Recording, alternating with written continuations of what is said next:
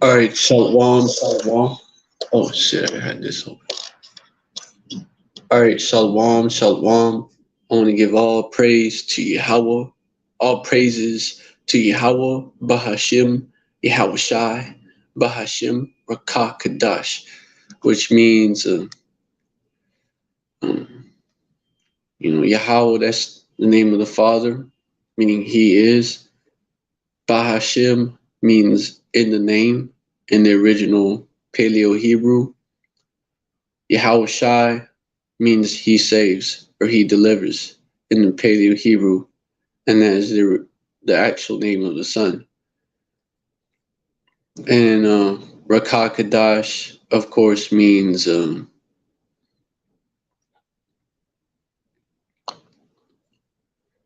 Holy Spirit in the original Paleo Hebrew.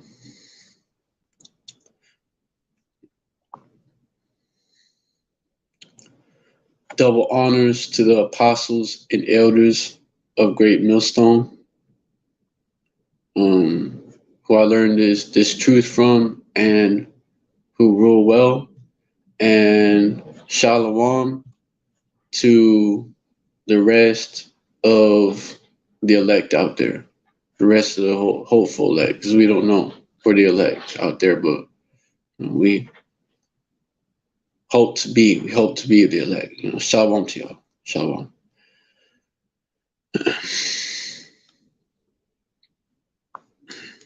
All right, this is, by the way, for any newcomers, this is how we start and how we end our videos or our lives. Today, just keep that in mind. But today, I want to go into the Passover or Pasach in the Hebrew. You call it Pasach in ancient Paleo Hebrew. And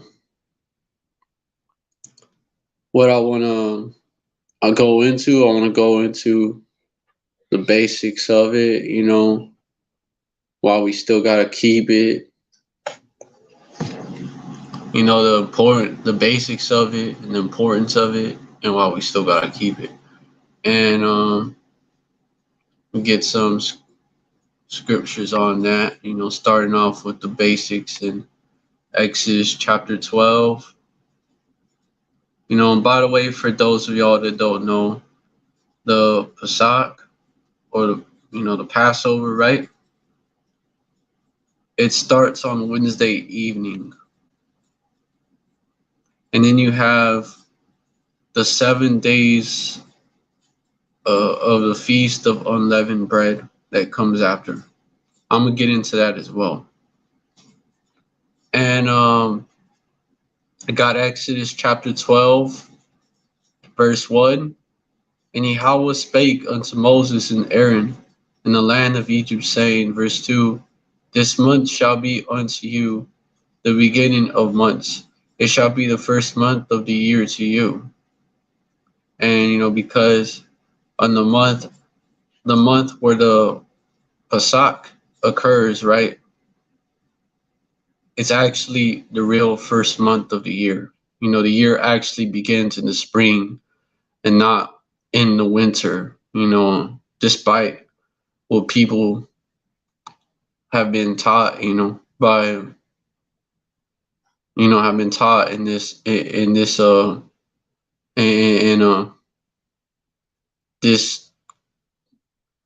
wicked ass country. This kingdom is really a queendom. It's known as Babylon the Great in the scriptures. Because that Gregorian calendar really, it goes back to, it's based off of paganism. And the reason why New Year's is actually celebrated in the winter nowadays is because of Janus, the worship of the Roman god Janus. Thus the name January 1st. What they do, which was the god of transitions, basically. and we're not supposed to keep any of the customs of the heathens. You know, it's off. Yeah, in Roman mythology, Janus was the god of doors, gates, and transitions. Janus represented the middle ground between both concrete and abstract dualities such as life, death, beginning, and youth, adulthood, rule, urban, war, peace, and barbarism, civilization. Basically, like, it's pagan, bro.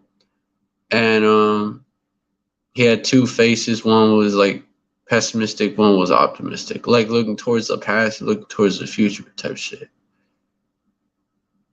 Well, which is why, you know, we look forward to this new year or whatever. And, you know, people make resolutions and all that. But anyways, it's all pagan.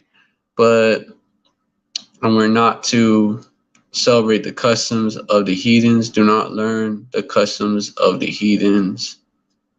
We're supposed to celebrate. We got feasts that we got, you know, instead, you know, that we're supposed to observe. You know, Jeremiah 10 and 2 does say, I just want to touch on this real quick. Now I'm going to get on Exodus 12. Yeah.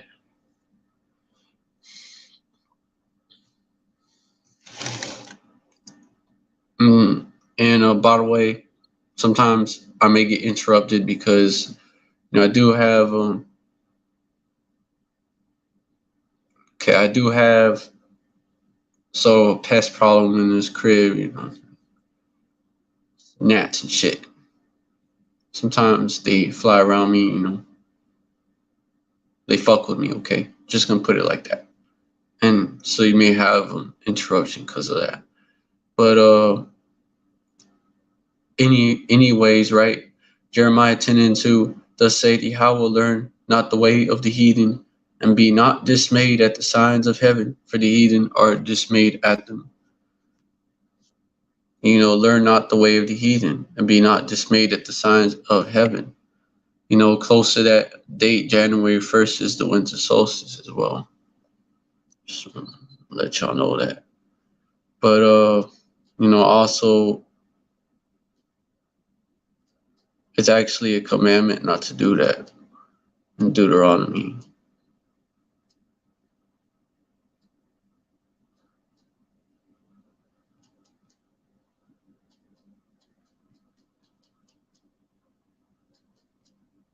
Learn not the way of the heathen actually goes into that. Deuteronomy 12 and 30.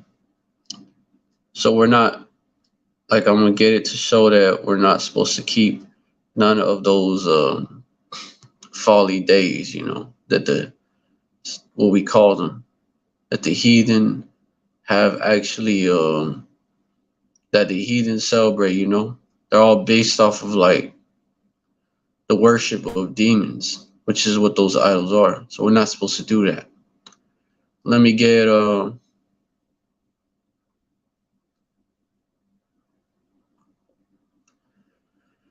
I'm gonna touch on this real quick. Verse 29. Okay, verse 28 even. Observe and hear all these words which I command thee, that it may go well with thee, and with thy children after thee forever, when thou doest that which is good and right in the sight of Yahweh thy power. You know, you're gonna see why I brought verse 28 out before. I'm gonna explain. Verse 29, when Yahweh thy power shall cut off the nations from before thee, whither thou goest to possess them, and thou succeedest them and dwellest in their land. Verse 30, take heed to thyself that thou be not snared by following them after that they be destroyed from before thee, and that thou inquire not after their gods, saying, how did these nations serve their gods? Even so I will do likewise. I'm not supposed to do that. Verse 31, thou shalt not do so unto Yahweh thy power, for which when it says Lord, you know, especially in all cap, when it says Lord in all caps in the scriptures, if I use the KJV 1611 version, meaning the other brothers, in this truth, and all the way to the apostles and elders that we learned it from. The apostles and elders of Great Millstone, GMS. We use the KJV 1611 version because it's the most accurate version of the scriptures. But anyways, though, you see the word Lord in all caps. That's what it means. It's in the Hebrew, in the original Paleo Hebrew, it actually says, his name. Thou shalt not do so unto Yahweh thy power, for every abomination to Yahweh, which he hated, have they done unto their gods. For even the son and their daughters they have burnt in the fire to their gods. Verse 32, what things soever I command you observe, and that goes into Moloch worship, by the way, verse 31. And verse 32, that last part does. Verse 32, what things soever I command you observe to do it. Thou shalt not add thereto nor diminish from it. So we got feasts, actual holy days, which is from what the word holiday comes from, that are in the scriptures. And one of those is the Pasach, or the Passover, man. And also the feast of unleavened bread.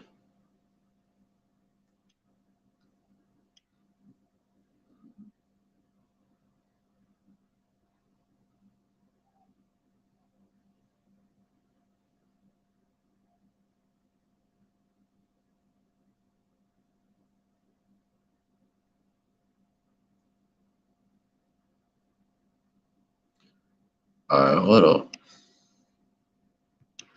Yeah, hold up.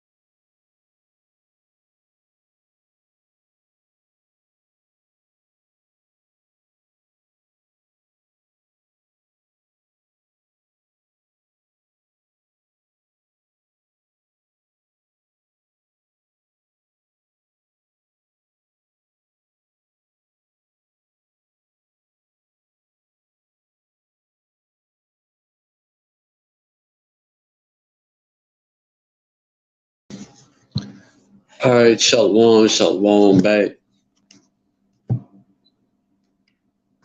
I had to do some real quick. Let me get back on it. Exodus chapter 12. I was actually going into Exodus chapter 12. Let me start verse 1, verse 2. I was going into how this is the real New Year. Well, this is not the real New Year's, but it's like the beginning of this month is the real New Year's. But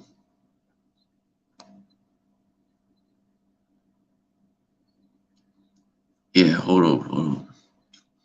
Yeah, basically, it's as basically it's Exodus chapter 1, verses 1.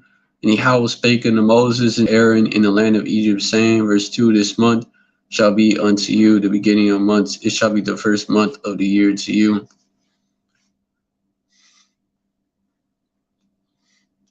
Verse 3, speak ye unto, so it's the beginning. This is like the first month. This is the actual first month of the year. So what I was going into. Unlike, January and the first day of the year being January 1st, that actually goes back to, paganism, a Roman pagan deity by the name of Janus, which is the god of doors, gates, and transitions, and basically it's a demon, man. And we're not supposed to. It's a demon that has an idol, an image of two-headed man, one pessimistic, one optimistic, and that's Janus, man. That's what it's based off of. That's why they celebrate it on New Year's. That's why they celebrate New Year's on that day. It really, goes back to even further,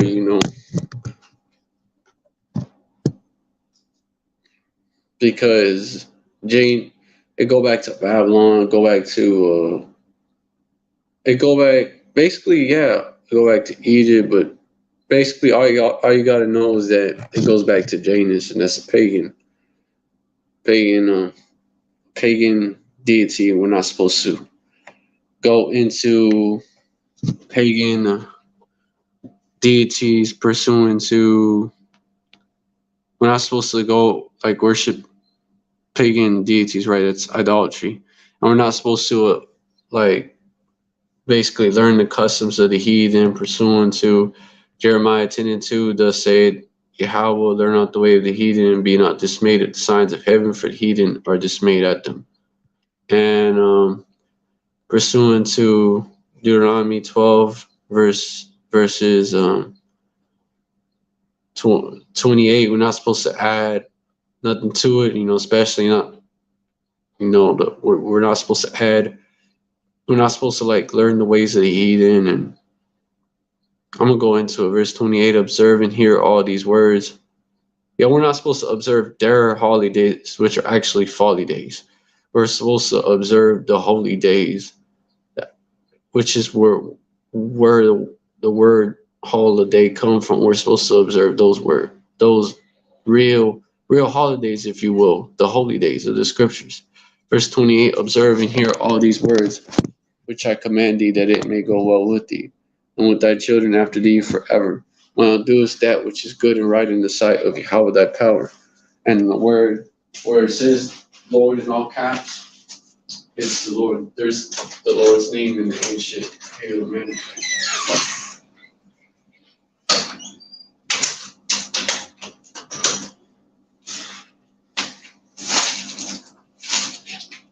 And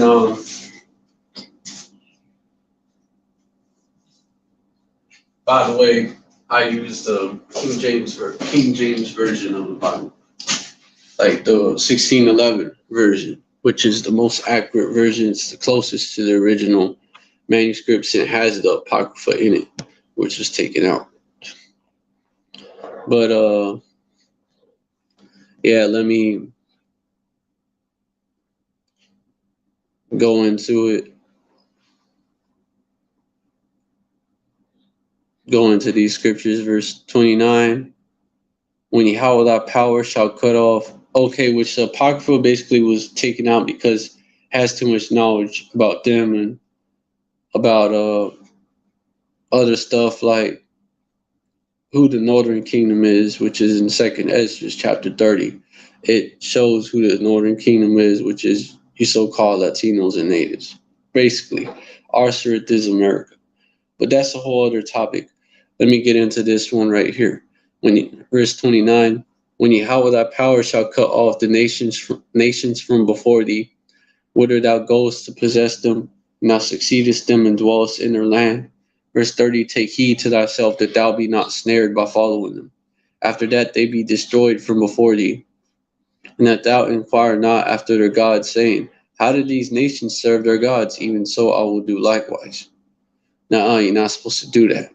Verse 31, thou shalt not do so unto Yahweh thy power, for every abomination to Yahweh which he hated have they done unto their gods, for even the sun. And a reason why I say power, because the word there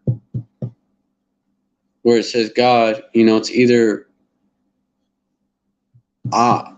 originally it's Allah, it's not El or Elo or Elohim, because that's not the original Hebrew. In the original Hebrew, since there is no E's or O's in the original Hebrew, so it can't be Elohim, which would be plural for El. It can't be that. It's the word there or Elo. No, it can't be that. It's the word there singular is Allah. Which you'd spell it out in English AHLA, which it means power. And Allahayim would mean powers. Sometimes you have that word there.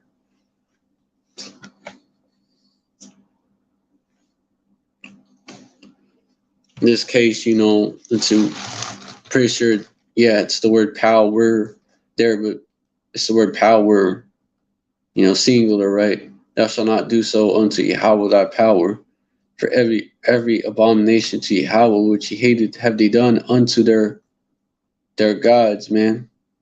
For even their son and their daughters have they burnt in the fire to their gods, which the gods they worship, they're demons, man. Left-handed spirits. Verse 32, wicked angels on the left hand. Well, not wicked angels, just left-handed angels, man. Left-handed spirits, man. Just demons. That's who they worship. Verse 32, what things soever I command you, observe to do it. Thou shalt not add thereto nor diminish from it.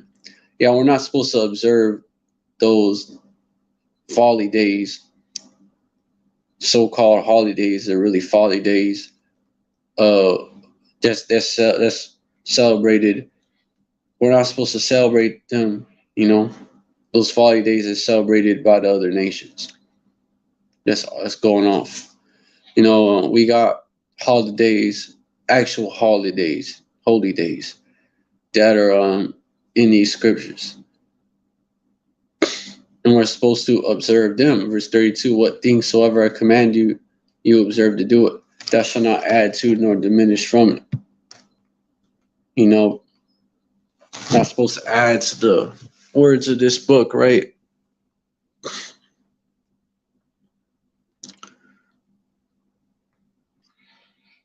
In Revelation, it says it.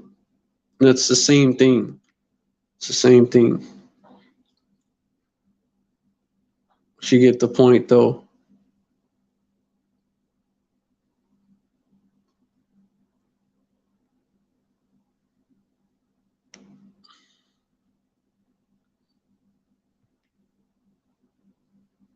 Verse 3, speak ye unto all the congregation of Israel, saying, in the 10th day, and this is Exodus chapter 12, verse 3, speak ye unto all the congregation of Israel, saying, In the 10th day of this month they shall take to them every man a lamb, according to the house of their fathers, a lamb for a house. Verse 4, and if the household be too little for the lamb, let him and his neighbor next to his house take it according to the number of the souls. Every man according to his eating shall make your account for the lamb. Verse 5, your lamb shall be without blemish, a male of the first year. Ye shall take it out from the sheep or from the goats. Verse 6, and ye shall keep it up to the 14th day of the Satan month, and the whole assembly of the congregation of Israel shall kill it in the evening. Now hold up. Before for you newcomers, now I got some from before you start thinking, oh, I gotta get me an actual lamb, and I gotta slay it, and I gotta take the blood of the lamb. I actually have to do that, and I have to put it on the door post, like it says in verse 7, and they shall take of the blood and strike it on the two side posts and on the upper door posts of the houses wherein they shall eat it. Before you be like, damn, I gotta do that, we have to remember that Yahushua, he's that Passover lamb. So this was before Yahushua came, and was that sacrifice, because the Most High Yahweh, he did not take pleasure. He never took pleasure in the blood of the bulls and goats. It was just in place of Hamashiach Yahushua, who would come later.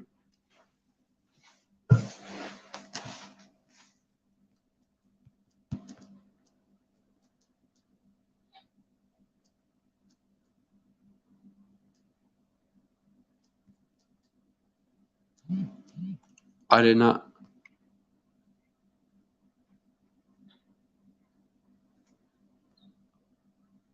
There's another scripture, but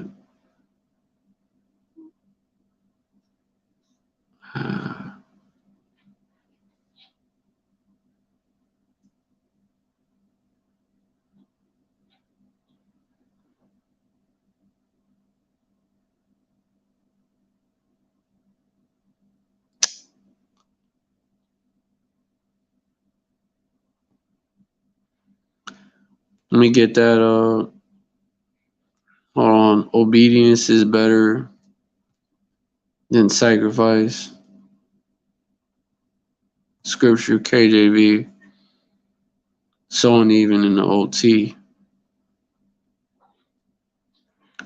1 Samuel 15:22, and Samuel said, "Hath the Lord as great delight in burnt offerings and sacrifices as in obeying the voice of Yahweh? Behold, to obey is better than sacrifice, and to hearken than the fat of rams." And he was basically talking to King Saul here, who went off. He destroyed the Amalekites like he was told to.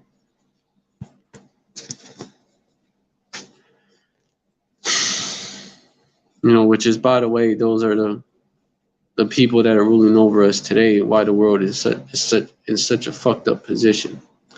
But because they're the wicked, Amalek and the rest of the house of Esau. So I go into my other lives. But hold on.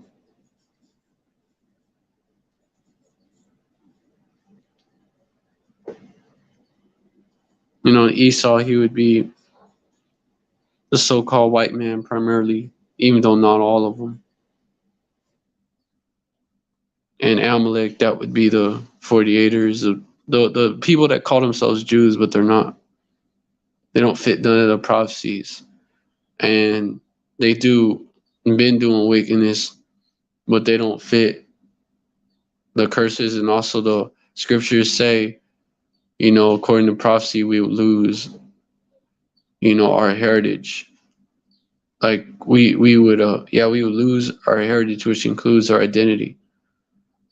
And they, the Ish people, which you got to be careful, like, to name them on here, which is another fulfillment of prophecy, by the way, showing that they're the fake Jews. Revelation 2:9, KJV. I know thy works in tribulation and poverty, but thou art rich. Speaking of the real Israelites, specifically the ones who followed Hamashiach Yahushai, the elect.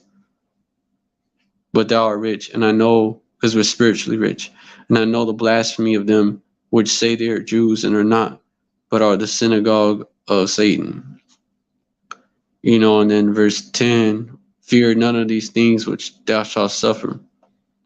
Right after, right? Just going to get to that point.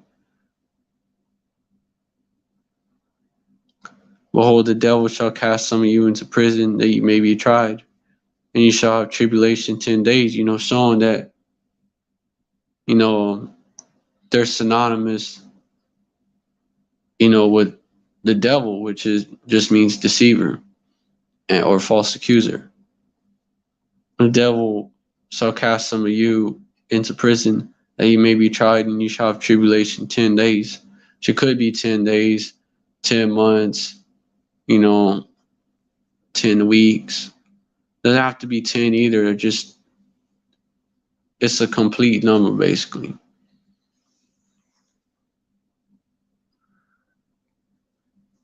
Be thou faithful unto death, and I'll give thee a crown of life. Because there's many, it just means they're gonna persecute you for this.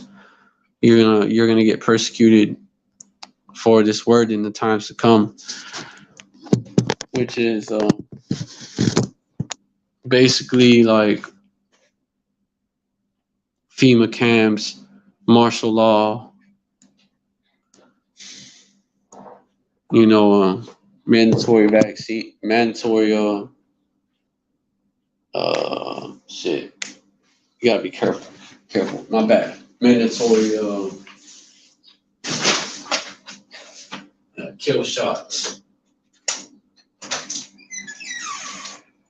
Because them shits is no good for you. They cause side effects.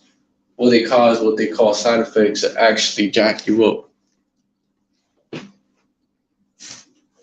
Like Epstein-Barr,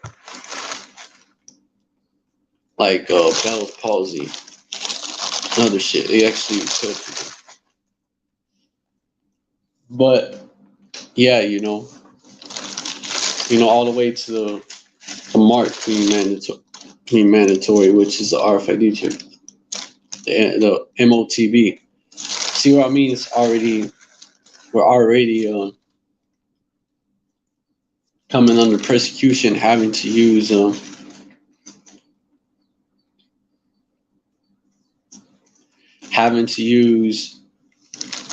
basically like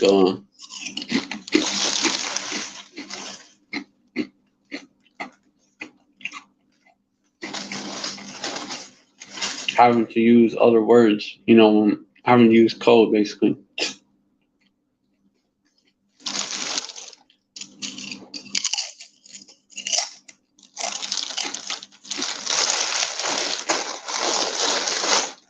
And switch it up.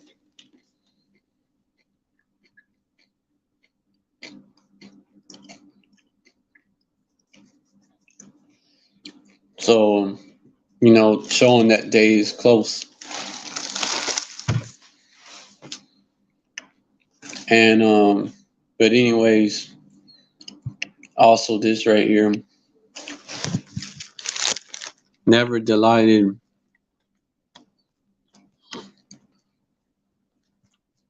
get that scripture. I never delighted in the blood of bulls. KJV.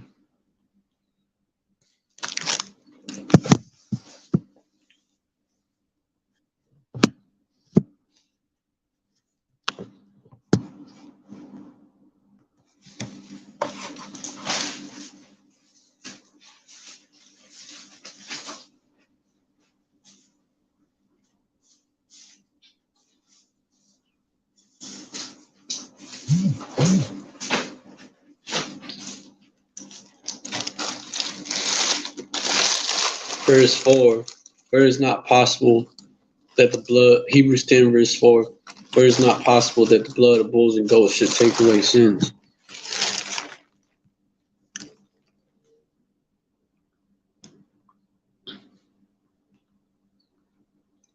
Verse 5, wherefore, when he cometh into the world, he say sacrifice and offering thou wouldest not, but a body hast thou prepared me. Verse 6, and burnt offerings and sacrifices for sin hast thou had no pleasure.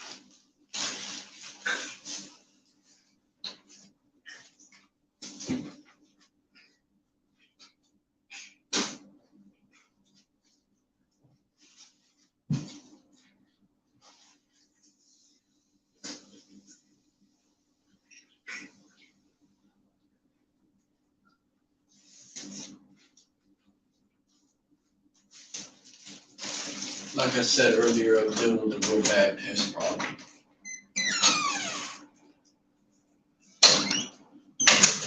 Not expecting something. But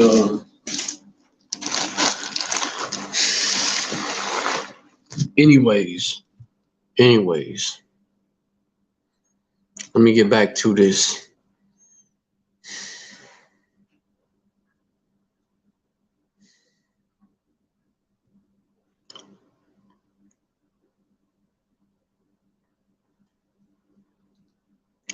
To what purpose? Hold on. To what purpose is it's Isaiah 1 and 11. To what purpose is the multitude of your sacrifices unto me? Saith Yahweh. I am full of the burnt offerings of rams and the fat of fed beasts, and I delight not in the bulls of bullocks or of lambs or of he goats, because that was basically in place for that was basically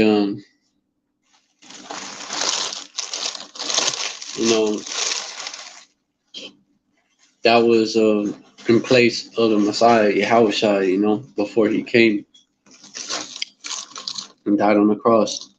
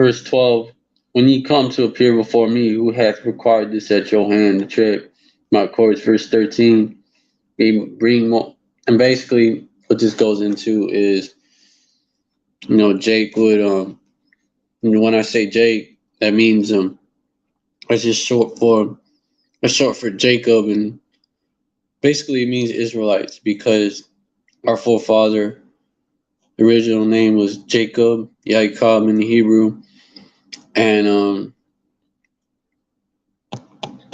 he was okay. Jake is short for that. There you go. So that's why we say that. Verse 12. When ye come to appear before me, who hath required this at your hand to tread my courts? Verse 13. And reason why though is because Jake, our people, was preparing would prepare a sacrifice, and they would go off and do some bullshit.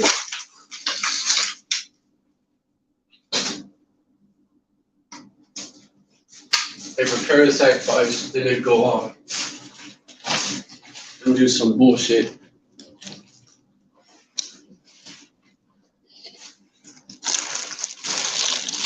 Then they would go back and then they would do the sacrifice. And they try to finesse the Most High Yahweh.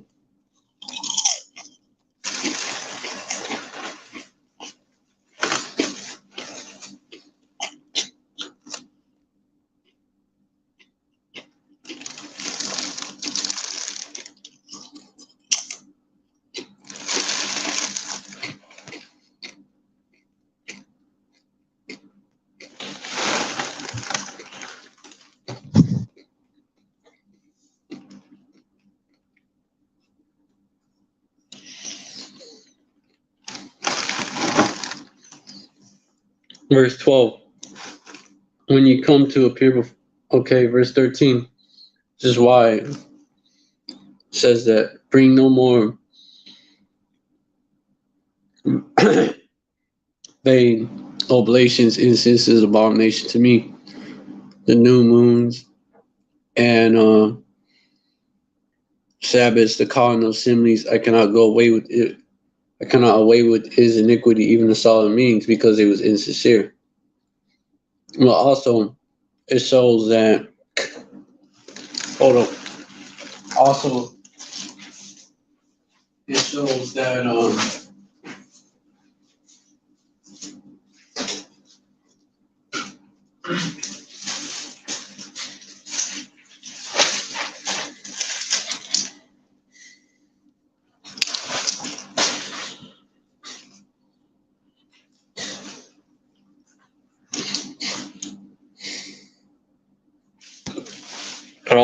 it shows that,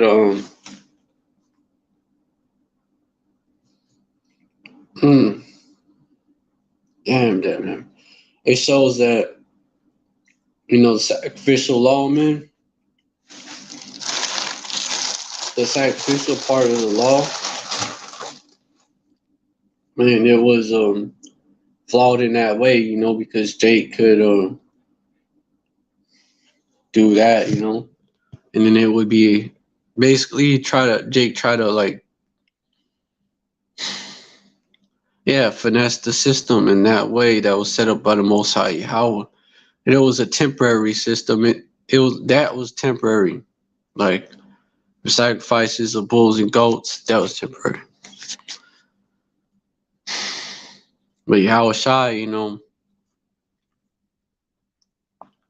so that's why the Most High, Yahweh, he sent his son Yahweh Shai down, to die for our sins, being that perfect sacrifice. And it actually happened. He was actually the Passover, the real. Actually, he's when he got put to death and risen back up, it was around the time of the Passover, showing you that he was that Passover lamb. But hold on. Yeah, let me get that. I'm like, that sacrifice that Yahushua was, which basically he was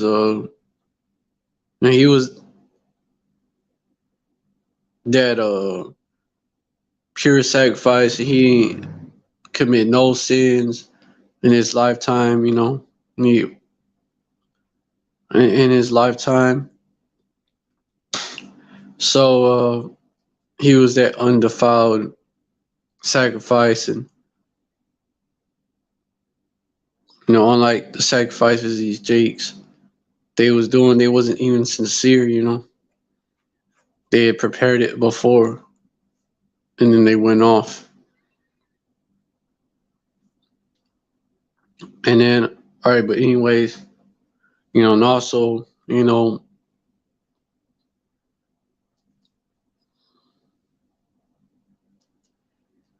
can't just keep going off, once you know the truth.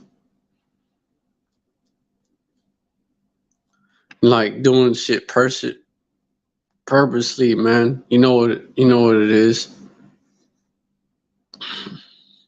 Hebrews 10 and 26, for if we sin willfully after that we have received the knowledge of the truth, there remaineth no more sacrifice for sins. You can't just go off purposely after you learn this truth, Hey, verse 27, but a certain fearful looking for of judgment and fiery indignation which shall devour the adversaries. Verse 28, he that despised Moses' law died without mercy under 2 or 3 witnesses, this shows us.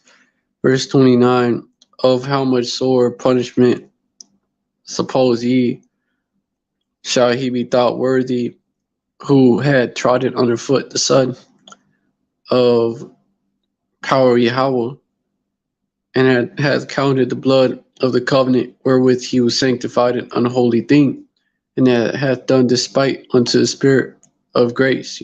Even worse. We're talking about Yahushua, his his only begotten Son, man. The first spirit ever created, man. We're talking about him, man. It'd be like crucifying him all over again. Verse 30, for we know him that has said, vengeance belongeth to me, all recompense saith Yahweh, and again Yahweh shall judge his people. Verse 31, it is a fearful thing to fall into the hands of the living power. Basically that solved all that. Basically, once you know the truth, you can't go off no more. Not willing, not purposefully. We all slip up, but we can't do that shit purposely. Like, yeah, I'm going off now. The Lord got me. No, you can't just keep doing that. You gotta rehearse the righteous acts. You gotta try not to go off. To the best of your ability.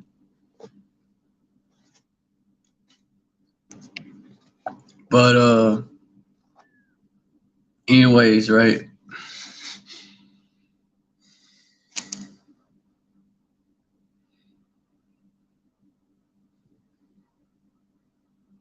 Let me go back to what I was getting into.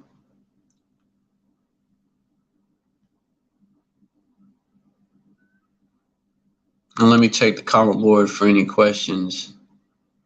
Okay. Exodus 12, verse 3. Speak unto all the congregation of Israel, saying, okay, I already read that. So showing how we don't do that no more, but basically what we do, I'm going to read it. Read on. This is what we do though. Verse 8, and they shall eat the flesh, and at night roast with fire and unleavened bread, and with bitter herbs They shall eat it, because we're supposed to rehearse the righteous acts. Let me get that. So we still keep these feasts, just Yahweh Shai's done. Was that sacrifice? So we keep it, in remembrance of what happened in Egypt, and in remembrance of even Yahweh Shai, being that Passover lamb. We do that.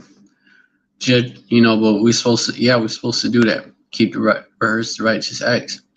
Judges 5:11, they that are delivered from the noise of archers in the places of drawn waters, they shall rehearse the righteous acts of Yahweh, even the righteous acts towards the inhabitants of his villages in Israel. Then shall the people of Yahweh go down to the gates. They shall rehearse the righteous acts. We're supposed to try our best.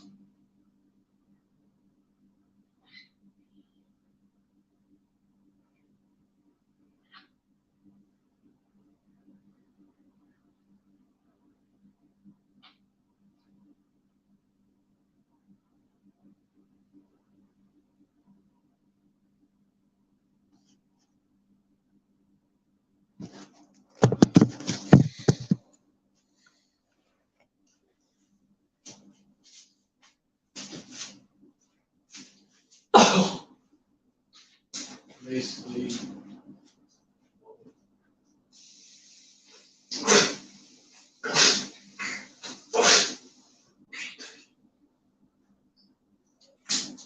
we've been delivered from basically we've been giving our heritage back and all that, and starting with our identity, right, and law, statutes, and commandments. The feasts, our culture, our history is part of it as well.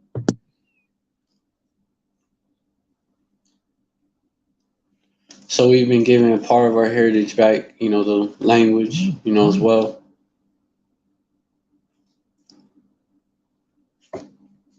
But not the, not the land back, because we're not in the kingdom yet. We're still in captivity. But you could look at it in this way, man. Even our enemies, they that is, let me get that. It's like a precept to it, showing that basically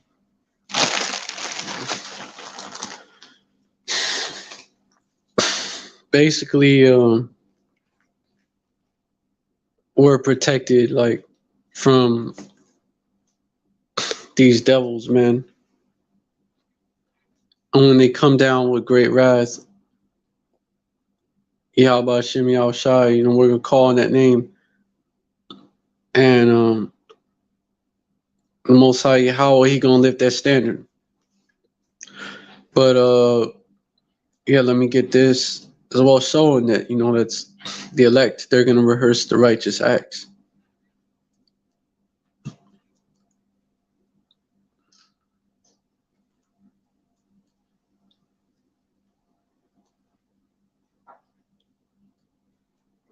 I'm just gonna get this and then get back on that Passover topic, right? Isaiah 59, like, get right back on that topic, the actual topic. This has to do with it, but it's not the topic itself. Isaiah 59:19, so shall they fear the name of Yahweh from the west, and his glory from the rising of the sun. When the enemy shall come in like a flood, the spirit of Yahweh shall lift up a standard against them. So there you go, man. Ultimately speaking of, these devils is basically, they're gonna come in, they're gonna come in like with the sword all the way, man, with their blessing, right? The blessing of Esau, right? The sword. They're gonna come in with that all the way. They got weapons that we ain't even heard of. So we're gonna need what? We're gonna need the Most High Yahweh to lift up that standard, which is that spiritual power, man, which he's going to do for the elect. Verse 20, and the Redeemer shall come to Zion, and unto them that turn from transgression, and Jacob saith Yahweh. You know, those that rehearse the righteous acts, because it's some shit, it's a rehearsal. There's some shit that, you know, we slip up, right? Sometimes we slip up. We're not even trying to slip up, or we slip up either unknowing or unknowingly, because it's shit in the shit you eat that comes from unclean animals. You don't even know it. There's a lot of pork derivatives in shit, you know, and they call it something else, and then you eat it and you're going off, man. Or it may have been processed in a facility that processed shellfish. Sometimes it'll say it, you know, and you could tell. You could do your research. And you could tell which one, you know, right? What has pork derivatives and what don't. But sometimes it's fucking vague, you know. Like sugar, man. It's processed with bone char, right? Some of those sometimes it is. It doesn't say whether it is or it isn't in a lot of these products. And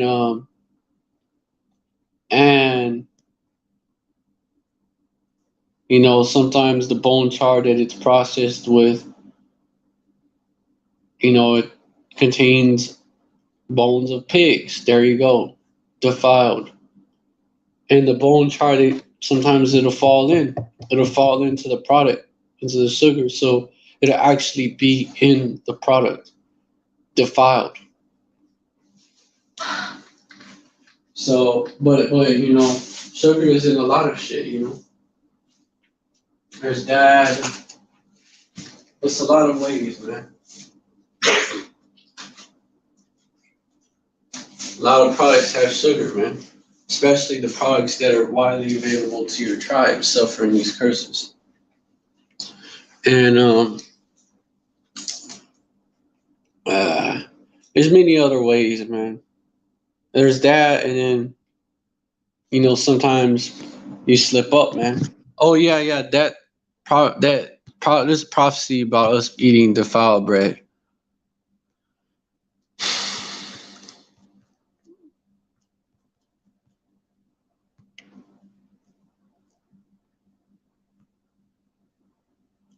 Ezekiel 4:13, and Yahweh said, even thus shall the children of Israel eat their defiled bread. It was a punishment among the Gentiles, whither I would drive them. We be dependent on them for all things, and they'll give us defiled shit. They'll give us shit that has pork in it. We don't know it. Has we've been in contact with, you know, shrimp, crab, and lobster. We don't know. You know, hoping to make us go off. Has shit even been defiled with bugs. You know those. You know, we're not supposed to touch those either, man. You know, it has been defiled on different shit, you know. But if we're trying to keep the righteous acts, you know, that's what matters. We're trying our best, you know. Or rehearsing. And we try to get it right. And you rehearse it.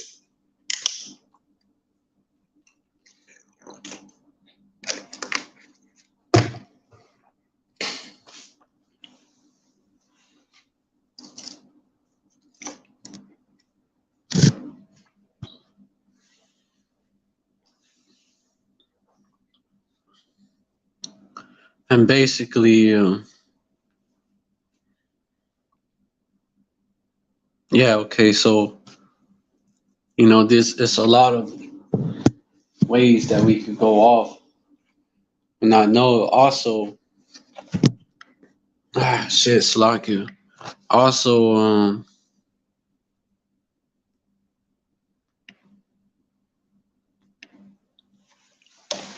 let me get this right here.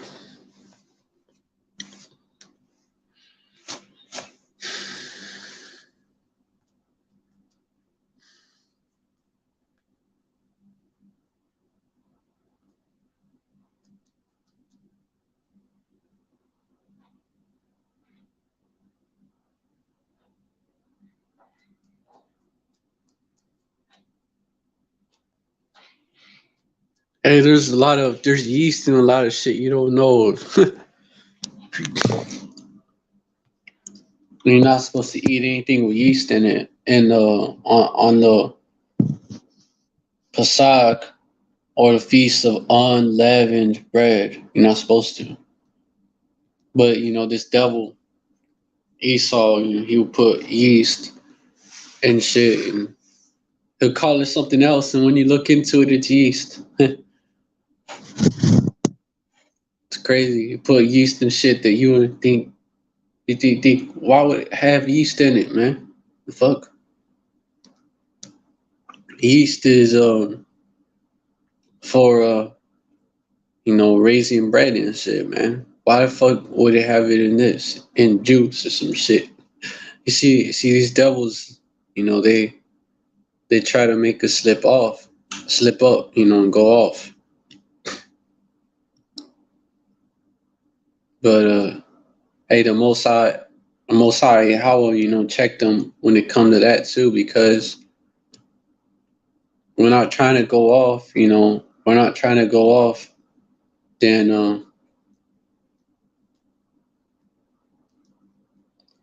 and we find out, we're not trying to go off. The Most High, how got us covered, and if we just slipped up, we find out, we ask him for forgiveness, he's gonna forgive us. That blood got us covered. No, but it's like that, but it's a balance at the same time. You don't be going off on purpose because, oh yeah, how should I die for our sins? Like they teach in them churches. Just you just come as you are. Yeah, you went off, but the Most High, he got you. Besides teaching that you could eat all types of abominable flesh and shit, it's not even food. It's not meat for us. And commit all types of wickedness. They also teach that, which is all. They also teach that, which is off.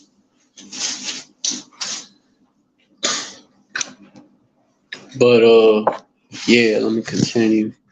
Or just man follow 7 times, right? It is what I was gonna get right here, man. But it's intentionally going off. Like, oh, I don't give a fuck. I'm still gonna go off, cause yeah, cause Lord gonna forgive me anyways.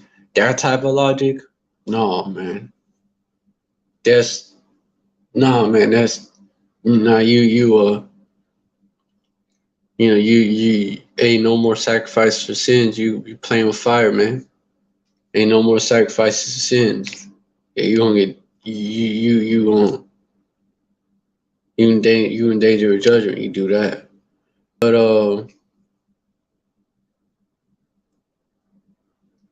let me get Proverbs.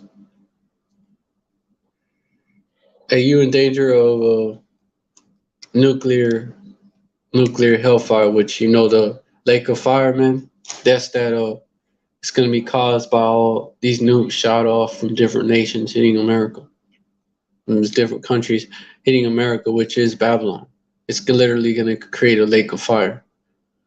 But and when you see it, when it's seen from like space, which is where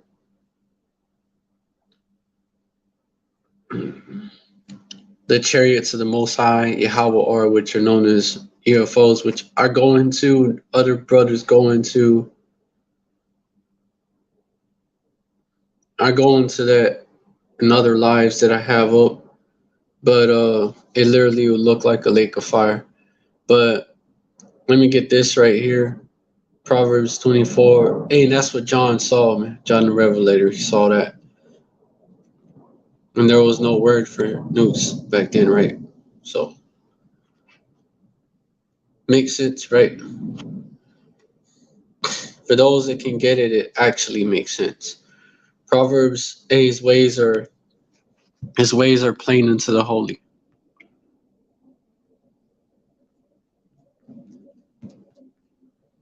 or set apart. That's all. That's what that means, man.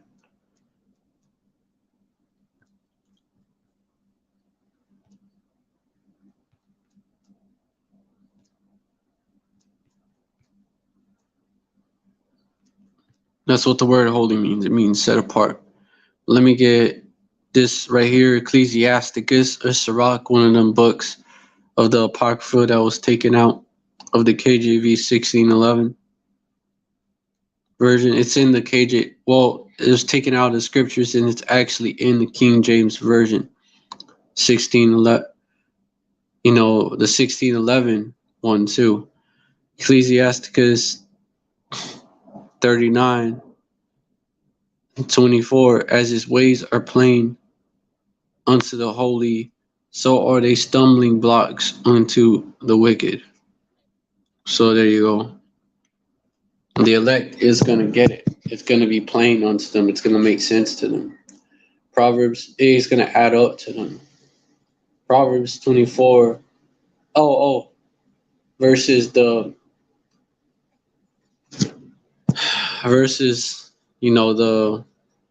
2/3, man.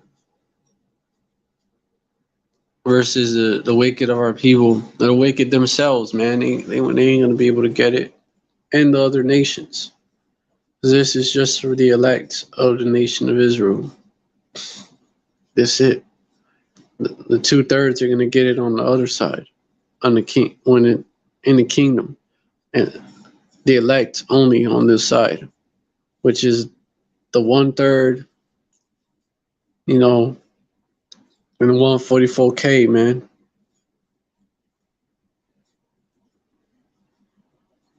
The 144K and the great multitude. But anyways, hold on.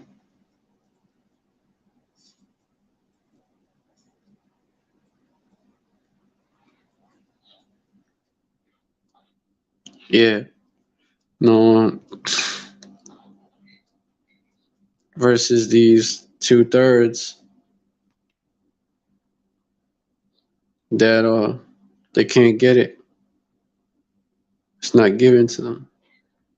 2 Timothy 3:7, shown by this: ever learning and never able to come to the knowledge of the truth.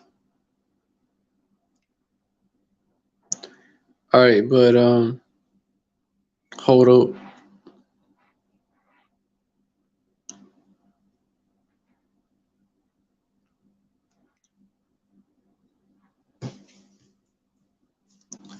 But yeah, the ones that are able to get this knowledge, the elect, and really, the ones that really he's primarily dealing with the men, right? But you have women and children who do believe. It's the man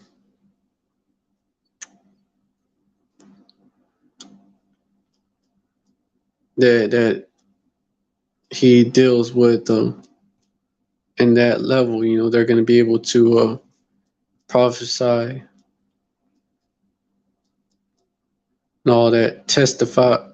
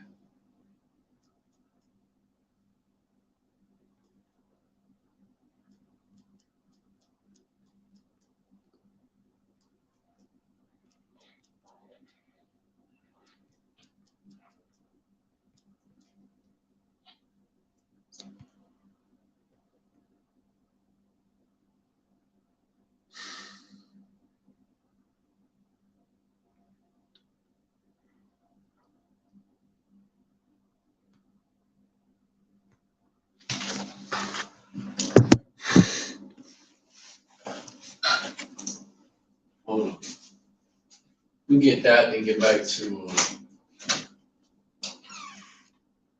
Exodus. There, it's going to be observing these different.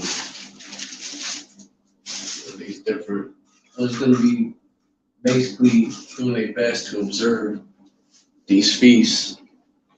Like, that's part of reversing the righteous acts. And hold on.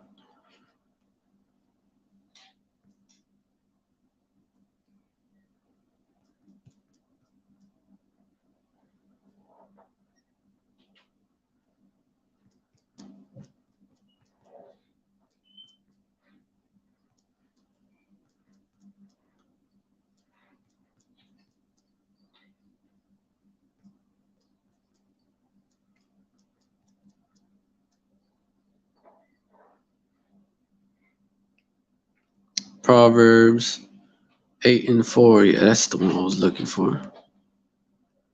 Hold on.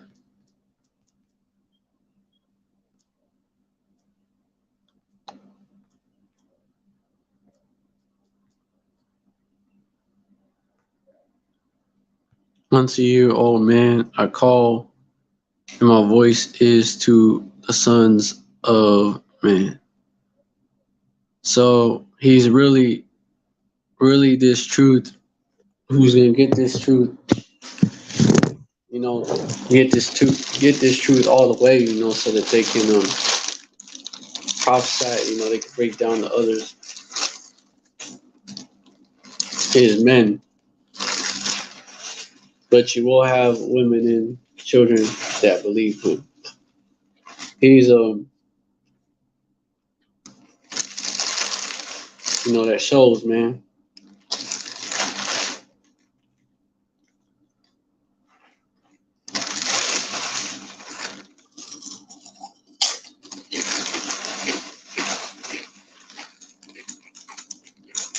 And he's only really dealing with men like that.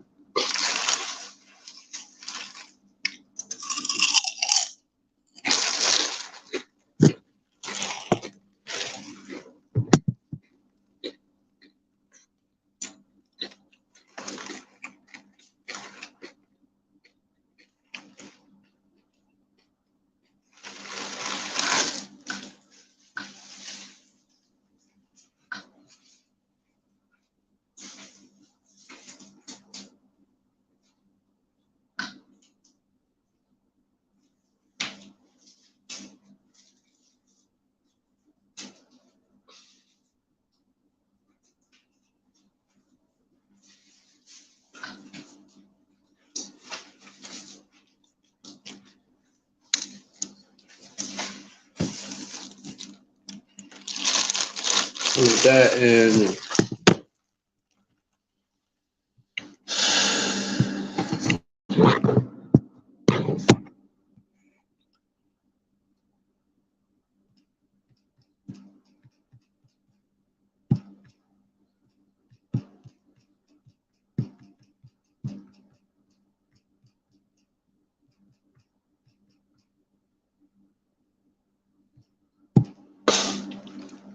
just right here, 1 Corinthians 14:34.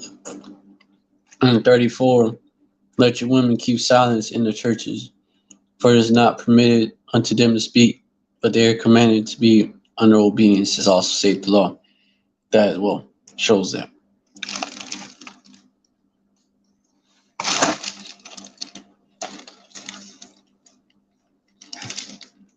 But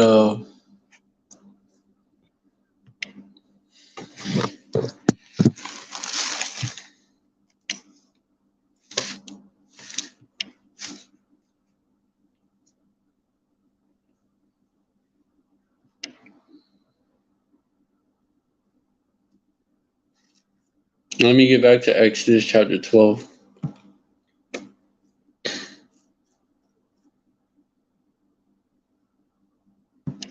Going into that Passover.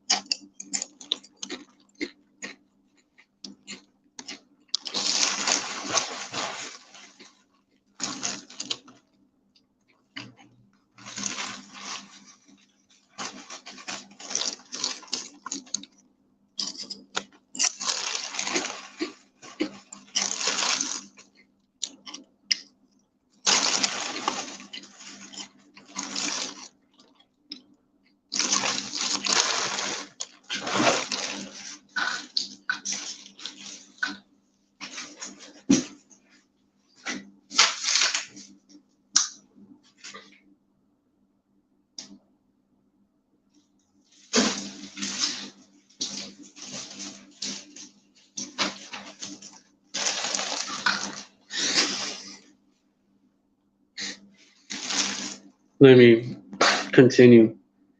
I was at verse 8. And they shall eat the flesh, and at night roast with fire and unleavened bread, and with bitter herbs shall they eat it.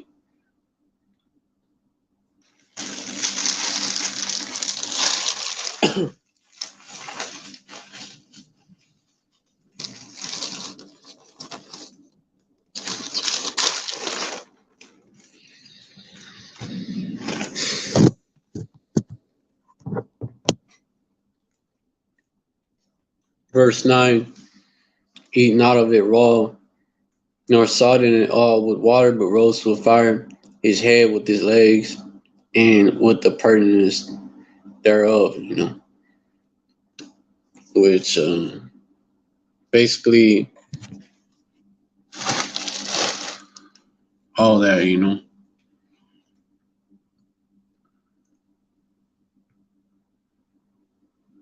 animal's internal organs, especially the heart, liver, and lungs, all that, But you get what you can, Like I said, we're in captivity as well.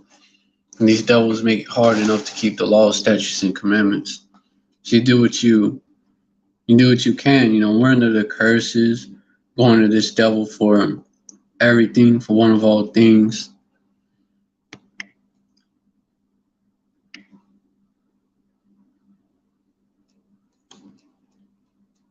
So, you rehearse the righteous acts, basically. Going back to that, right?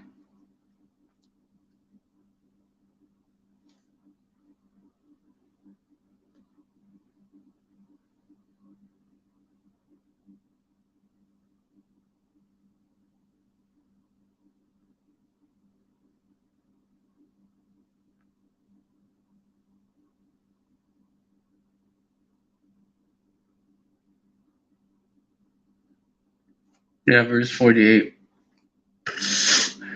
Therefore shall thou serve thine enemies, which Yahweh shall send thee in this Deuteronomy 28, chapter 28, right? Therefore shalt thou serve thine enemies, which Yahweh shall send against thee in hunger and in thirst and in nakedness and in want of all things. And he shall put a yoke of iron upon thy neck until he hath destroyed thee. But anyways, yeah, it makes it hard to keep these laws, statutes, and commandments. So we do what we can.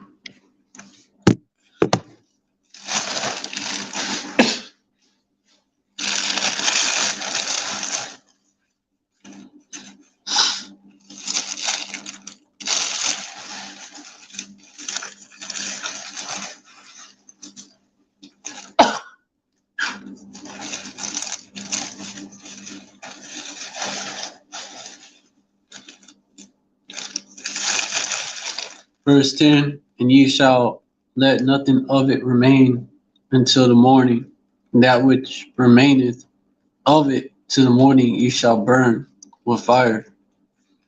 And you're supposed to eat it all. Verse 11, and thus shall ye eat it with your loins girded, your shoes on your feet, and your staff in your hand. And that's if you can afford one. If not, one of the curses, like I said. And ye shall eat it in haste. It is Yahweh's Passover. It's basically what happened. Verse 12.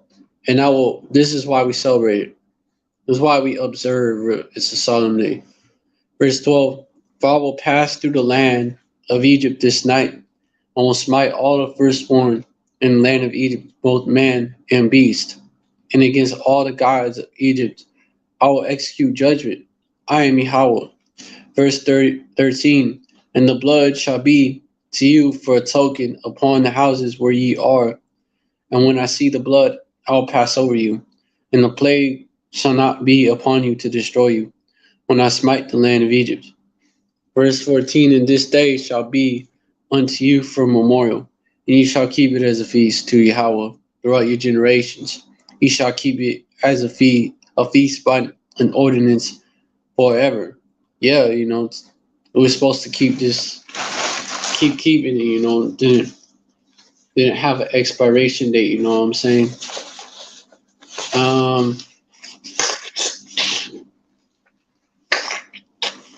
ah, cause I don't have much, bread, and so shit like mouthwash, stuff that I can't afford, like shit to clean my mouth, man.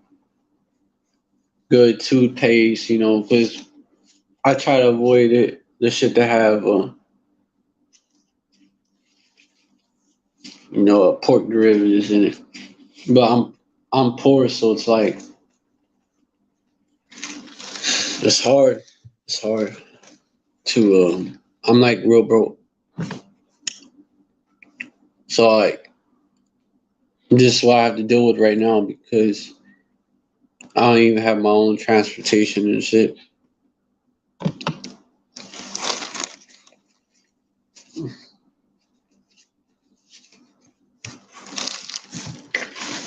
Can't just go get it. Like just eating time, man. Have that. A lot of shit I have to do, man.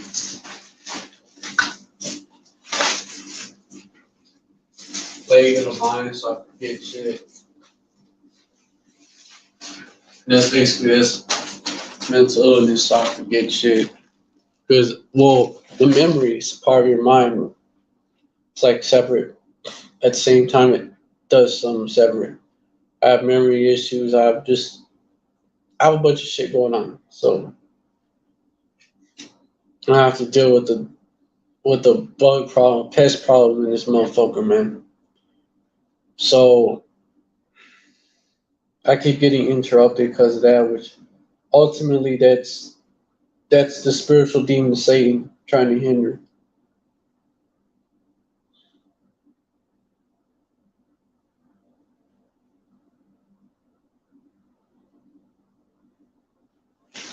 And that will happen when you doing this truth.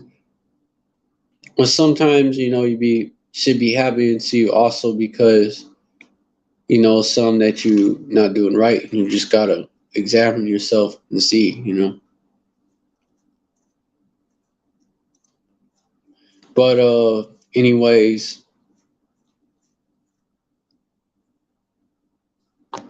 all right. Anyways, so basically, this is what we did. And this is what we did. It goes back to what we did when basically so that it was a sign of faith and the Most High Yahweh. We take this lamb and because back then we actually did it. We took that, we got lambs and we took them and put them to death, and then we did all that, man. Roasted it in the fire, all that, but we actually got a lamb and we killed it ourselves, and then we put the blood on the doorposts and shit. We actually did that. Like on the side of the door and shit or something. We actually did that. So that we wouldn't die. Because the plague of the death of the firstborn was actually being carried out. To punish the Egyptians. Punish the Egyptians for oppressing our people, man. Those ancient Egyptians, which, by the way, they're not the people that live in the land of Egypt today. Majority of those are Ishmael, Arabs, or and you have even Edomites. You have you have Edomites too. You have so-called white people that like from the time of the Greeks, Edomites, which were the ones that like Alexander and them. And then after the generals that came after, one of them, Antioch, yeah, they became kings. And Antiochus, he was the king of Syria. He was a Greek-speaking Edomite, man. That's why he put so much hell on us and wanted us to eat pork. He was forcing us to eat pork and all that shit. Celebrate, worship his gods, worship them idols, man. He defiled the temple. He defiled the temple.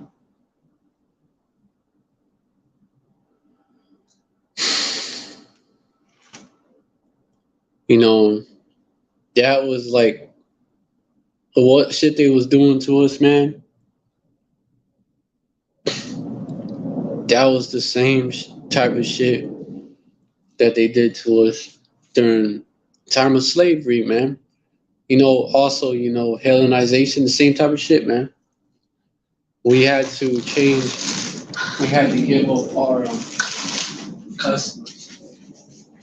And like your name is, like it shows that in the movie.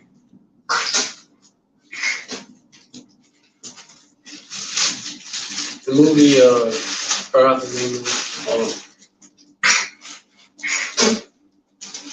About Kunta Kinte, that Israelite. Hold on.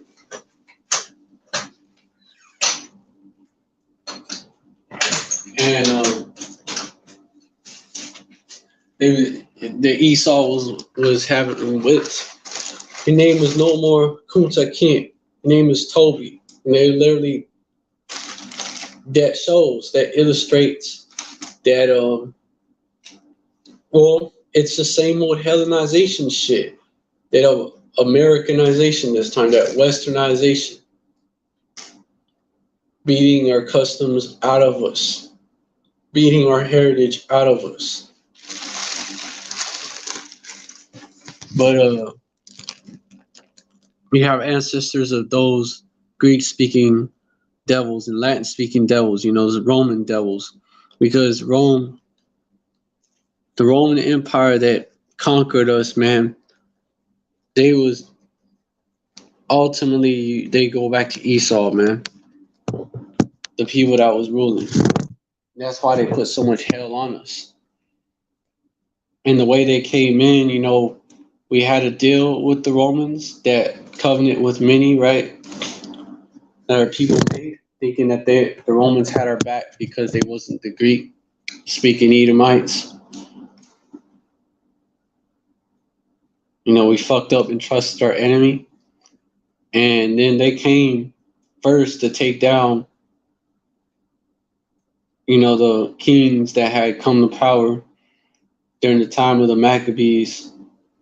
And basically after we, fucked the Greeks up, basically, the Greek-speaking Edomites up, and basically whooped their ass so that they would stop forcing us to commit abominations and all that. They was actually trying to kill us off. They was doing too much. They was trying to, Esau, when he got up in there, he was like, oh yeah. And then that's what he did, They tried to do their New World Order, all that Great Reset shit they're trying to do right now. They tried to do all that back then. And the Most High, Yahweh, he stopped them from doing it. Because man, Esau was doing too much.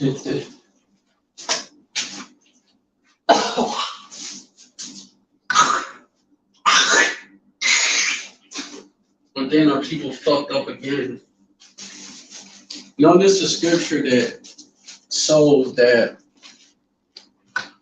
they was trying to do that New World Order shit, and they all shall become like they're all supposed to leave their customs and be Hellenized and shit.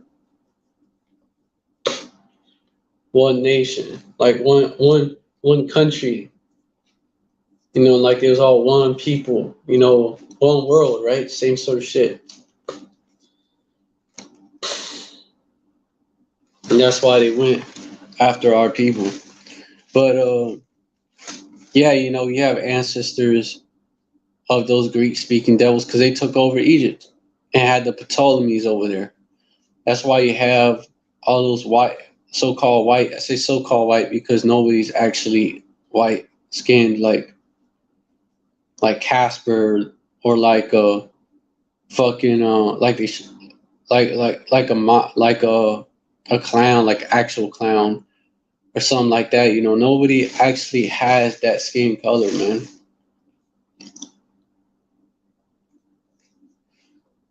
That's a false bullshit social construct that was set up back in 1709. It was to make Edomites look out to be the look like you know, seen like, I should say, the pure people, you know, because white, the actual color white, like milk, right, goes into basically symbolizes purity. And black, you know, the reason why they put black on our people, because none of our people was black. That's a social construct. Nobody's walking around here with the skin color of of an actual cold, bro, or of an iPhone screen. No one's actually walking around looking like that. Like literally, the when you get a marker, a black marker, and you jot some shit down, no one is that color. That's actually a social construct, and the people that are being called that, it's a byword too. And the people that are being called that are actually brown skinned. They are brown skinned. They're dark brown to light brown. Actually, they're actually different shades of brown. And it's a byword because when you look at the word black, when you look at the word black, it means devoid of light. It's like everything negative, bro.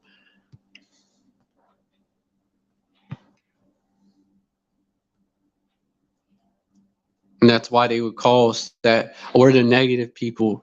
You know, I'm black. I'm devoid of light. I'm wicked. You know, that's why they would they would fucking put that on us, which is why we would and of course they're gonna come out with with some bullshit to throw you off. But come on, this is why they call our people black. And black represents when they have our people calling ourselves black, you know, the tribe of Judah calling themselves black. This is why. In the southern kingdom, you know. But it's the southern kingdom because, you know, the West Indians, which are the tribe of Benjamin, and the scriptures, they call themselves black too. And the Haitians, which those are primarily the tribe of Levi in the scriptures, which is why, you know, hey, they was the righteous priests on the right hand side. They're the voodoo priests on the left hand side, man. You look at it that way, you know. Why voodoo is so fucking big among them. And the Simeons right next to them, Santeria is big among them, man. And they beef a lot, you know. Which, you know, hold on, I don't want to be all over the place. I gotta be careful.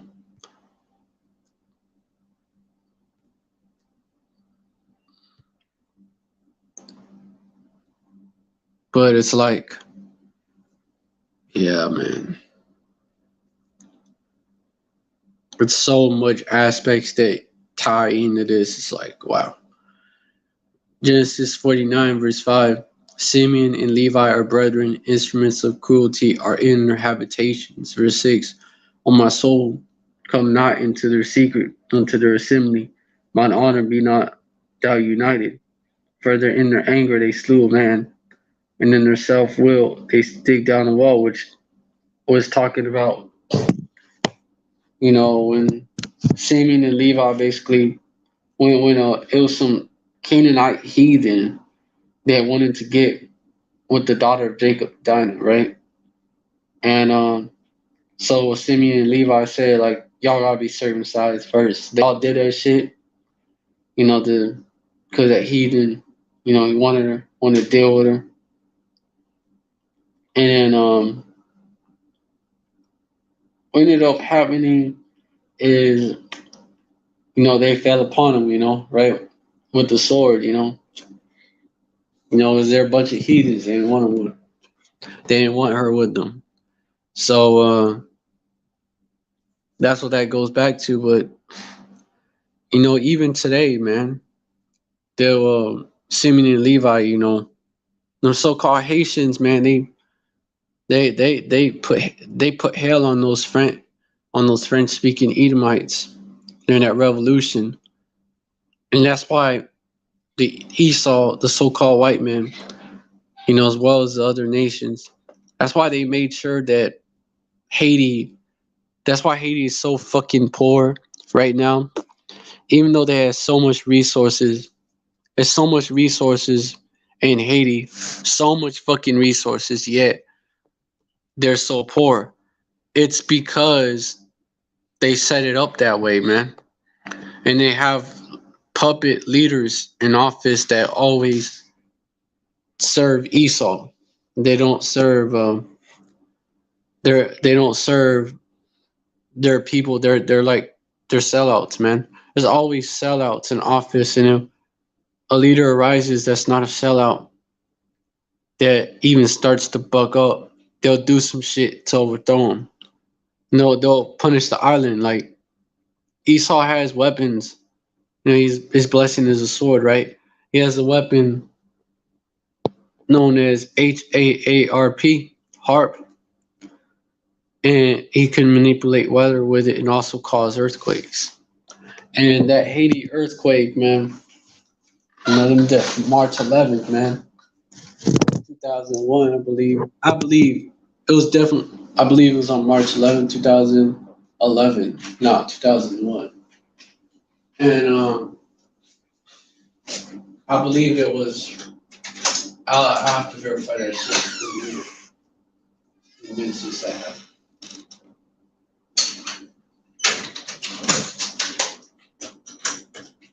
But basically, they caused the earthquake there,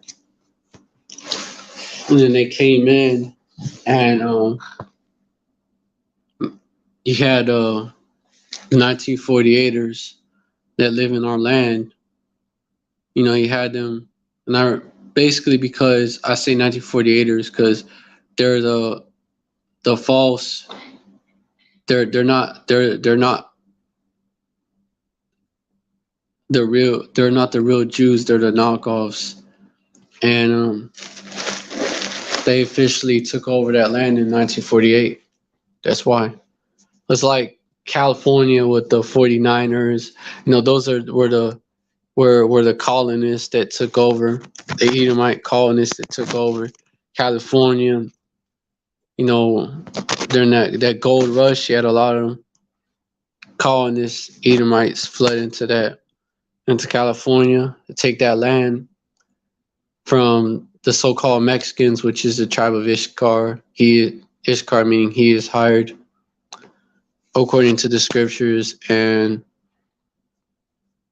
the natives of North America, of the U.S. and Canada, which is they're the tribe of Gad, according to the scriptures. Gad, a troop shall overcome. The Genesis 49 is they basically shows you, and there's the scriptures in Genesis 48 about Ephraim and Manasseh.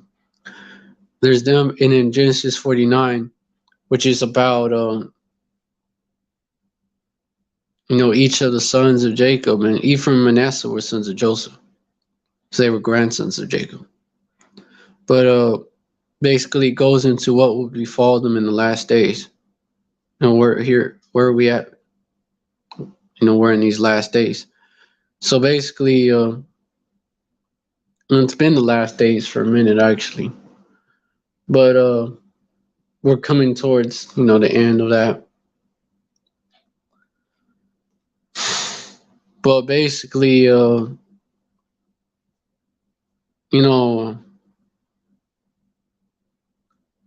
yeah, man, Haiti, they, them Haitians, man, they was about to, they put hell on those French, and not only did they put hell on those French, they was about to come over here to the States to free. Okay, 2010 Haiti earthquake. It's on Tuesday, January 12th, 2010. Wasn't in 2011. But I'm confusing that with the Japan earthquake that happened on March 11th and tsunami. Confusing it with that. Slovakia. My bad. That's what that means in Hebrew. But yeah, they put hell on Esau and they was gonna come over here. They actually attempted to come over here and free the slaves. Yeah, like over here in New Orleans and shit, you had like a slave revolution, really, when you look at it. And they were almost successful. But it wasn't meant to be because no man shall save you. Ah, shit, stubbed my toe. My pinky toe. The small toe at that.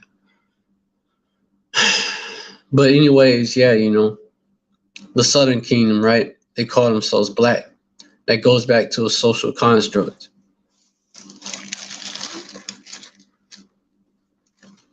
And it basically represents evil, darkness, night, and despair, man. It's the color used to convey certainty and authority when used in opposition with white. This is why they did it. And when used in opposition with white, hold on.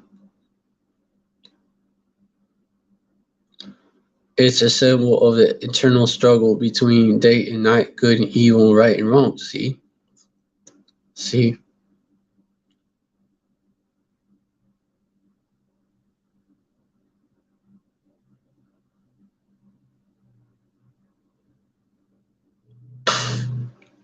Black, you have these different terms.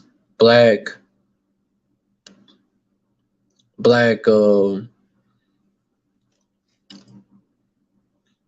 what? Black magic, black, black arts, dark black arts, just different. Damn, bro. Black being used in funerals and shit, representing death.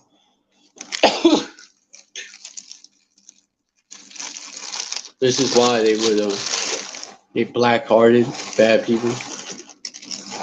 This is why. The cover of night, when it's real dark, it's pitch black outside.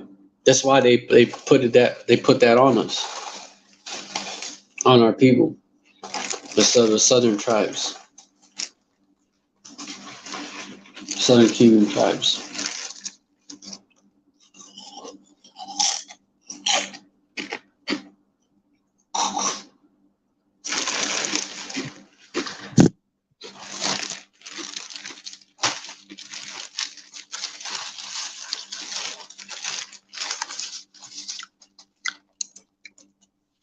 And that word,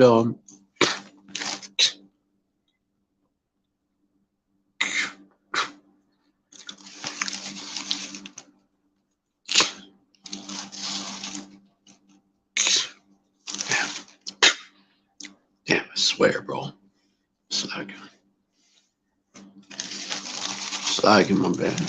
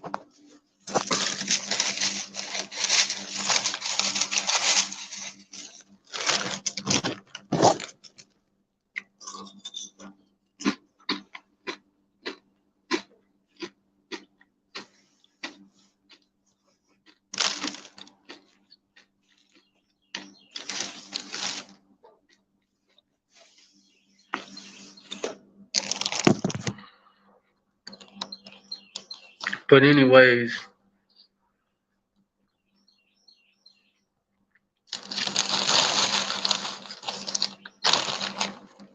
yeah, you know, that's bywords, which would be placed on our people. Basically, proverbs and bywords, racial slurs. That's racial slurs and stereotypes. That's proverbs and bywords. Let me get that. Verse 37. And thou shalt become an astonishment. Like when people drive through the hood. Come on, what they be like? Like for example, something that Donald Trump, that Edomite said. I can't believe that so-called black people, he said, will choose to live this way. Which we don't. Well, the hoods, the ghettos, barrios, all that was created. Projects was created by the government, and our people were kept in there. A lot of us, by the government and the system. This government is a part of the system, so let's just say that the system that's ruled by Esau, the so-called white man, and then the heathens, they take part in it as well. So an astonishment, right? A proverb, a proverb. These different stereotypes.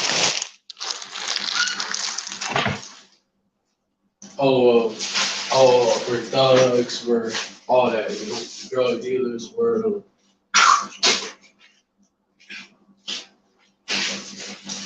poor, we're the women, the man, they in the streets, they thugs, they gang bangers, they drug dealers, always in jail and shit.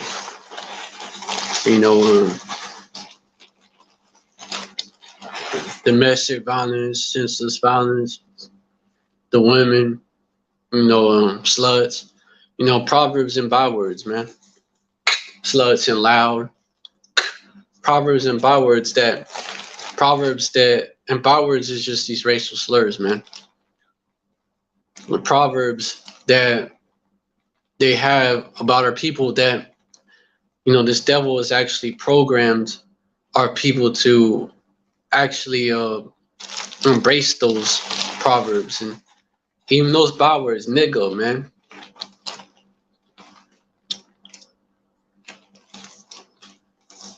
Among all nations, whither Yahweh shall lead you. Yeah, what's that nigga culture, man? It embraces all those proverbs.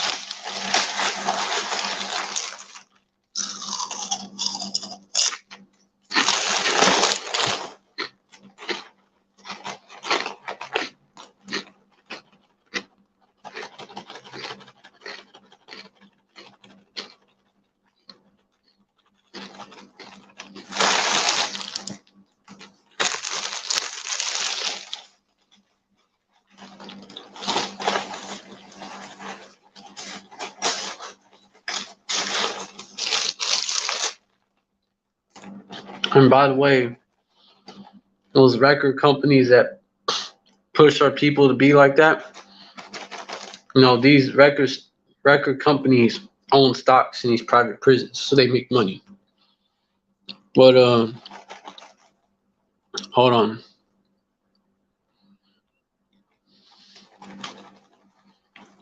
Let me get back to let me trace it back. Okay, basically you have descendants of these devils, these same devils, except they was calling themselves the Greeks back then. Even descendants of the Romans, Latin speaking devils in that land of Egypt today. So it's not those Egyptians that's in the land, they're just inhabitants of that land.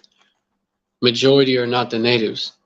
And you even have our people scattered among them as well. Since you had Israelites all up in Egypt, you still have ancestors of them there in the actual land. But anyways, yeah, let me get back to Exodus 12. So the ancient Egyptians, they would be your indigenous Africans that sold, those are a lot of those East Africans, the Sudanese, a lot of them. They're actually the ancient Egyptians. Oh, Tutsi tribe, man. They're actually your ancient Egyptians. Those tall, lanky, so-called black people, so-called Africans, because they call themselves Africans. They call themselves black. They call themselves Africans.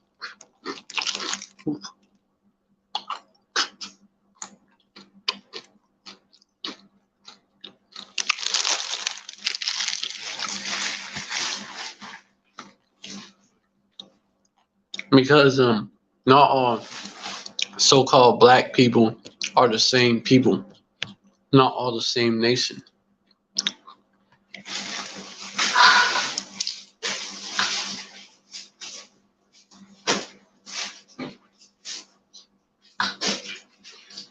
Which is why Jake Israelites get called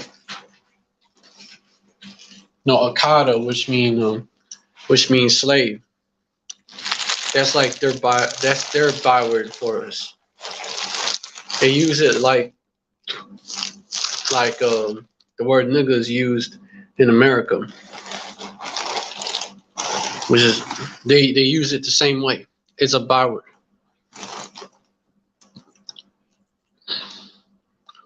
But the Watusi, which are also the Tutsi, right?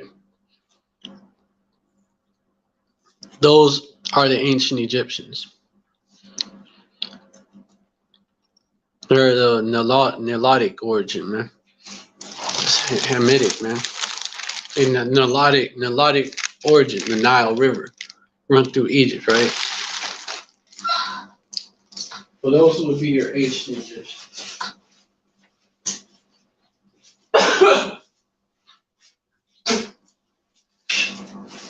Who were pushed south, man, due to Assyrian, Babylonian, Persian, and then these Edomites that were invading.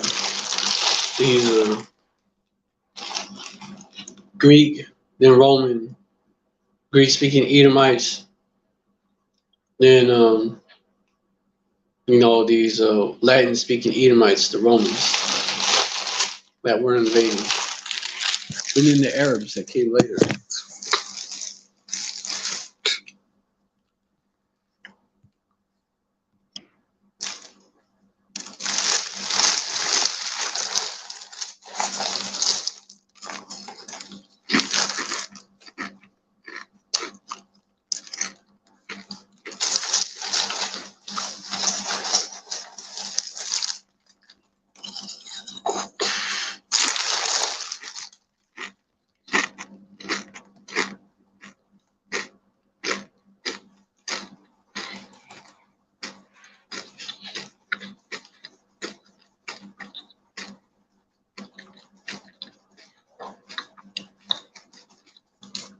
Because really, the ancient Egyptians, they wasn't the same.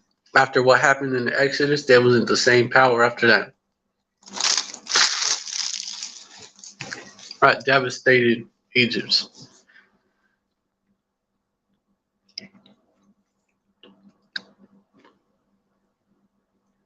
Which is a part of the reason why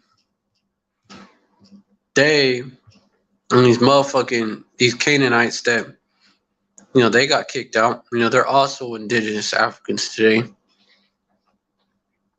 Why they teamed up? Why they teamed up to sell our people to the so-called white man?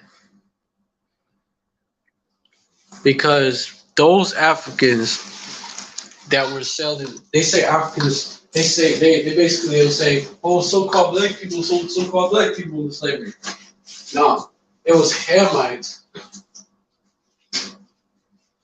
It was Hamites selling Israelites. It was Hamites selling Israelites. With a few, wicked jakes joined in, but even they fell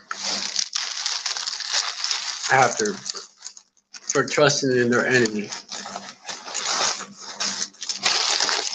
But yeah, Jake, they took part in selling our people. That's why. That's why. Selling our people to America, and around the world, but a lot of them to America. And to the Americas, which the US, that's actually spiritually Sodom and Egypt all over again, as well as Babylon the Great. So it's interesting how the ancient Egyptians and the Canaanites, they all these people, they were involved in oppression our people, man, and selling our people to our enemy Esau, man. Ham and Ishmael. Over here it talks about I'm gonna get into it. As it says in Joel chapter 3, verse 1, for behold, in those days and in that time when I shall bring again the captivity of Judah and Jerusalem, which that's starting to happen, but first we're getting the rest of our heritage back, so we can repent. The law, statutes, and commandments, the names of the Most High, Yahweh, and His Son, Yahweh Shai. The law, statutes, and commandments, the different feasts, how to keep them, the language, the Hebrew, our identity, man, which we got first before that, our identity, and then that. The true understanding of these scriptures, man. And then after that comes what? After that comes hold up. After that, you got hold up. After that, we're actually gonna get our land back in the kingdom, man. After Yahweh Shai deliver us. But let me continue. Verse 2. This is what's getting ready to happen to punish these heathens. This is what World War III is really about. Verse 2. I'll also gather all nations and will bring them down to the valley of Yehoshaphat. It says Jehoshaphat, but in the ancient Paleo Hebrew, the correct Hebrew, it's actually Yehoshaphat, meaning Lord's judgment. And I will plead with them there for my people and for my heritage Israel, whom they have scattered among the nations and parted my land. Yeah, these devils and heathens, man, were involved in scattering our people around the world also hiding their identity from them. And we're the hidden ones, right? Whom they have scattered among the nations and parted my land. Because you have the 48ers on one side claiming all the good parts of the land, right? And Jerusalem and all that. All the good parts of the land being claimed by the 48ers. And then you have Ishmael, the Arabs claiming the rest of it. Them Palestinians, man. Yeah, they was there before Amalek, but that's not their land either. It's the Israelites' land.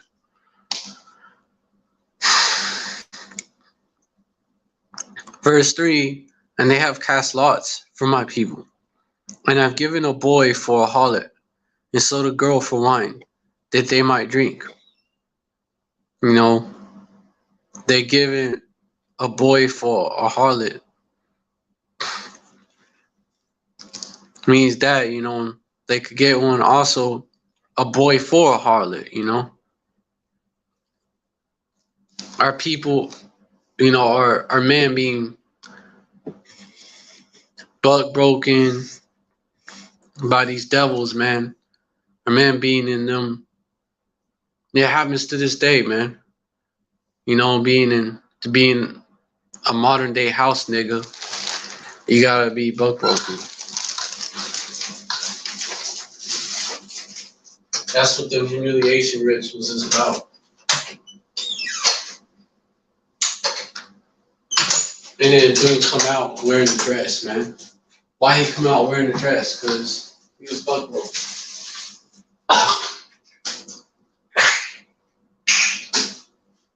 It's not just random.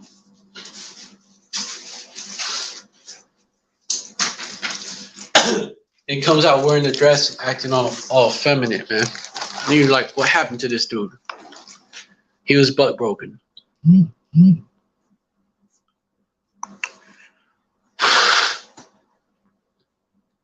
He emasculated. That's why he acts that way. But let me continue.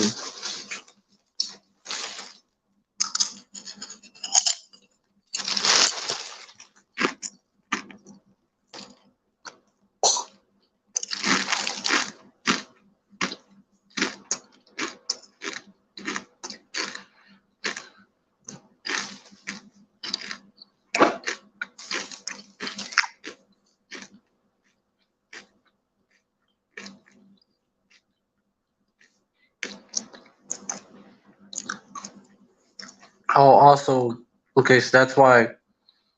Okay, sold a girl for wine that they might drink. Verse 4, yeah, what have ye to do with me, O Tyre and Zidon, and all the coasts of Palestine? Will ye render me a recompense? Because we came in there and took that land from them, man. It was just on loan to them. They were committing all types of abominations in that land, man.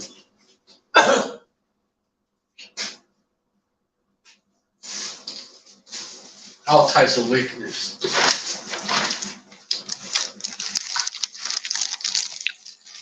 In that land, man.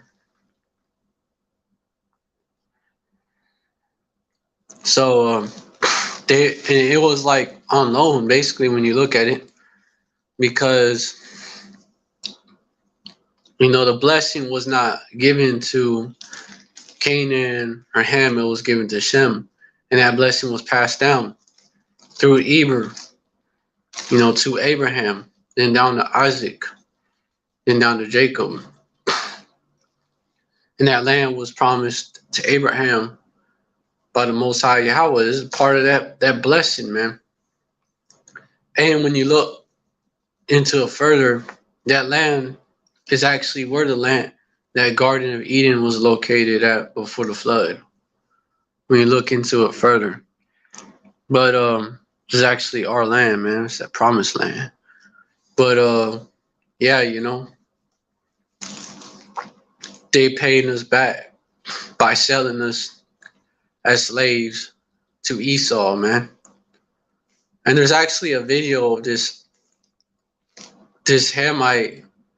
I think one of the brothers went down to Africa and shit, or it was an Israelite. Not sure if it was GMS, but it was an Israelite, and he went down to Africa. He went down to Africa, and this Hamite basically got him to say what he said. Was gonna record who he was and everything. And this Hamite boasted. And there's records of them doing this shit as well. What he's talking about, boasted of selling our people as slaves, out of Africa to the so-called white man. He said the so-called white man, not the devil. We sold y'all to him. Wanted y'all out of here. And it said that they used to eat us, man. Them Hamites, they used to eat our people down there in Africa. They resented our people, man. They resented our people because they got kicked out of that land of Canaan. Before you have the Egyptians that they, happened to them for oppressing our people. They got judged. They wasn't the same after the Exodus, man. They're resentful, man. They took part as well, I would say it was them and it was the Canaanites, man. Which was chasing our people. Like, there's even a video clip. Like, they put it in their movies. Esau, he knows our people is, especially at the top. And they put this shit in the movies because people will believe that it's just fiction. And they do it to mock our people, really. We know you're Israelites. Y'all don't. And there's like a video clip. Man, this is a multi-topic live, man. Probably might as well be. One of the main topics, we gotta go into is the Pasach, of course. But this is what these Hamites did to pay us back for what the Most High Yahweh did for us, which is why we celebrate Pasach. And also, He delivered us out of that land of Egypt to bring us to that land of Canaan, which became the land of Yasharallah, man.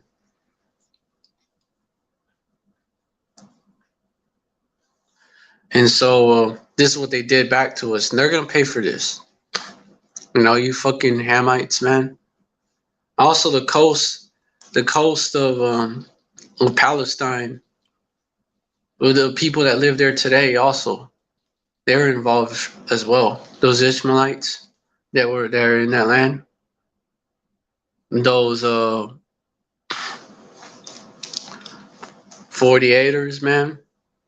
48ers owned the ships that were shipping us to the Americas. They owned the largest ships. They're owned by the 48ers.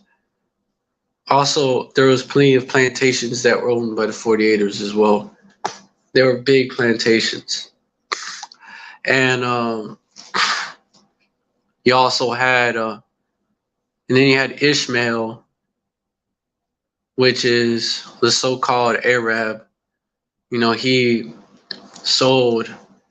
He was making the ships, man, to put Jake on. And then you had, they're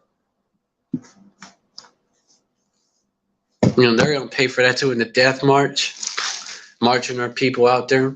The Death Marches through the Saharas, man, marching our people over there.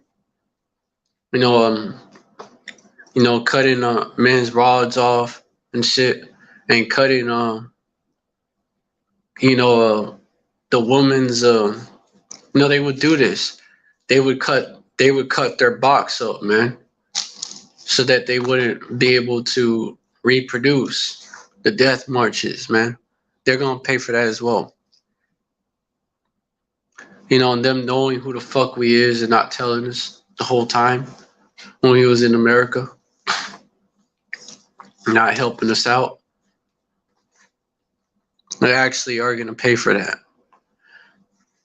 And scattering our people, they took part, man. Among them, that's why you have Arabs that don't move like Arabs, man. Don't move like them at all. They get treated like niggas. That's why you have them.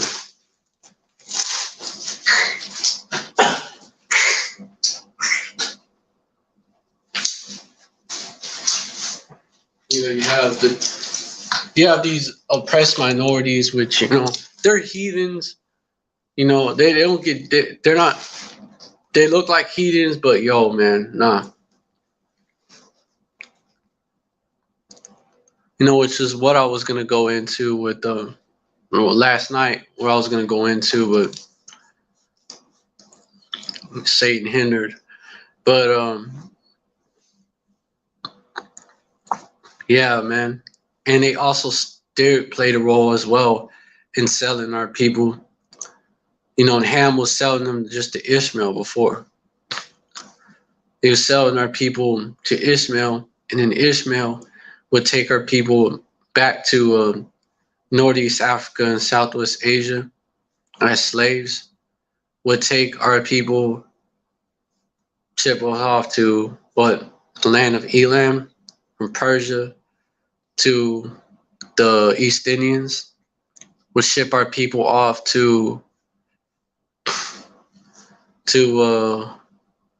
East Asia, the land of Moab and Ammon, so-called Chinese, and Southeast Asians, even though not some of them is Jakes, man.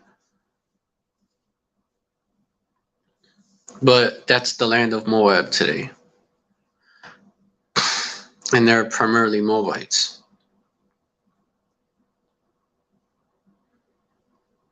Shipped us all over, man, even to the land of Japhet, because Ishmael went over which land of Japhet today, where they live today, is in the islands, Pacific Islands. They migrated down there after being pushed out by Esau. And they migrated south. You see, they was ruling as the Medes. Those were Japhites. And then when the Medes and the Persians fell to the Greek-speaking Edomites, you see they was pushed further. They migrated out of there. Pushed further. And all that land was Elam, from Persia to East India, right? So when you had Moab in that land out there,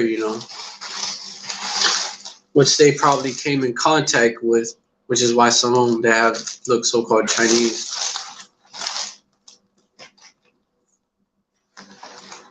And then to those islands, which were the last settled on the earth.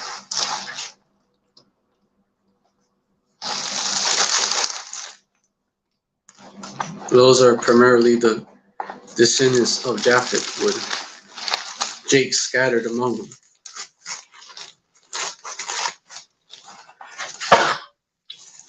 How a lot of them got there was slaves. They're slaves. Like Indonesia, I'm talking about Indonesia. You had those Ishmaelites go down there, bringing Islam, Guess what they also brought? Jake over there.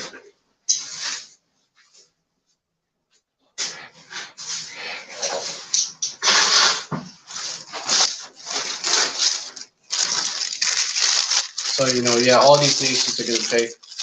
Like, you had the ancient Egyptians take part of that, Also, they're part of that Psalm 83 crafty council, man.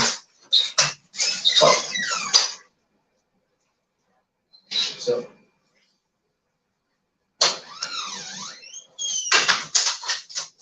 that Psalm 83 crafty council, man.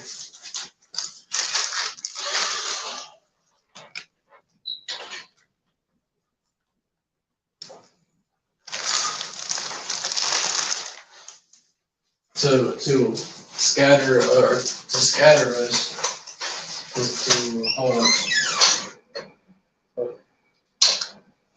enslave our people, enslave our people, scatter them, hide our identity, keep us down, man, keep us down and out.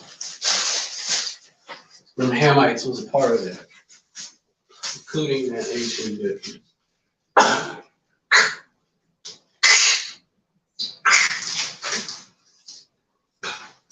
My bad.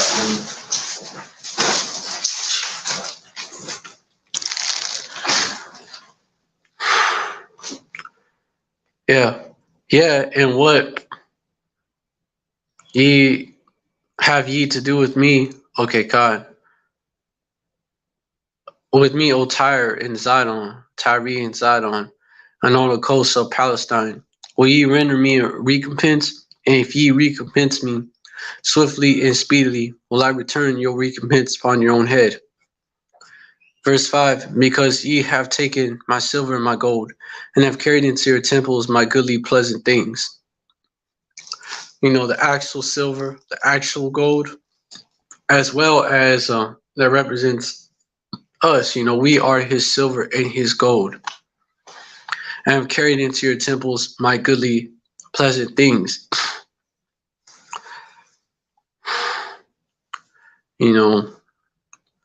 Verse 6, what they did, man. They was into human sacrifices as well, so they eat our people, and there's probably sacrifices, some of them to their gods, Verse 6, the children during the wars that happened, between Ham and Jacob down there, they don't mention that like we fucking ruled their ass. In West Africa, we had like those empires, man. That was like the golden age of West Africa when we was there. When our people was ruling them. Verse 6, the children, that's why they resented us too. So we came over there as refugees, and we started ruling them. We actually civilized those fucking Hamites. And that's why they resented us. Verse 6, the children also of Judah and the children of Jerusalem have ye sold unto the Grecians, that ye might remove them far from their border. Hey, yeah, they was like, we gotta sell them the fuck out of here. And so this is what they did, man. Ishmael and Ishmael teamed up to sell us. Take our shit. Hey, you look at what we had, man. Hey, the Empire of Mali, for example, it was decked out, man. Mansa Musa, the richest man of his time, man. He was rich as fuck.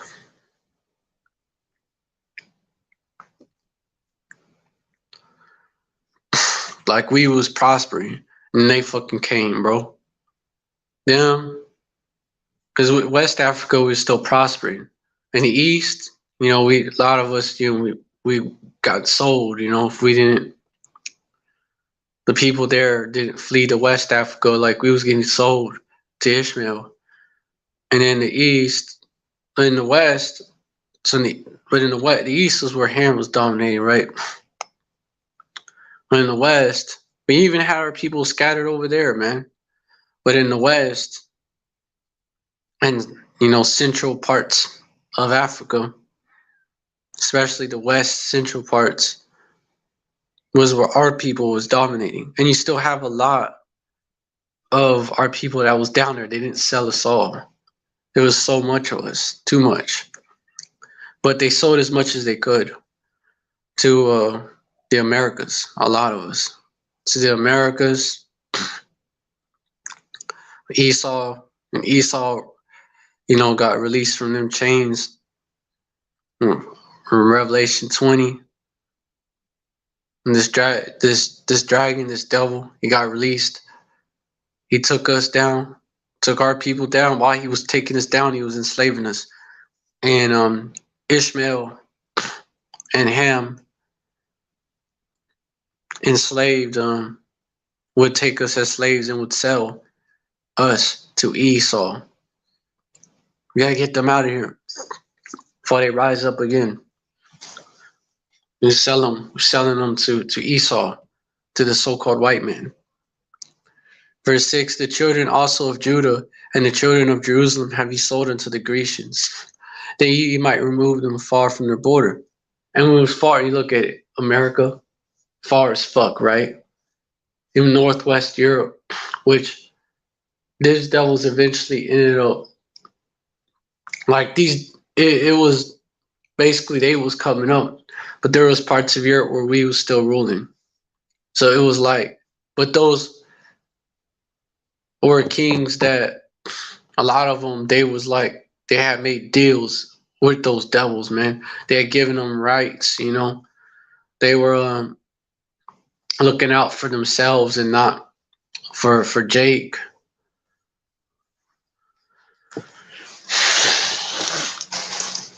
And so they would allow this shit, you know, just to save their own ass. Fuck.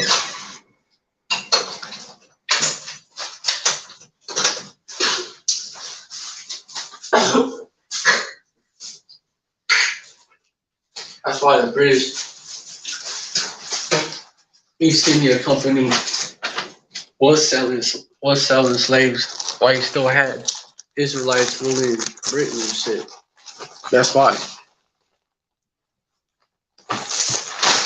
And they was giving them more rights and shit. Man, after they was giving them more rights and shit, the Edomites, so that they would continue to rise up in power, and that's what they did. That's all they did. Putting Edomites in key positions, even in power. Trusting them.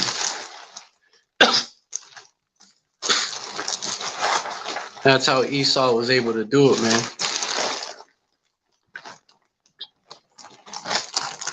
Eventually, he would take full control. But, yeah, the Grecians, right? The Western civilization is compared to Greco-Roman civilization, you know, because it is all over you. Who's ruling them? Well, who's ruling Greco-Roman civilization? The Edomites, these so-called white people, man. It's actually a precept to this. They sold the whole captivity to Esau. And remembered not the brotherly covenant. This is what these Hamites did, man. Fuck.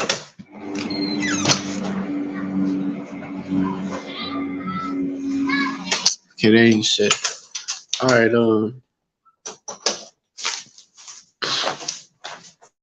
yeah, you know, these motherfuckers right here, man. Verse 6, Amos 1 and 6.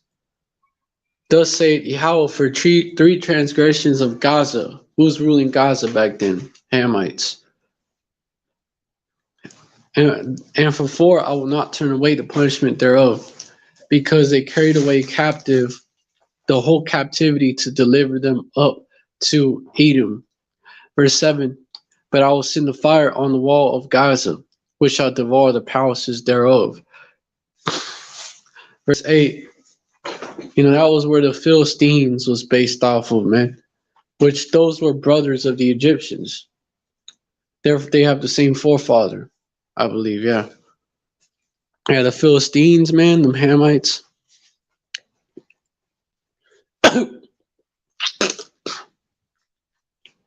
They come from Mizraim, the English anglicized version, but it's a Matazarium in the Hebrew. But they're brothers of the Egyptians. Verse 8, and I will cut off the inhabitant from Ashdod, and him that holdeth the scepter from Ashkelon, and will turn mine hand against Ekron, and the remnant of the Philistines shall perish, saith the Lord power, Yahweh. Verse 9, thus saith Yahweh, for 3 transgressions of Tyrus, and for 4, the Tyre, right? Tyrus, and for 4, I will not turn away the punishment thereof, because they delivered up the whole captivity to Edom, and remembered not the brotherly covenant. Verse 10, but I will send a fire on the wall of Tyrus, which shall devour the palaces thereof. So link them up, man. Them Grecians that was being spoke of here were actually Edomites. The Grecians that took over that land that Japheth used to inhabit, using the sword, man. Taking the fatness of the earth using the sword. That's what these devils been doing. That you might remove them far from their border. And actually, to link up the so-called white man to Esau, you get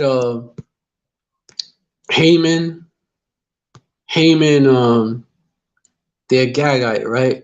Haman was an Agagite, and Agag was a king of Amalek, the Amalekites, and the Amalekites were Amalek was a grandson of Esau. So Haman was an Edomite. He was an Amalekite to be exact. Haman the Agagite, the Amalekite. 1948 or today.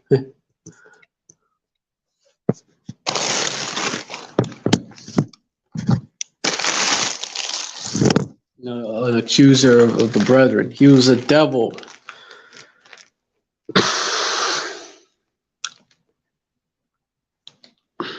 But it is revealed. No, Esther 3:8. First, I'm going to get this. And Haman said unto King Ahasuerus, there's a certain people scattered abroad. The Persian king, right?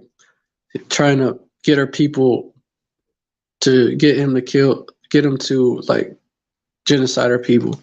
There's a certain people scattered abroad and dispersed among the people in all the kingdoms of the provinces of thy kingdom, and their laws are diverse from all people.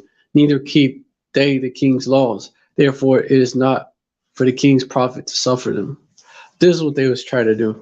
Verse 9, if it please the king, let it be written that, what's up? Let it, damn, it's loud here. All the interruptions. If it please the king, let it be written that they may be destroyed. And I will pay 10,000 talents of silver to the hands of those that have the charge of the business to bring it into the king's treasuries. Yeah, this is, anyways, this devil, right? This snake, this serpent, snake ass nigga, this devil, Haman, he was a Gagite, a descendant of King Agag.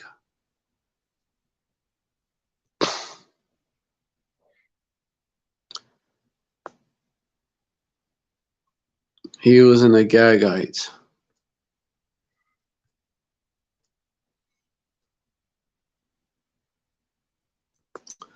At Esther 9:24, because Haman the son of Hammedatha, that Agagite, the enemy of all the Jews, had devised against the Jews to destroy them, and had cast pure that it is the lot to consume them and to destroy them. He was an Agagite. Hammedatha was an Agagite, and he was his son. He was an Agagite. Agag, king of the Amalekites. Agag was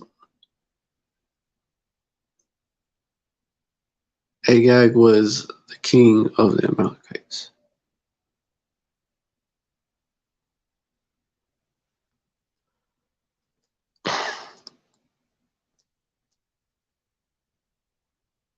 And he took 1 Samuel 15:8, and he took Agag, the king of the Amalekites, alive and utterly destroyed all the people with the edge of the sword. Agag was the king of the Amalekites. And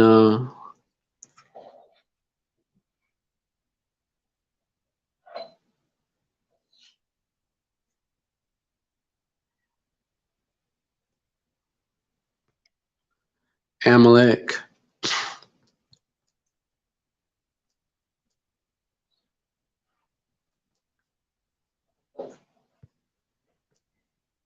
Amalek,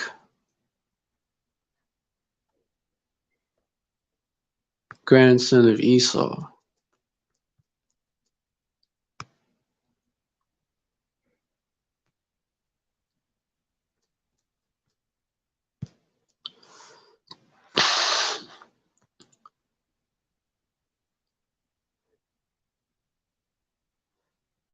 Genesis 36:12. And Timnah was concubine to Eliphaz, Esau's son, and she bare to Eliphaz Amalek. These were the sons of Ada, Esau's wife. So Amalekites are Edomites. And so that's established that he's an Edomite. Now this establishes that he was a so-called white man. Besides, the appearance of the Edomites.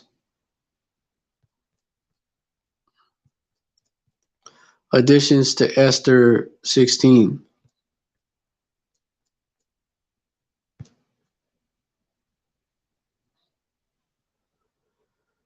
Talking about Haman.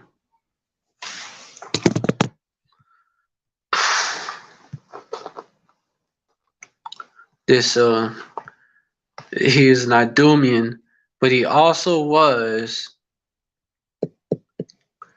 verse 10, second Ezra. No, actually, addition to Esther, which was taken out of the scriptures, by the way. It's in the KJV 1611, no, the OG version, the original version of the Bible.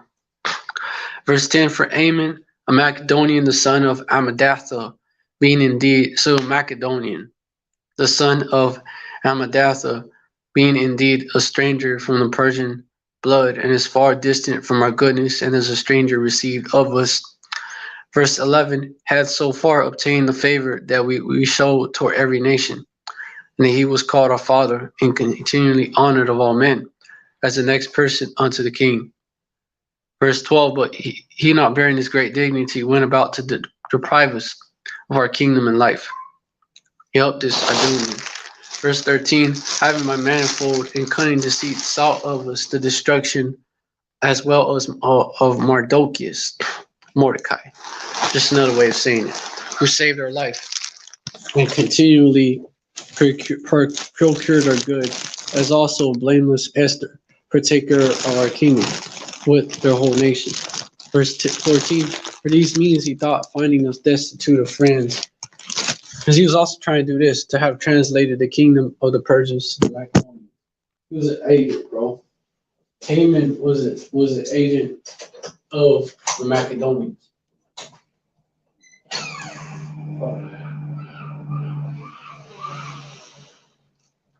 And he was a Macedonian himself, man. He was a Macedonian himself. He was an Edomite Macedonian. Just like Alexander. Alexander, he came from where? Macedonia. He ruled from the land of Macedonia. And you had King Philip of Macedon, and you had Alexander, the freak, who the first over all of Greece. And then you trace it, right? So we know who the Idumeans are, man.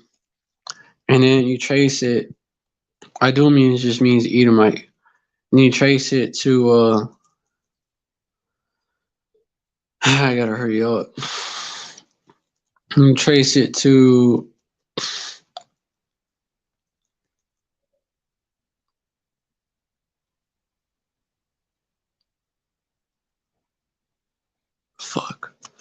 and you trace it to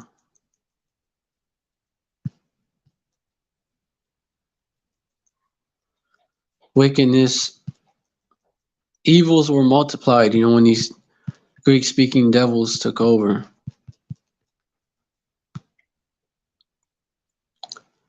1 Maccabees 1:9. And after his death, Alexander's death, right? Verse 7. So Alexander reigned 12 years and then died. Verse 8. And his servants bare rule, everyone in his place. Verse 9. And after his death, they all put crowns upon themselves. So did their sons after them many years. And the evils were multiplied in the earth. There you go.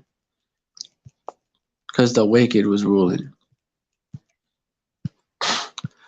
Verse 10. And even this, there came out of them a wicked root. Antiochus, surnamed Epiphanes, son of Antiochus the king, who had been a hostage at Rome, and he reigned the 137th year of the kingdom of the Greeks.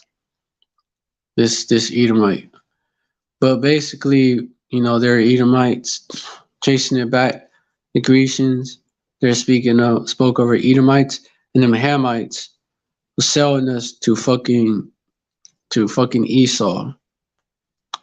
And helping Esau oppress our people, including those Hamites, included the ancient Egyptians. As a payback for what? Our people basically being released from bondage by the Most High Power, being in play, and then our land being returned to us.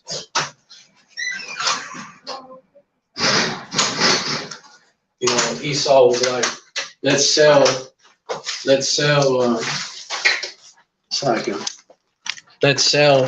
well, actually, Ham was like, let's sell them to these Idumeans and have them shipped off to another land,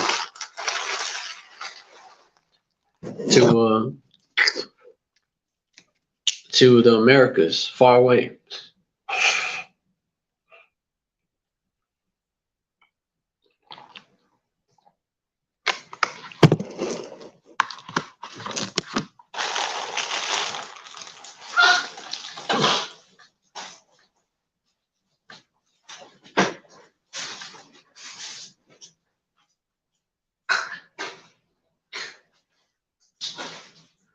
A land that is spiritually Sodom and Egypt. Or by the way, the next deliverance is going to occur. Like the Passover, but better. Let me get that. Land of the North. This is land of the North.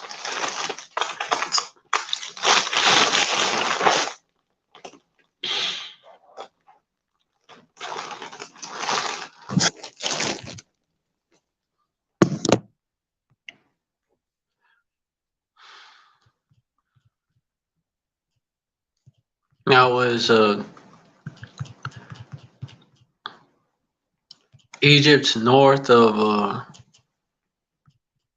Israel? No, but it's you connect it with Sodom and Egypt. Also, a place can't be Sodom and Egypt all over again. I mean, at the same time. So symbolically speaking of this place, Jeremiah 16:15. But this is what. Well, actually, let me get this. This is where that new Pasach, that new Passover is going to occur. Now I'm going to get into the rest of what you do in the Passover. Let me get into that. We need to get back to that. Salakia. Jeremiah 16:14. Therefore, behold, the days come, saith Yahweh. There shall no more be said, Yahweh liveth, that brought up the children of Israel out of the land of Egypt.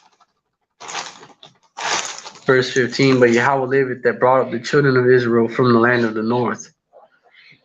From the land of the north, he speaks of it first. And from all the lands whither he have driven them. And I will bring them again unto their land that I gave unto their fathers. The land of the north, man. Where's America? When you look at Israel, you look at America. Where's the U.S. of America? To the north.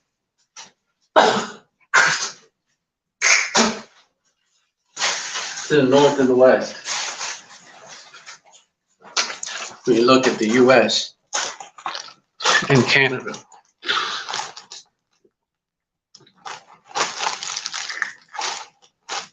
Where's Israelites mainly? In the Americas, particularly in the North America, in North America, and after that, in West Africa and in Western Europe.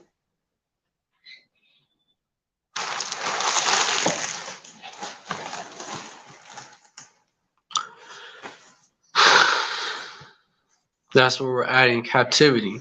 But mainly in the U.S. Mainly in the U.S. and in Canada. And all the lands whither he hath driven them. And I will bring them again into their land that I gave unto their fathers. So it's going to be like the deliverance from Egypt, but bigger.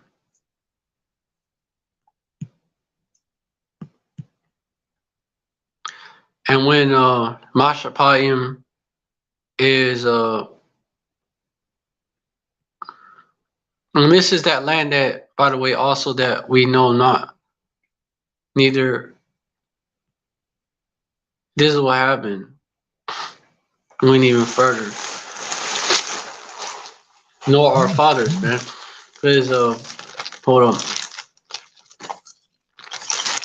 You could say it was speaking of ancient Babylon, but let me hold on.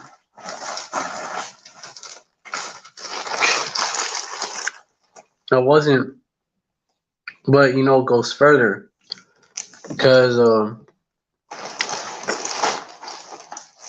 what about hold on.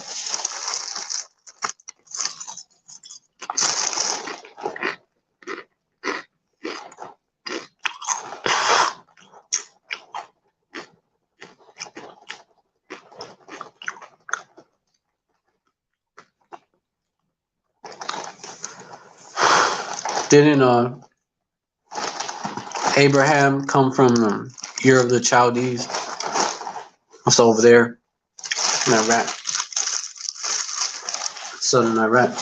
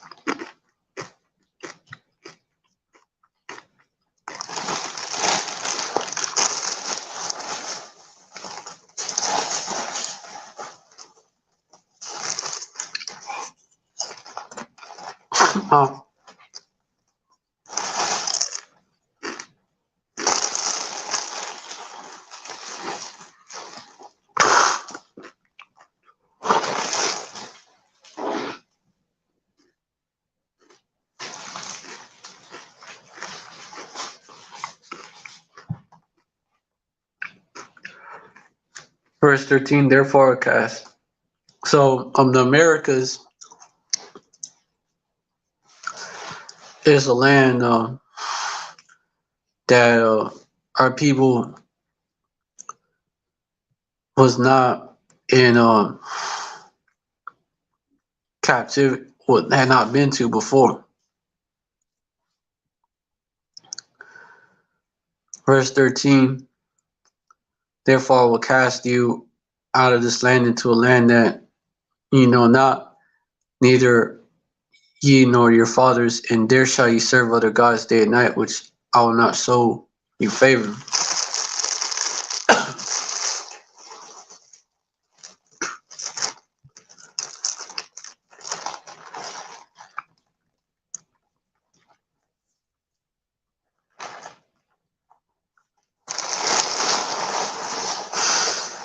But yeah, you know.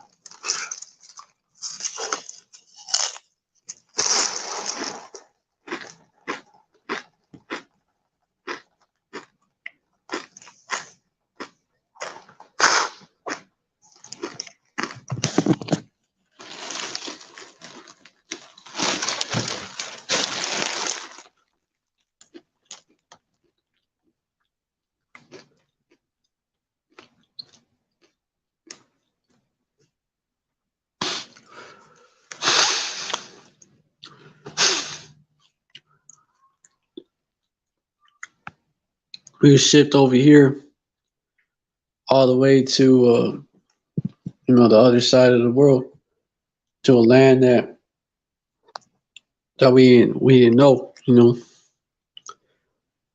we never been to, like never lived in it, and like never lived in it.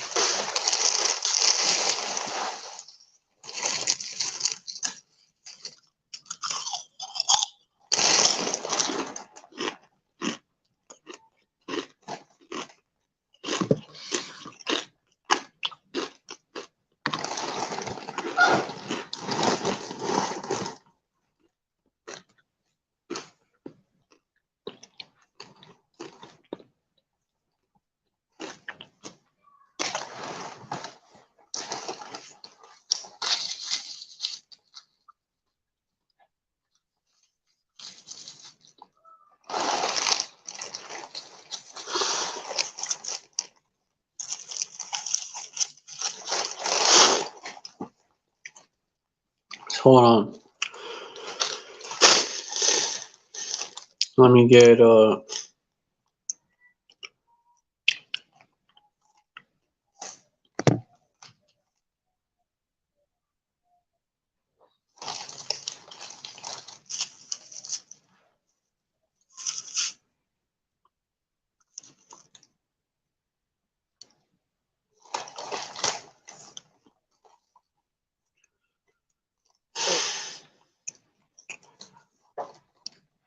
this right here. I'm just gonna say, land where both the northern and southern kingdoms were pressed together. Judah and Israel.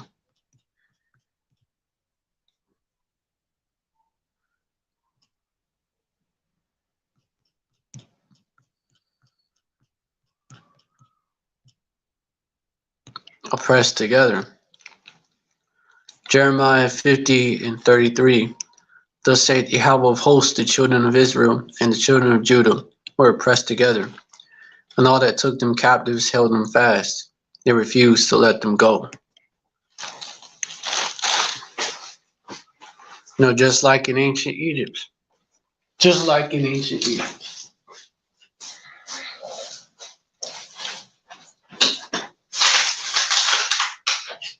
The Israelites were also oppressed like that.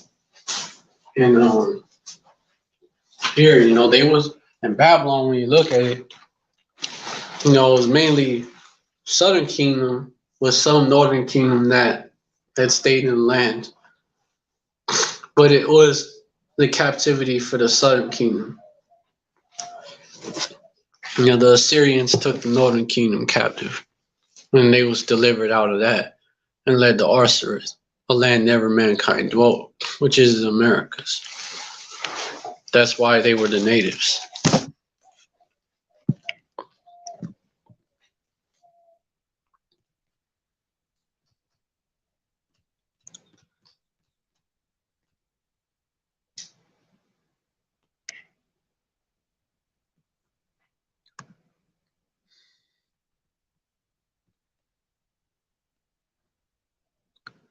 And that's also where they would also be, oppressed by Esau, who would bring, according to the curses that that nation as swift as the eagle flieth. We didn't understand, their language, they would come over here and they would oppress our people, man. That was over here, the northern kingdom that was over here. because also it's punishment. All the curses was punishment for us going off. And the northern kingdom tribes were doing all types of wickedness in the lands. Like they was doing wickedness in Israel, and so they fell into captivity under the Assyrians, and they got delivered. I mean, repented and got delivered. This is what they did. Verse 40. Verse 39, and whereas thou sawest they gathered another peaceful multitude under him. Yahushua, right? Verse 40, pursuing to this, right? These are the 10 tribes which were carried away prisoners out of their own land in the time of Osea the king, who Salmanassar the king of Assyria led away captive, and he carried them over the waters, and so came they into another land. Verse 41, but they took this counsel among themselves that they would leave the multitude of the heathen and go forth into a further country where never mankind dwelt. Verse 42, that they might there keep their statutes, which they never kept in their own land. So a further country where never mankind dwelt. All these people, 10 tribes, right? Away from the multitude of the heathen. Think about it. Verse 43, and they entered into Euphrates by the narrow passages of the river. Verse 44, for the Most High then showed signs for them and held still the flood, so they were passed over. So they entered into the Euphrates, right? And they went down, got out of there. Basically, they took that route that they had learned under Solomon, the king, when he came to the Americas to get gold, which is that land of Ophir, to get gold and to get peacocks and to get apes and bring them back. There's that's in the English. They have the Hebrew. I think where it says peacocks, like they mean turkeys or something like that, if I'm not mistaken. But anyways, apes, monkeys. You have the New World monkeys, right? We take it back. And also gold. This land had a whole lot of gold.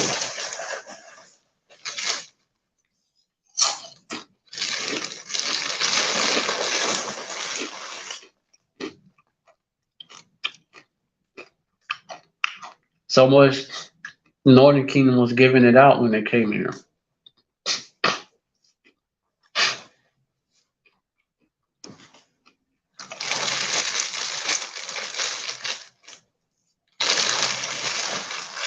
And then the scriptures speak of even the gold of Ophir, right? Verse 42, that they might there keep their statutes, which they never kept in their own land. Because they'd be away from the influence of the heathens. That was the idea. Verse 40. Okay, I already read that part. Verse 44. Okay, I read that part. Verse 45. But through that country, there was a great way to go, namely of a year and a half. And the same region is called Arsareth. Verse 46. Then dwelt they until the latter times, so now when they shall begin to come. Okay. Then what dwelt they there until the latter times? Till the latter times, right?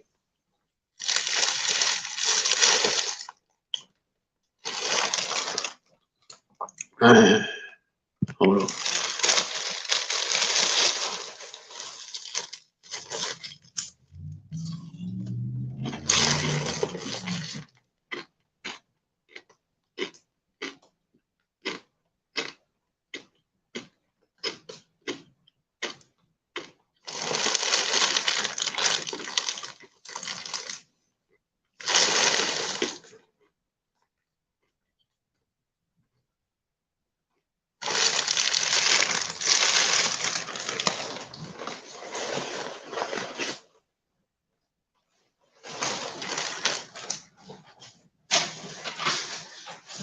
But hold on.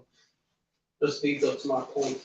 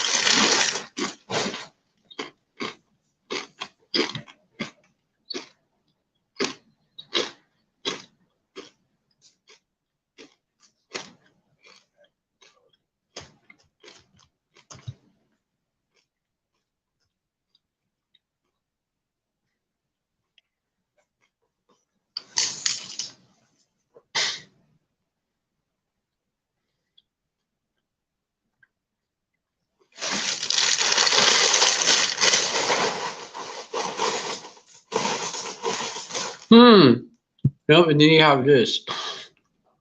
The Land of Arcerid, right? The Ye-Wish Encyclopedia. Fuck. The Ye-Wish Encyclopedia. Name of the land beyond the great river, far away from the habitation of man, in which the 10 tribes of Israel will dwell, observing the laws of Moses until the time of the restoration.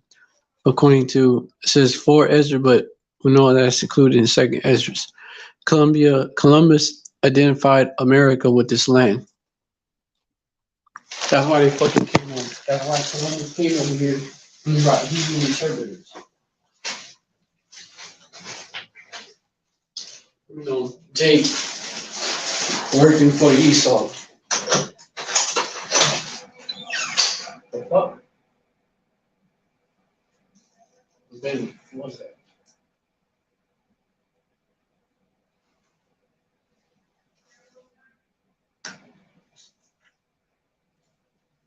First of all, busy. Okay.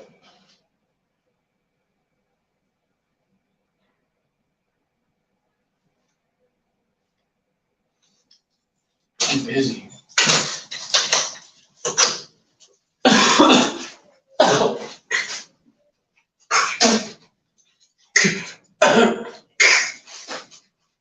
When I get done.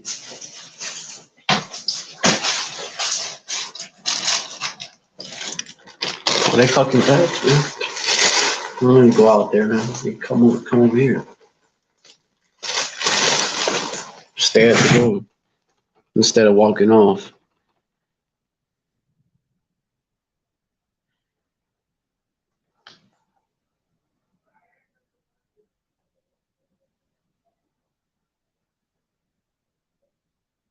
Yeah, Arcerith, man. America. And it shows you that in that movie, 1492. You watch it. And Esdras. You mentioned Esdras' wife, convincing him to basically send a funded expedition to go to the Americas. It's really called Arthur.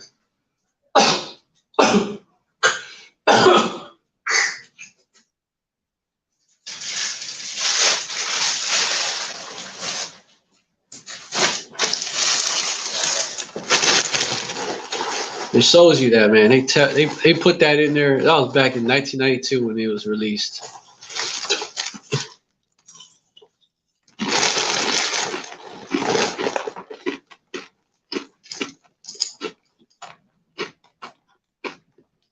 The truth wasn't that big.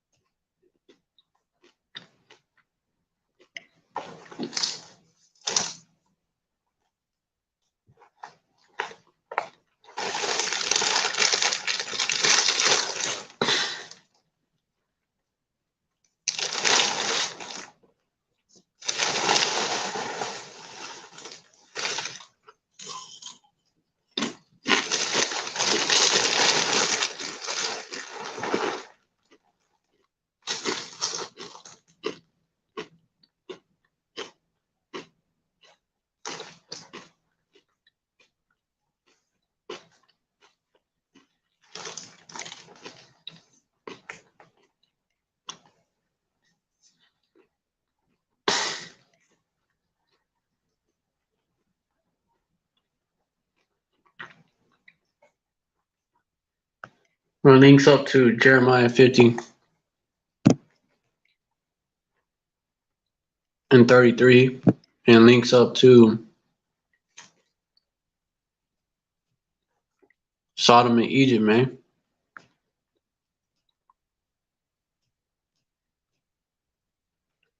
Or, crucified doesn't have to be literally crucified. It'll be crucified in the media, for example, right? That's not literally being crucified. Fuck. Revelation 11 and 8.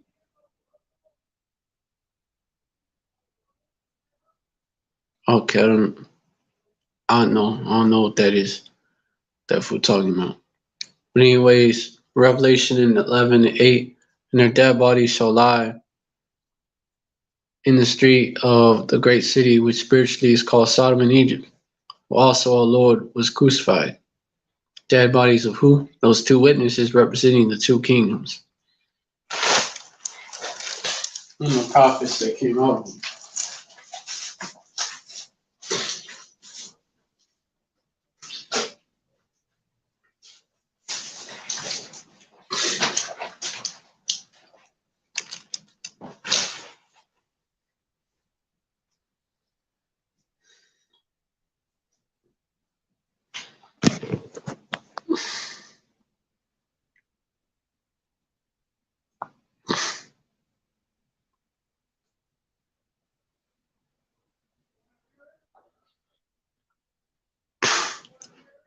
Verse 9, and they of the people and kindreds and tongues and nations shall see their dead bodies 3 days and a half, and shall not suffer their dead bodies to be put in graves. They didn't tell us where our people came from. They didn't tell us who our people really was, where they belonged. Shall not suffer their dead bodies to be put in graves.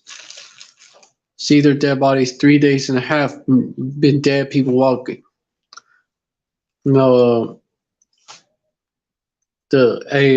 Dry bones, man, from Ezekiel. 3 days and a half, man. Which that's symbolic. It's been, of course, been longer. It's symbolic for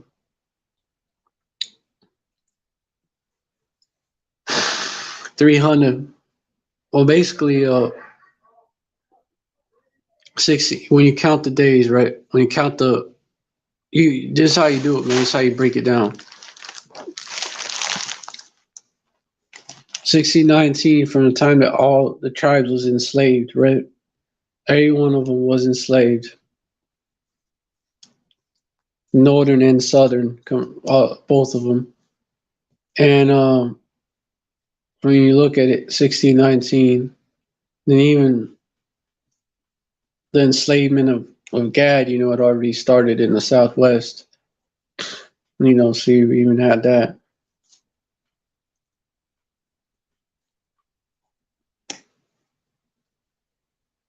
Gad and Reuben would be like the last tribes to be taken down. But anyways, you look at it, and Reuben is the Seminoles, by the way. Gad is the North American natives. Anyways, let me continue. 1619 to 1719, first day. 1719 to 1819, second day. 1819 to 1919, third day. And a half, right? 1919 to 1969. That half day. We was dead. Didn't know who he was. Didn't know who he was. As a people, as a whole, didn't know who he was.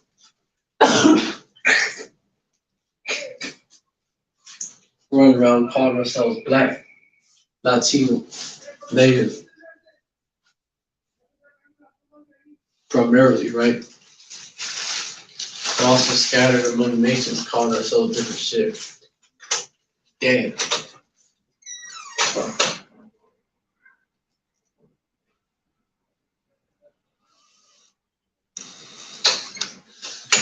Dead, man.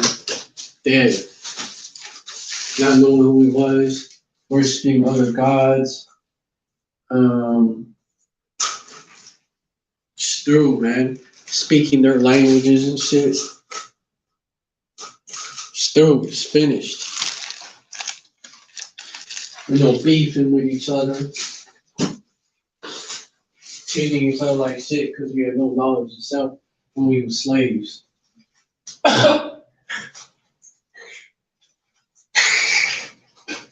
We were slaves in our minds. Our minds was theirs. Our minds was theirs.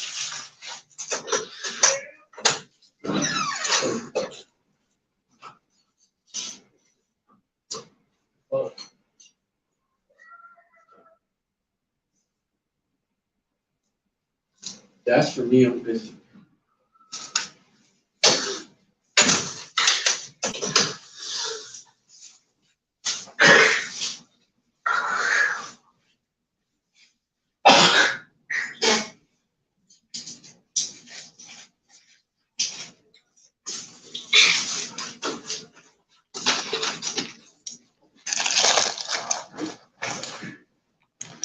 Yeah. Verse 11. And verse 10. And they that dwell upon the earth shall rejoice over them and make merry. Has songs about us, man. About us in slavery, man. They made merry. They lynched us. They would have celebrations every time they lynched us. They play games like African Dodger with their kids. That's what they was doing. You know, they was it was going all out, man. With our they would take, dude, the shit they would do to us in slavery, bro. Like in the hardcore chattel slavery, man. They would eat us. They didn't just make us pick cotton and build shit and make shit. They would eat our people. They would experiment on our people. They would rape the men and the women. They would butt rape the men in front of the other men.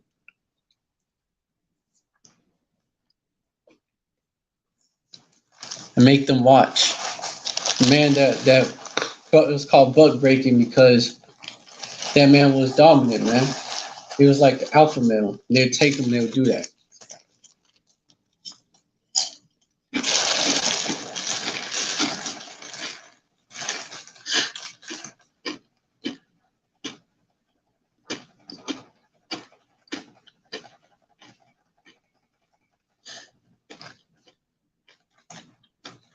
They had torture devices they would use, particularly on Benjamin, but they brought it here probably. Any man, it was a torture device they would use. Any man, a woman that didn't want to let him, basically didn't want to let him deal with them, you know, have sex with them. This is what they would do. Hold on.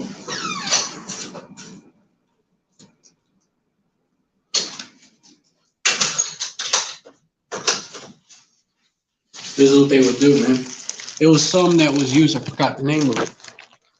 So, in this Egypt, man, this captivity, like, we've been catching hell.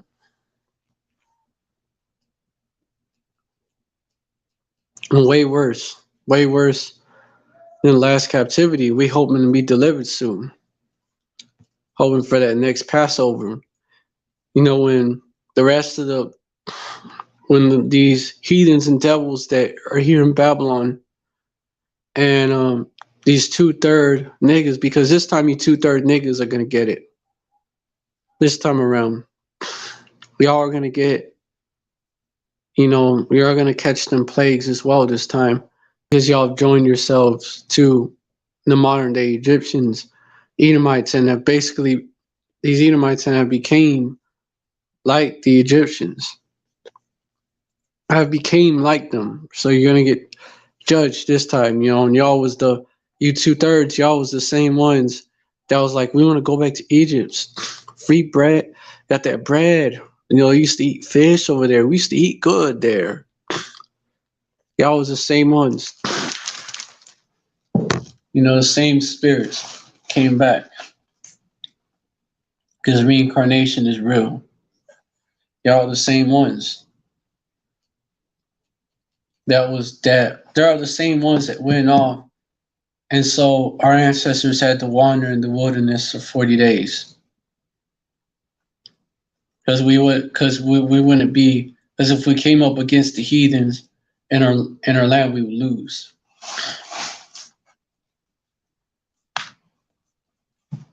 Y'all was the same ones. Built that worship that golden. I had Aaron build that golden calf. The same ones.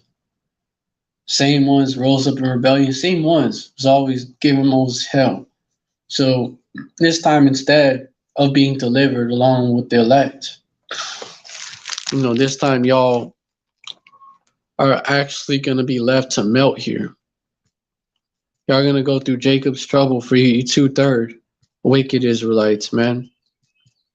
Y'all going to be left to melt here. Not be delivered, man. You know, the angel of death is not going to pass over y'all. But y'all are going to get put to death as well.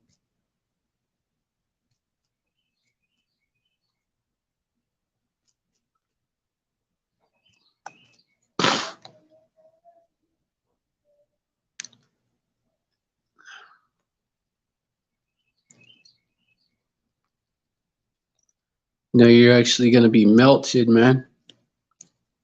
Ultimately, speaking of that lake of fire, man, bodies are going to become part of it.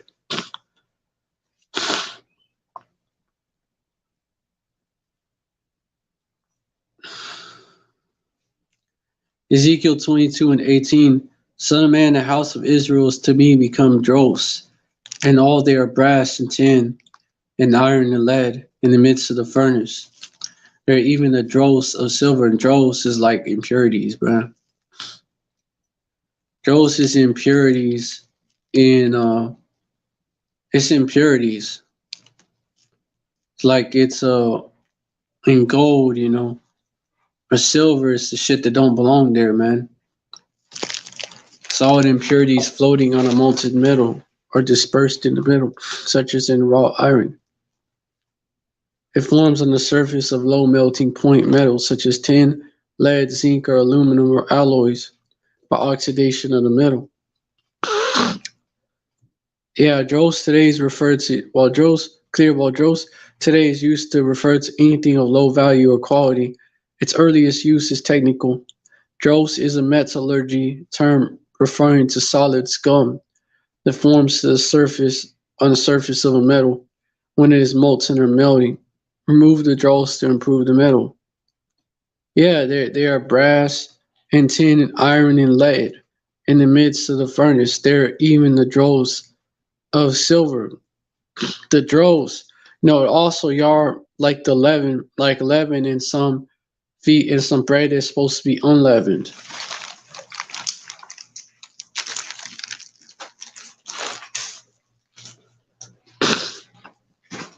Verse 19. Therefore does say, oh man, fucking my face. Bugs, bro. Therefore does say the Lord power Yahweh, because ye are all become dross. Therefore I will gather you into the midst of Jerusalem, which is a people before its place.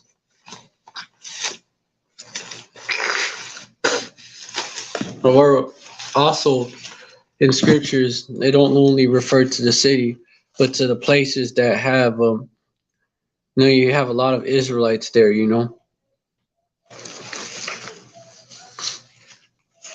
As they gather silver and brass and iron and lead and tin into the midst of the furnace to blow the fire upon it to melt it, so will I gather you in mine anger and in my fury, and I will leave you there and melt you.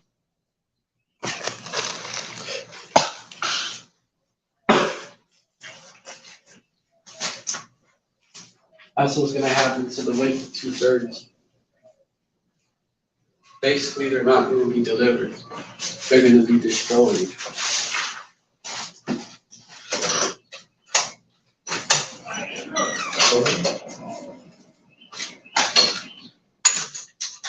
And, they're going to have to be born literally again. Born again like regular into the kingdom.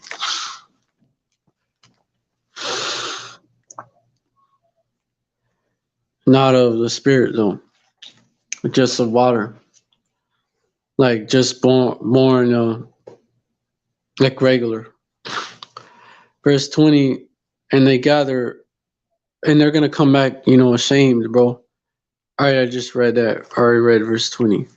They're gonna come back with that everlasting shame, But hold on. Basically getting back into the topic of after this. Daniel 12 verse 2, and many of them asleep in the earth, dust of the earth shall awake. Some to everlasting life and some to shame and everlasting contempt. But they're gonna die. Their spirits are gonna go to the Most High Yahweh, and they're gonna get told, yeah, you was tripping. And you was tripping. Those were the prophets. They're gonna know. I feel ashamed for what they did. They're gonna know, they're gonna feel bad. Because now these prophets, now they're the rulers of this new kingdom. They was doing all this just to try to wake us up. They was doing all this just so they would be delivered. And now they're ruling this kingdom and I get to live in it. And I was a complete piece of shit. They're going to wake up to shame and everlasting contempt. And, but anyways, getting back on it, because they're going to be destroyed, man, this time. They're going to be destroyed. It's going to be like they're dying in the wilderness, except it's a spiritual wilderness now.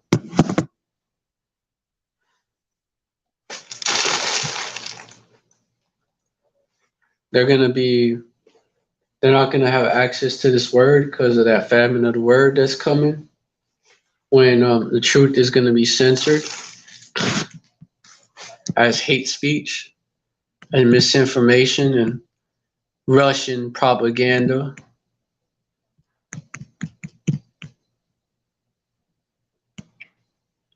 And eventually, when the internet is taken down, you won't be able to get it at all, no matter what.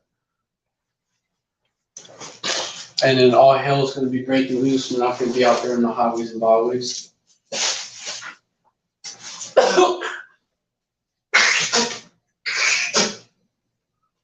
We're going to have to be on the run. Pilgrims.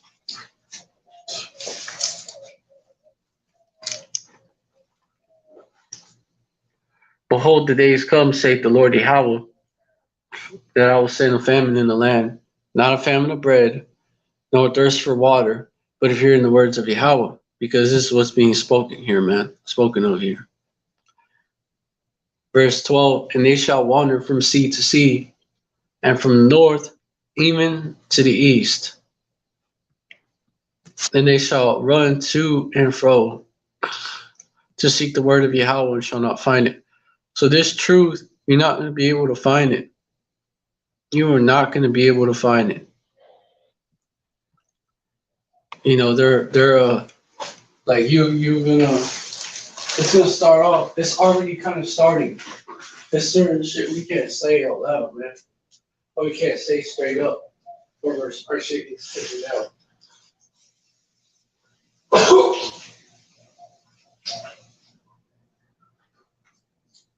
Which was really, you look at it, was one of the purposes of the plan of the pandemic. Like,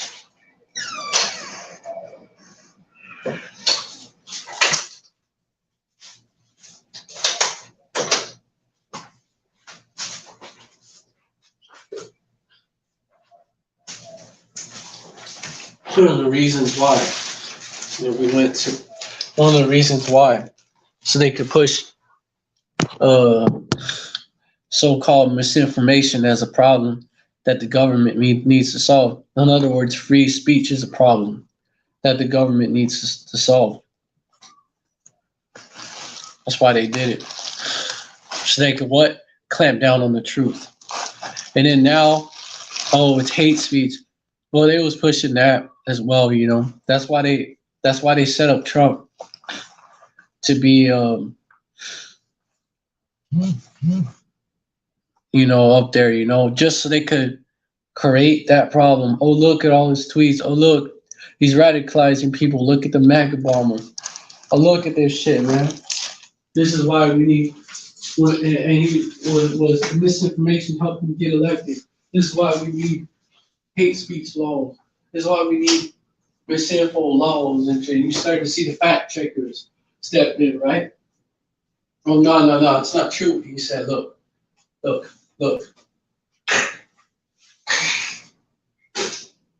It's not true what this right-wing news said or whatever.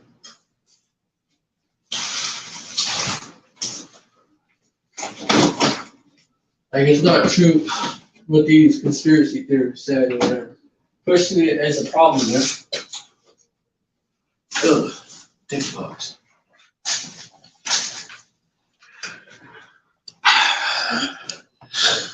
Says, it's like it for that I'm really going through it though, but I still got to bring it out. But eventually you're not gonna. That's why he did. That's why these elites, these Rothschilds, these Gettys, these DuPonts, the 13 of these Rockefellers, man. The big 13 families that run this world, man. The big 13 Edomites. And there's one Moabite family who run this world, man. And they shall wander from sea to sea, and from the north even to the east. They shall run to and fro, and seek the word of Yahweh, and shall not find it. Eventually, you're just not going to be able to find it. There's no way we're going to be able to even bring it out. There's actually no way, because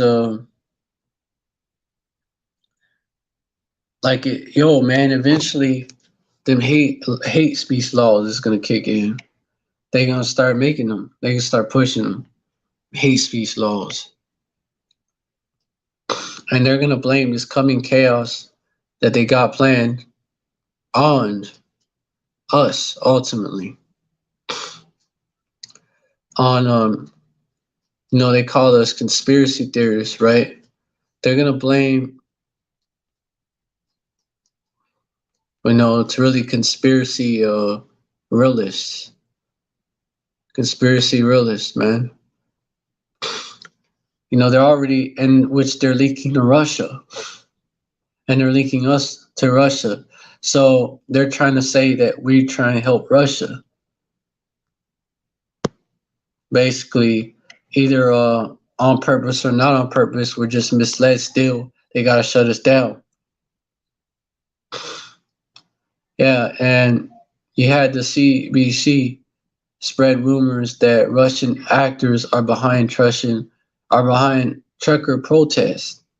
See, the truckers, that are going to be blamed for truckers and Russia. You see, the truckers and Russia are going to be blamed for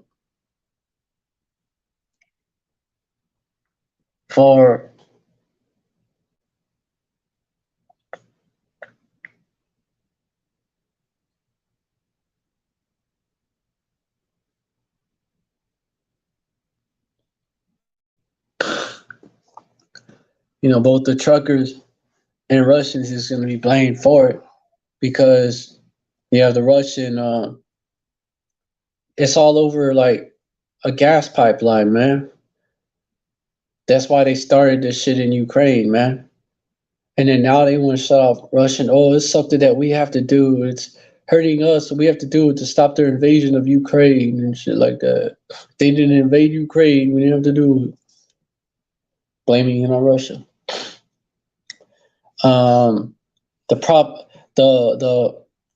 Saying that what Esau calls conspiracy theories, read truth or spoiler alerts, right? What Esau calls that, it's really his agenda being exposed. What the Edomites who ruled Babylon call that. They're also saying that Russia is behind that as well, man. Yeah, and then they're saying this, for example, Canadian Broadcasting Corporation, New Brunswick host Harry Forrestal and guest cybersecurity expert David Shipley suggested Friday that the truckers protesting vaccine mandates in Canada were being directed and manipulated by foreign agents, quote unquote, who would have reason right now to cause as much chaos in Canada as possible. Well, top of that list is Russia, so they're already doing that. They blame Russia shit, and they're linking them to Russia. And who they say they are? A right-wing domestic extremists.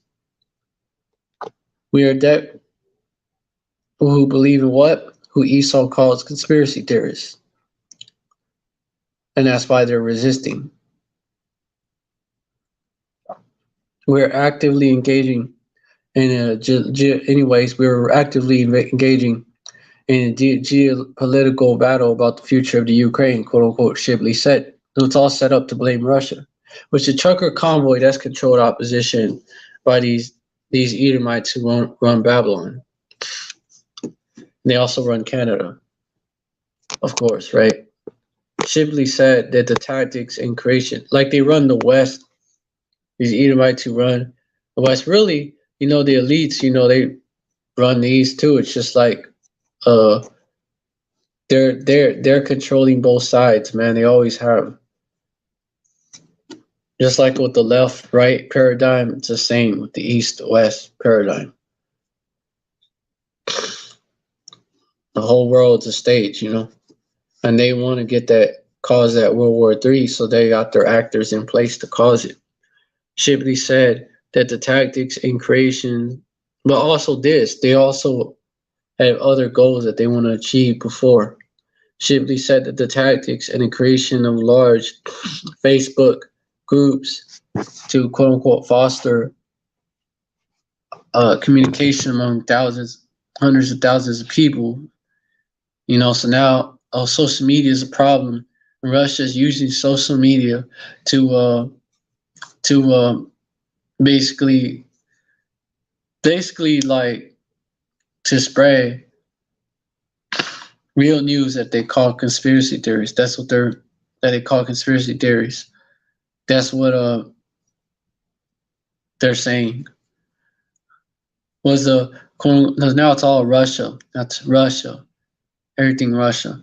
Quote unquote was the Russian Internet Research Agency playbook in the clip flagged by media watchdog newsbusters.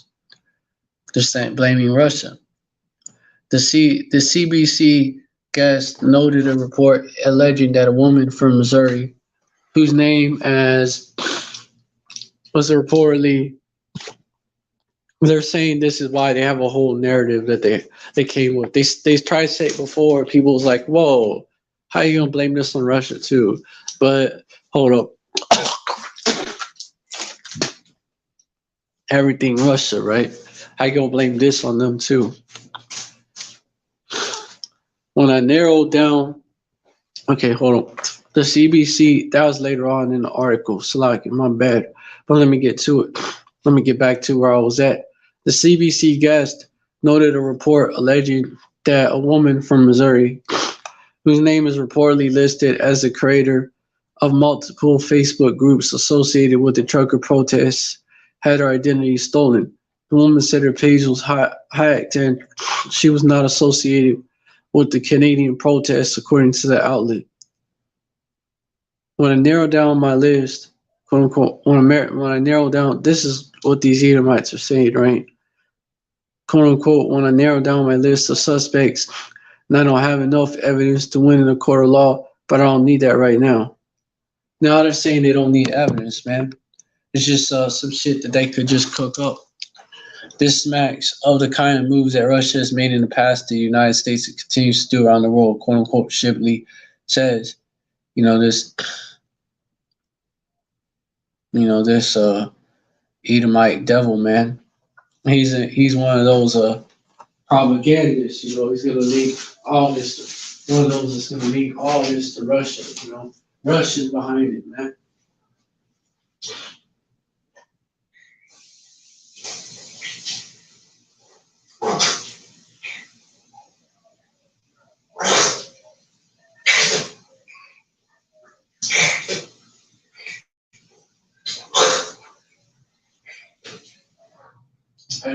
And guess who Russia's also behind? The Hebrew Israelites waking up. They already tried that. They're gonna try it again. And then they're gonna try it again, man. Because they're saying that that's misinformation. The reason for this according to the cybersecurity expert, was because the country didn't take the threat of social media disinformation seriously, quote unquote, going into that famine of the word. We should do it. We should censor shit that doesn't fit our narrative. Basically, another CBC host, Neil Koksal, this was Edomite that said it before, previously suggested Russian actors were behind the protest, quote unquote, giving Canada's support of Ukraine in this current crisis with Russia. I don't know if it's far-fetched to ask, but there's now he was saying that Russia was hiring crisis actors, basically something that we bring out about them, so now they're trying to take a page off of our playbook. We try to expose what these devils do. Now they're trying to flip it, trying to say, oh no, it's Russia. It's Russia doing it. Yeah, some of the more, I want to get this too, some of the more negative, and you had them block the bridge with the U.S. It was blocked by protesters over the weekend. It was back in February. Between 25 and 30 people were arrested on Sunday. The bridge has since reopened. Some of the more negative coverage of the protests have called the Freedom Convoy a cult. What do they call us? They call us a cult, which just means culture comes from the same root, and basically cult means to worship and quote unquote threat to democracy. But you see what they're doing.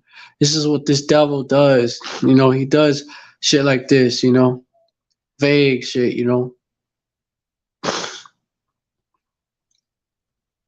vague shit like, basically like that, we need to stop misinformation. It's like a wide definition that he has so that he can go after us as well.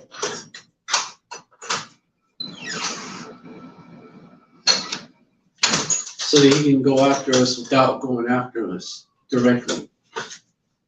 But the real intention is to go after us.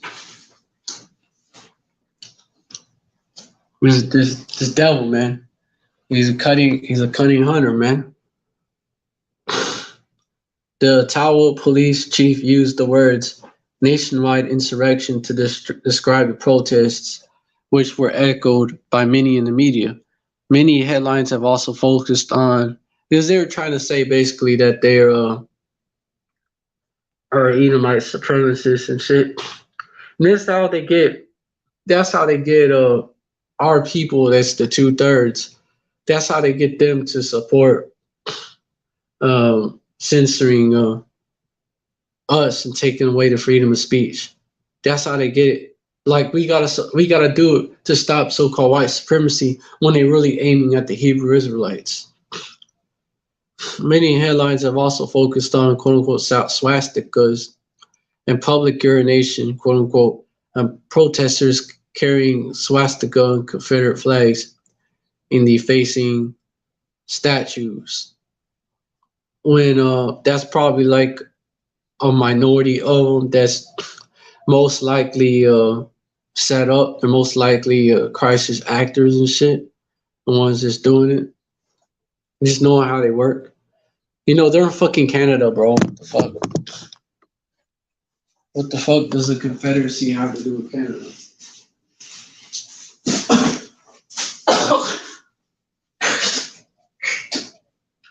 So they just do that to get our people on board. That's all they do. To get our people on board with laws to censor freedom of speech. And then, oh yeah, we did it to stop those so-called white people that were openly racist against you. We passed that law, but now because of that law, we gotta censor your ass, which was the real goal. One independent journalist was praised last week for speaking with more than 100 truckers to get a sense of what they really wanted, revealing how many, had taken had taken the jump shot and had wider concerns about freedom and their treatment by the government, big tech, and the media.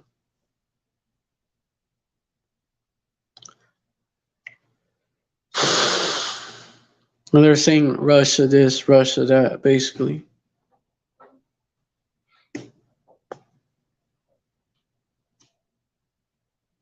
They're saying that far right ties are seen in truck convoy heading to Washington, seeing this right wing.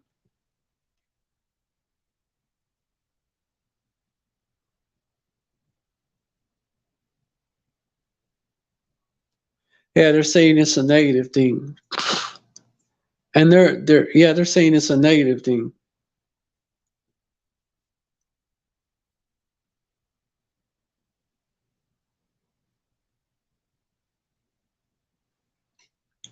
A convoy led by foreign actors. Ah, shit, mosquito. Spreading lies. See what the mainstream media is saying?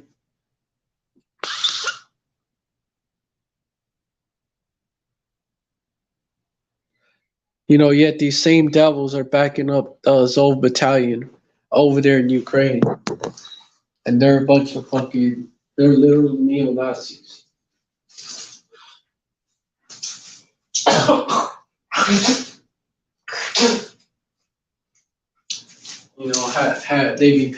They're paying literal neo-Nazis to kill Russians and shit over there in eastern Ukraine. Which is really how they got Russia to intervene because, bro, they're literally killing their people in eastern Ukraine. So, all right, but you see, they're gonna blame this on us. They're gonna say the solution: go after us, go after the First Amendment, the freedom of speech. We gotta stop the first. The first and the second, and they're gonna go after the first, which is freedom of speech. Really, when you look at it in the spirit, it was basically set up so that we would be able to spread the truth and expose these devils. But these devils didn't know that, but they finding out, and they're mad and they want to shut it down. And the second, because there's people among the second, the sword, the right spirit arms, made for Esau, of course. The blessing of the sword.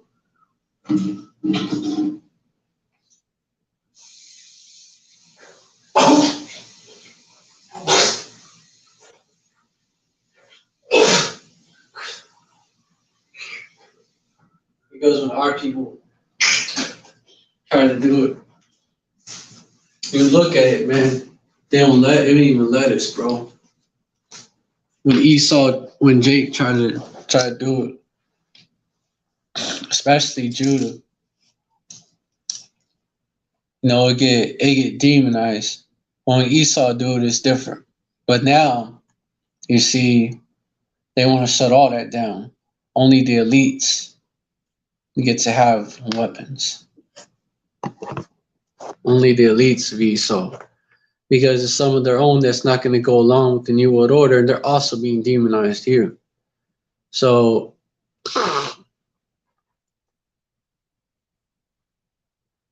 when you look at it,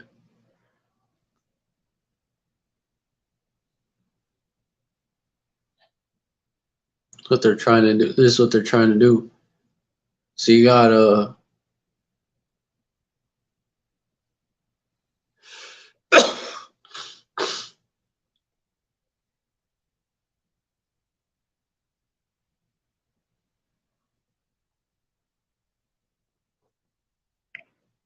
you had that. You have this is while they've been saying, "Oh, Russia is behind that information, so we got to stop it."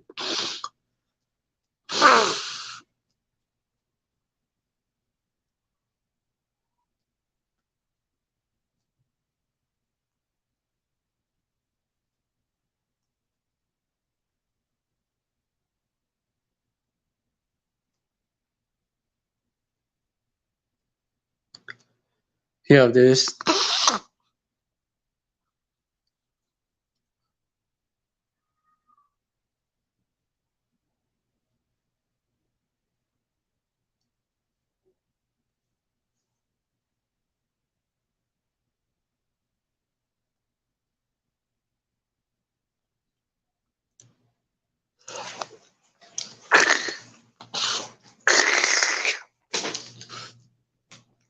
Fuck.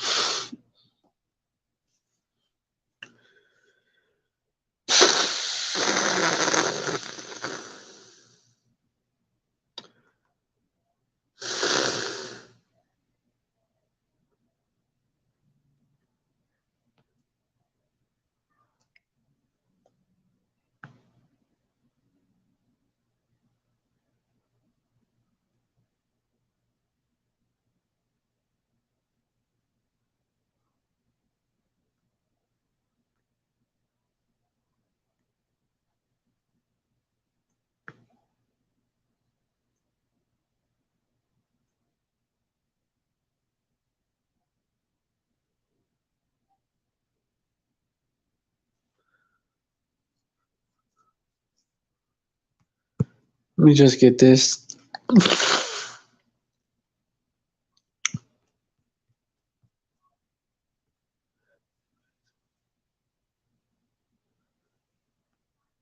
And I keep linking Russia to what they call misinfo.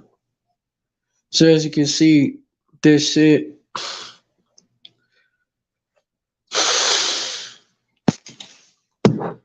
right here, man. Like, as you can see, this the conflict between Russia and Ukraine is going to be used for this. So,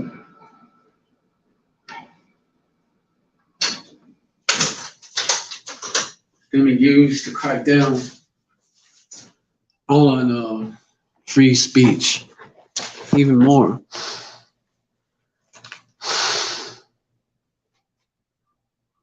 You know, bringing that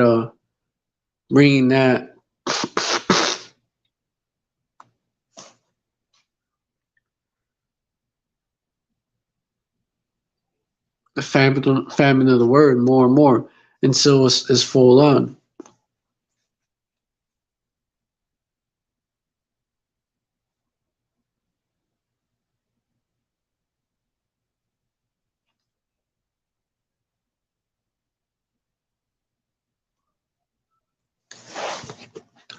Oh, what happened? Oh, I got this article. That famine of the word coming. So soon enough, you ain't even gonna be able to learn about all this, man. Search engines are fighting Russian misinformation one leak at a time. Google, Bing, and DuckDuckGo, now them too, have put limitations in place while Brave calls itself neutral. Russia's invasion of Ukraine sent tech companies scrambling. They suspended sales of products, halted services, and pulled workers from the region. And as social platforms like, see how they're looking, they're making it see, oh, it's a problem. We need to stop right away. And that's what we've done so far. And as social platforms like Facebook and YouTube work to stamp out disinformation, search engines, what Esau calls disinformation. Search engines are caught walking a similarly fine line between preventing propaganda from spreading, what they're calling propaganda, from spreading and censoring the information they exist to surface. search engines and browsers are limiting Russian misinformation websites, what they call it, and state-backed media outlets to search results, as well as restricting advertising. These limitations are aimed at curbing propaganda and what Esau calls conspiracy theorists, although some have drawn the ire of free speech absolutists. Now they call them, see how they demonizing people that don't want that shit? They're free speech absolutists. They're crazy. One of their extremists. See how they do it? One of the first search engines to act was Bing. Parent company Microsoft announced on February 28th that Bing would derank Russian state-controlled news sites RT and Sputnik so that the links would only turn up in search when the user intends to navigate to these pages, quote unquote. Microsoft also banned news agencies from placing ads across its ad network. This is what they're doing, man. They're gonna move further, man.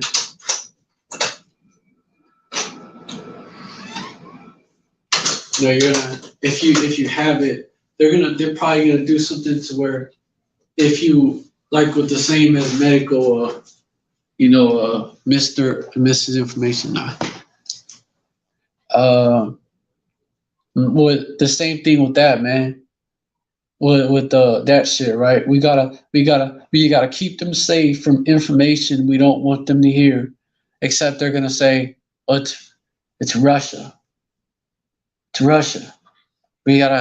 Russia is trying to mislead people here. We gotta stop them from spreading. We gotta stop the information from spreading. No, they're probably gonna. I would say they're probably gonna like ban it even more. Like they're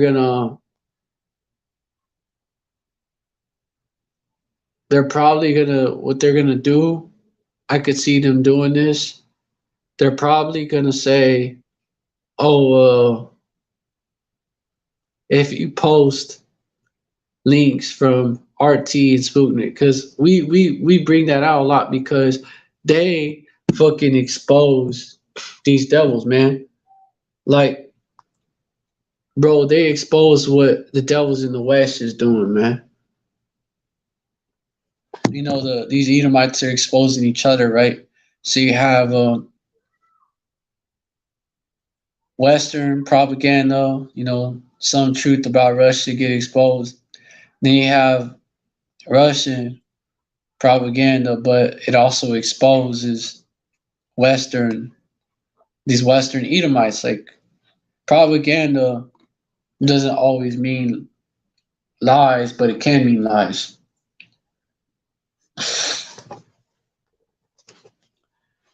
It can mean, it just depends what it is. But they'll ban that. But anything that backs up their propaganda, they're gonna fucking allow. But I could see them banning you from posting articles that have links to these sites. I could see them doing that. Like it'll be flagged or something. First, they're gonna do that. Social media, these social media engines start flagging those sites. No, I mean start flagging you if you do that. Like YouTube does. YouTube might, and then you're probably gonna have have these other social media sites take similar approaches. We gotta stop Russia type shit, right?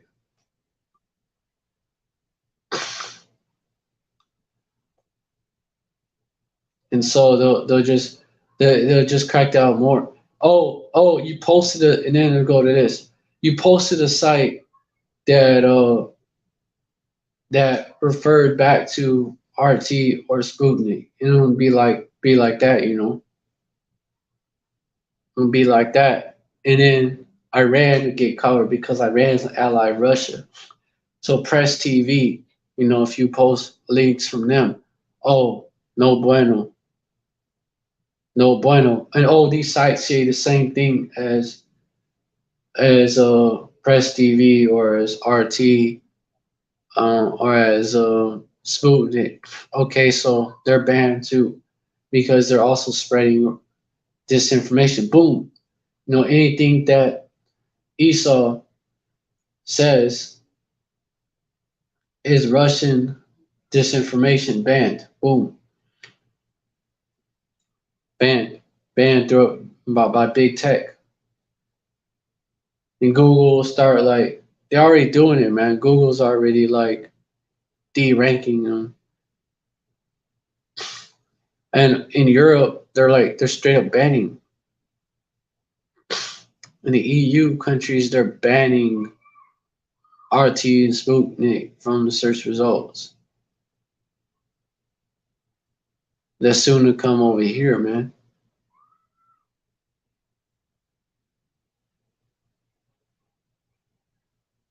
Eventually, they're gonna move with that, because you can see it, man. Right now, nah. But what will you say? Like there will be mandatory, like they're doing the shit that they're doing right now. People that like us that are called conspiracy theories, we will say that they was gonna do that shit. That's why I say spoiler alert, man. Now we're saying they finna do this, bro. Where you're not gonna be able to access this truth, man.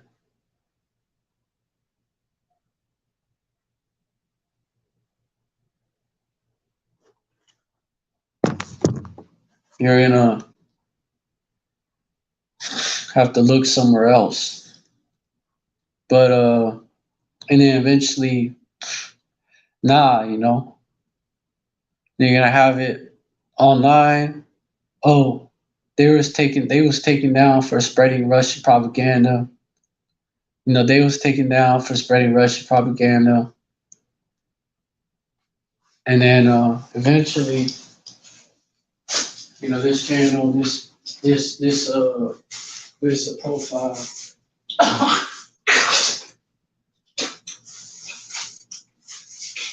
To eventually this chat group, they was taken down for posting Russian propaganda. And then, this is how they get their funds. Okay, then these sites, man, like PayPal, and digital transaction sites. Oh, we no longer allow access to this. We no longer allow you to send funds to these people because they're on the no-buy list for spreading Russian propaganda, what Esau calls it, right? No-buy list, right? Tightens up. Oh, this man, they doing these IP addresses are known for doing that.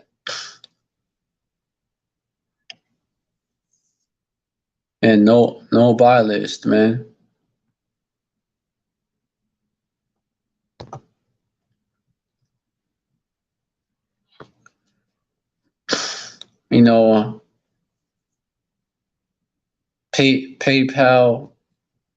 PayPal founder, he warns, get ready for a big tech no buy list.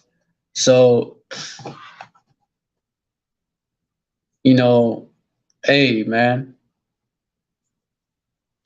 if you're known to support certain causes, man, if you're known to support certain causes, you're known that they say is like basically, you're supporting, they say it's linked to Russian propaganda or to some other type of misinformation. Oh, they could do something like that, which is why they want to identify everybody that's online, which they kind of do with the IP address, but it's not enough. So could end up happening.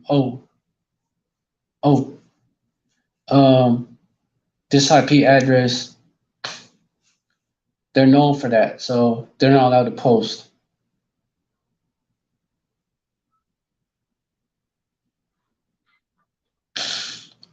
They're banned from creating accounts on here. Sorry, but your IP address is banned. Like, they'll do that.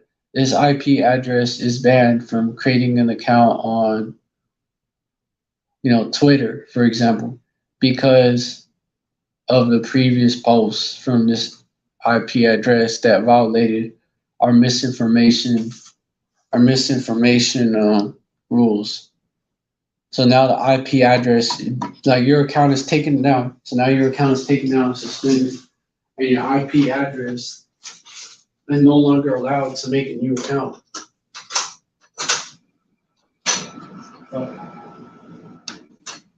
So, the famine gets worse, right? So then, from that, we'll just have to use somebody else's, right? Go to a public library or whatever. We use a computer over there.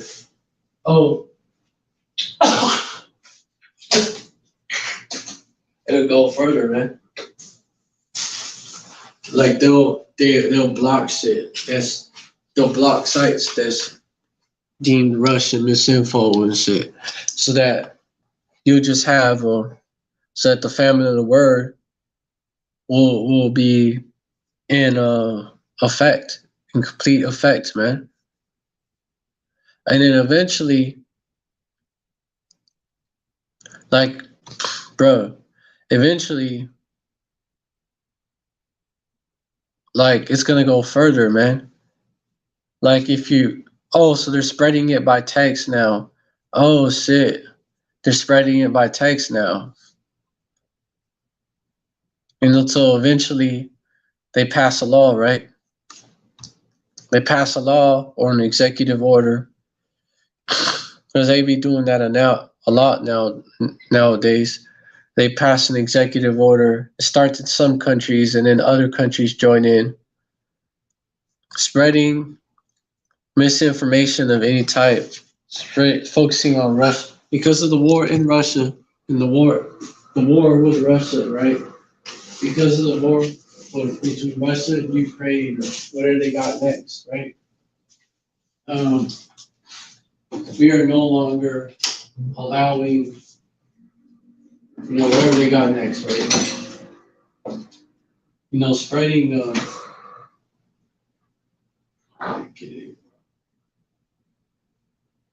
spreading misinformation is now considered to be like a crime punishable by this amount of years in jail, So now they start penalizing motherfuckers for doing that. Now it's like an actual law, or it's an executive order. We gotta penalize these people, man. Make it illegal. Now they actually make it illegal. They may stage some event as well. If it's not getting enough support like that, they may stage an event. This is because this man, he was listening to, these people online, it could be the brothers, they could have named directly. He was listening to the Hebrew Israelites online, and started this. Tragedy, man. Tragedy that always hits people. Basically, like, they use the emotion after the tragedy to pass the law.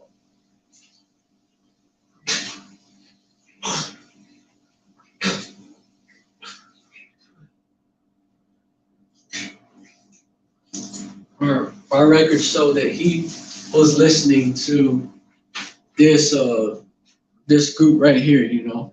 He was listening to these people on YouTube known spreaders of misinformation.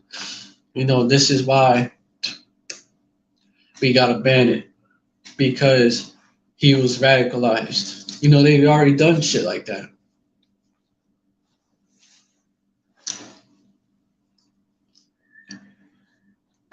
A false flag event, that's what it's called. And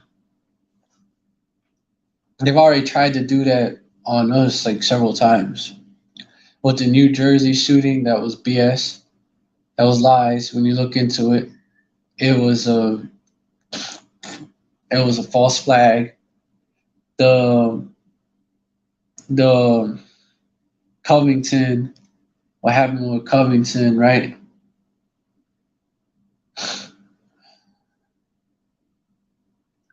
The Covington Catholic kids, you had the Hebrew Israelites there, man, and they was demonized.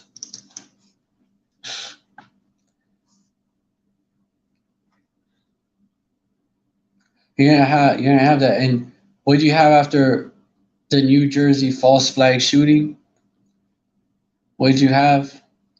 You had and they said it was so-called anti-Semitic, which doesn't make sense. Because first of all, it's Shemitic. Second of all, we're Shemitic.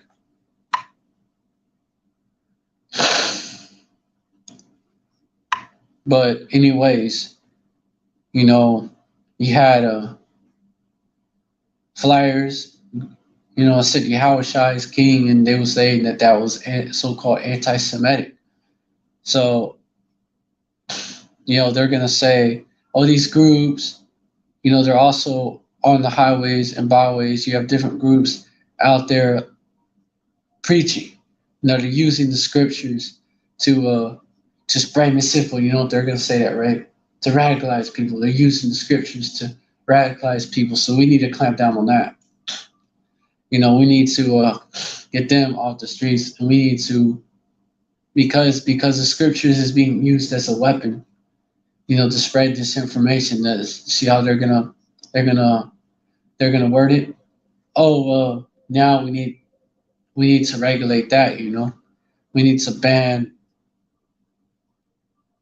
We need to ban this version of the Bible because it's being used. And it may start like that. We need to ban this version of the Bible because it's used to spread misinfo. Eventually, full on banning the scriptures.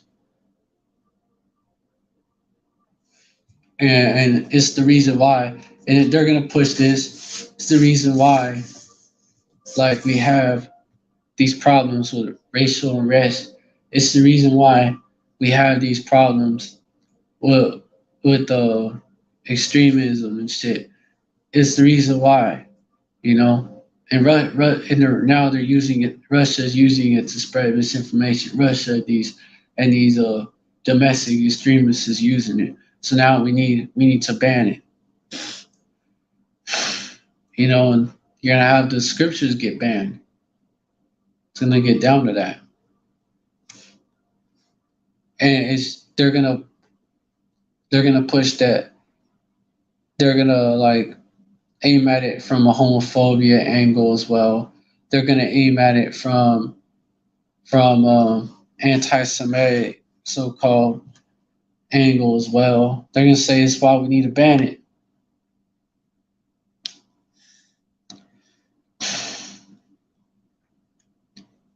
It's just gonna go down the line, And if it's taking too long, which these devils are in a rush, man, to stop our people from waking up.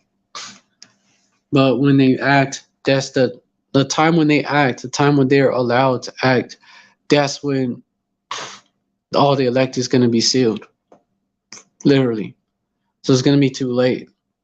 But yeah, this devil, it all goes back to prophecy. All this goes back to prophecy. Revelation 12:12. Therefore rejoice, ye heavens. Like all these topics, you go into a certain topic and it eventually links up to prophecy. Revelation 12:12. Therefore rejoice, ye heavens, and ye that dwell in them. Woe to the inhabitants of the earth and of the sea, for the devils come down unto you having great wrath, because he knoweth that he hath but a short time. So therefore rejoice, ye heavens, and ye dwell in them, ye that dwell in them. Oh yeah, the point, because this devil's falling from that, that high estate. He's been in heaven, right? That high estate, and now he's falling. And now he's falling because he's getting exposed, to the earth and to the sea. For the devil is come down unto you having great wrath, because he knoweth that he hath but a short time. And he's going to come down with great wrath. And, he may, it's looking like this devil might pull a cyber attack on the grid and say that Russia did it.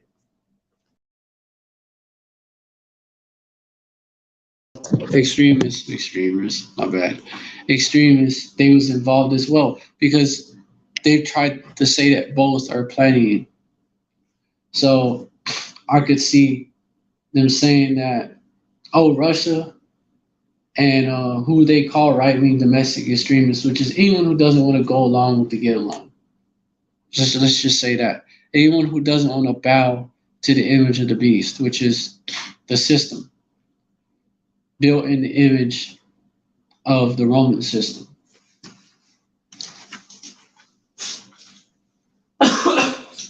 That's what it is.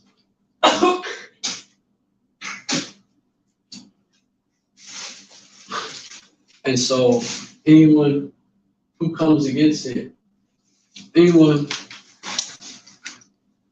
who comes against it won't bow to the image of the beast pursuant to Revelation chapter 13,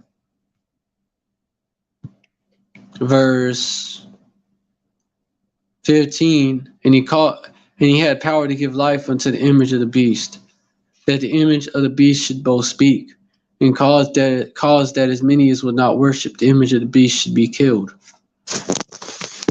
And this is also this being fulfilled as well, man, because that's who they're going to blame this on, so that they have the justification to go after anyone who won't worship the image of the beast. I had an individual walk up to me and tell me about the mark of the beast as being forced, it's going to be forced, and he was right about a lot, about this pandemic leading up to it and all that. The jump shot, people having to line up and take it, being pressured to line up and take it, required in some areas. That all being linked up, and then now the cyber pandemic. He's basically was going into that. Where there's going to be a cyber attack, and then they're going to implement this shit, man.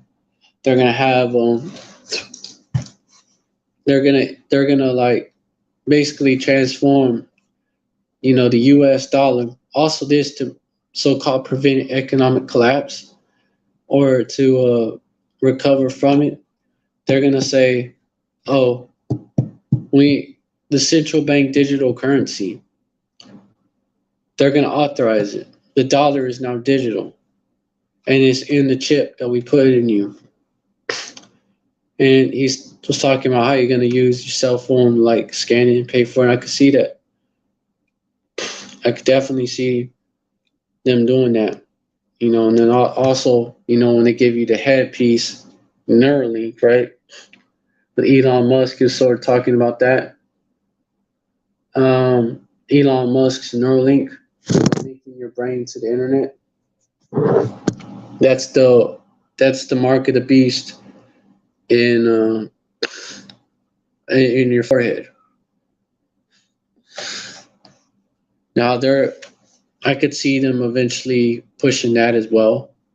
Oh yeah, we need to get that in your forehead, and what you have on your cell phone. Oh, that's to replace it. That's to replace it as well. It's in your head now. And then because now you can virtual virtually basically your mind will be linked to virtual reality, and you can virtually shop using your own thoughts type shit. Virtually shop using your own thoughts, virtually do it all. Just live in a virtual world. And Esau's virtual world that he created for you to live in, the virtual plantation. Verse 16, and he calls it all both small and great. That's all it is. And he calls it all both small and great, rich and poor, free and bond, to receive mark in their right hand or in their foreheads. In their right hand or in their foreheads. And so when you look at it, that's what it is, the charagma, the karax. That needle is like a palisade injecting that shit in you, bro. And it's like it's going down the palisade when they injecting that shit in you. And it's sharpened, like Esau staking his claim to you. And he's putting that brand mark in you. That's what he's doing.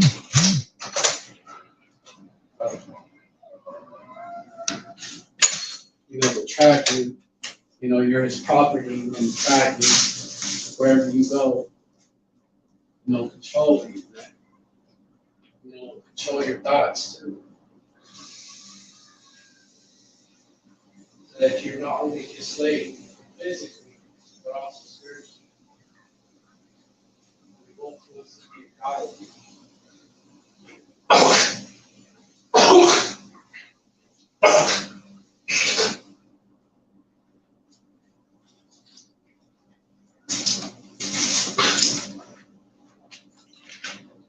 The so-called white man have a God complex. Heard it? You heard it? So-called white man have a God complex. That's why he's doing all this. He wants to be like the Most High, controlling your thoughts too. That's what the Neuralink is about too. The Neuralink tied to that. They could literally, they would eventually want to make it so that your thoughts will be censored, bro. Eventually, your literal thoughts will be censored. First, punishing you for having those thoughts, but eventually, you won't even have the option to have them. Those thoughts will be censored.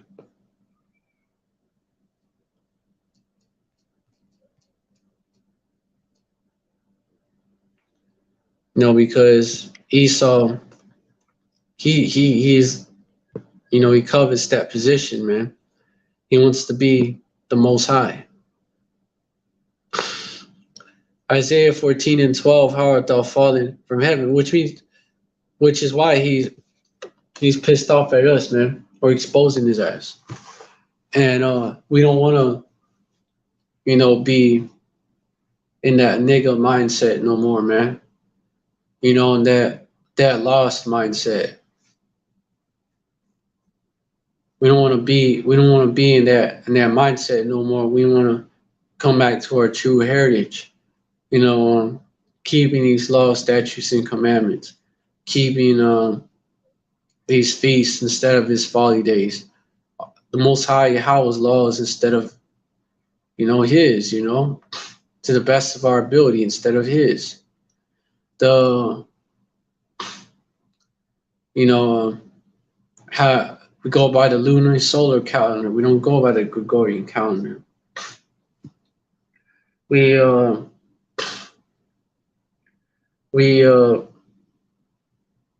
keep the holy days of the scriptures. We don't keep these folly days they pushed out. This is what we eat. We don't eat pork, shrimp, crab, and lobster, man. We keep the dietary laws of Moses, that healthy Hebrew diet, to the best of our ability. You got a bunch of these trolls, man, I'm telling you. The troll bots posting links on my comment board. That shit always happens. This is why probably Esau behind it too. He wants to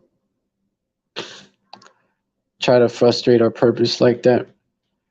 And this is why we don't take part in man, who the fuck is this? We don't take part in busy right now.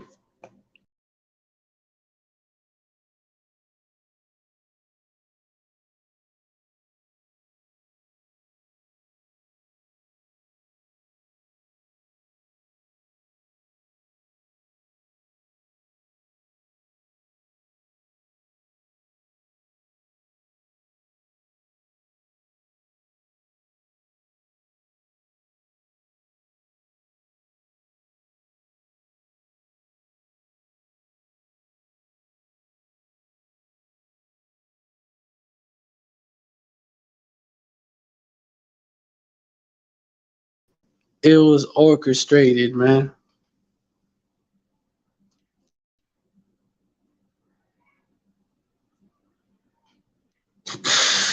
I'm telling you, this devil don't like it whenever you bring out the truth.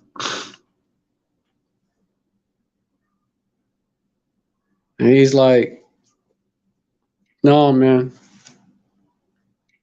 we gotta.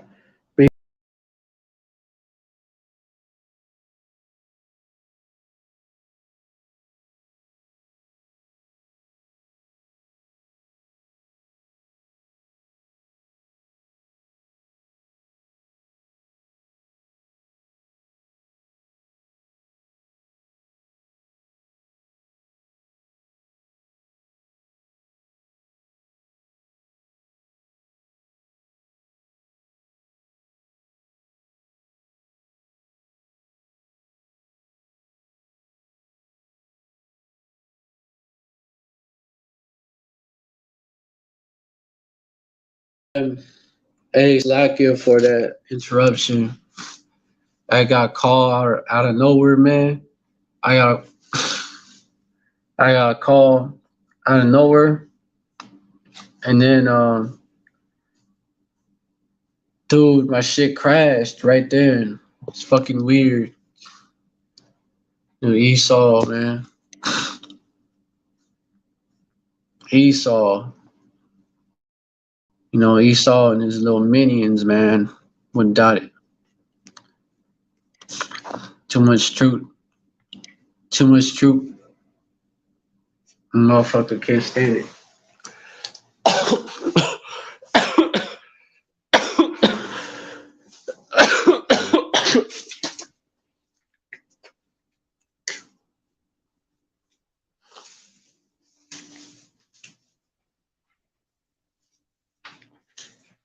But anyways, what I was going into was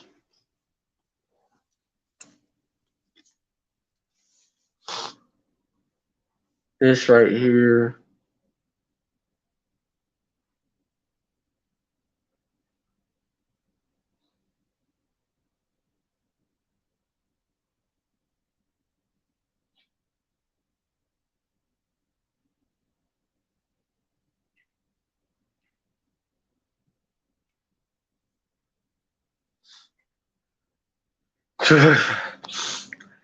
This is why Haman, this is why Haman said he said, man. But this is how Esau feels about us, man, in a nutshell. Esther 3:8 for what we're doing right now. And Haman said unto King Ahasuerus, there's a certain people scattered abroad and dispersed among the people in all the provinces of thy kingdom, and their laws are diverse from all people. Neither keep they the king's laws.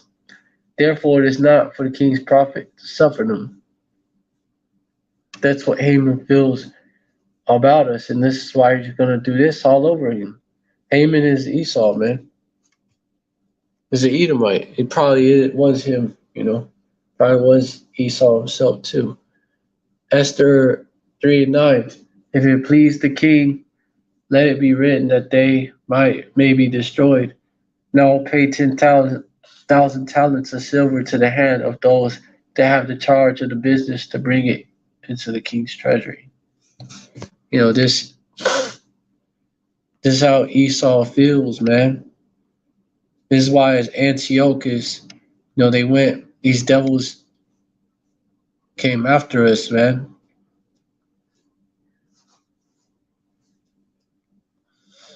Tried to fucking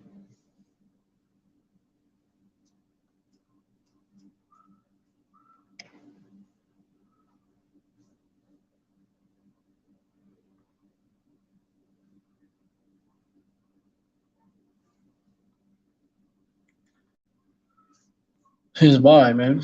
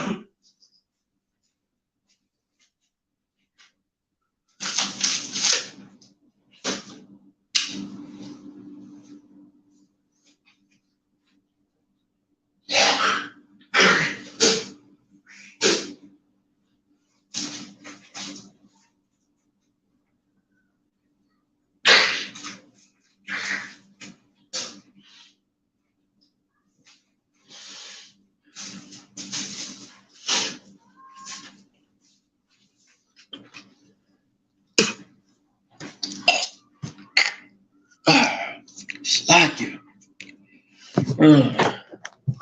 My bad. We had that. Okay, so hold on.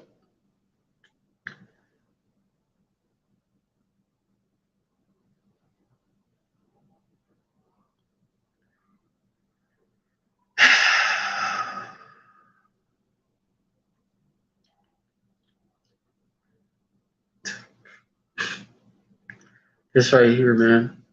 Moreover, King Antiochus wrote to his whole kingdom that they should be one people. 1 Maccabees 1 verse 41. Verse 42. So verse 42, and every one should leave his laws. So all the heathen agreed according to the commandment of the king. Verse 43, yeah, many also of the Israelites consented to his religion and sacrificed unto idols and profaned the Sabbath.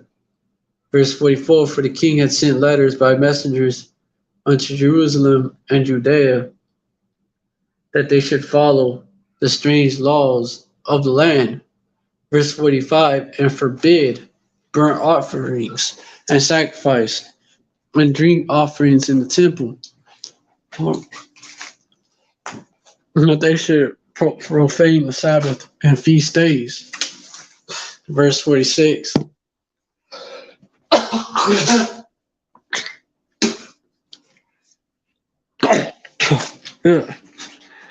And pollute the sanctuary and holy people. Verse 47, set up altars and groves and chapels of idols and sacrifice swine's flesh and unclean beasts. Verse 48, that they should also leave their children uncircumcised and make their and make their souls abominable with all manner of uncleanness and profanation. Verse 49, to the end they might forget the law and change all the ordinances. Verse 50, and whosoever will not do according to the commandment of the king, he said he should die. So this is what these devils did, man.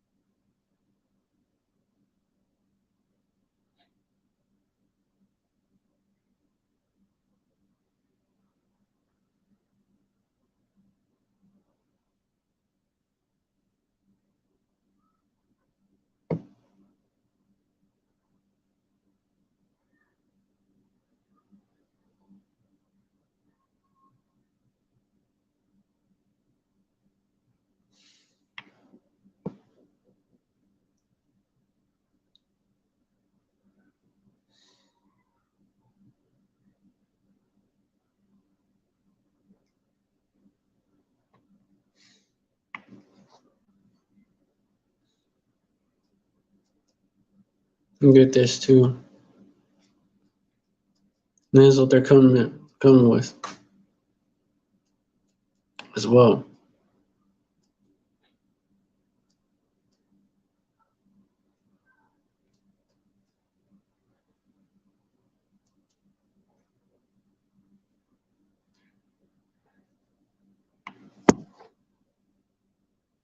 Second Maccabees 6 verse 6. Neither was it lawful for a man to keep Sabbath days or ancient feasts, or to profess himself at all to be a Jew. Yep.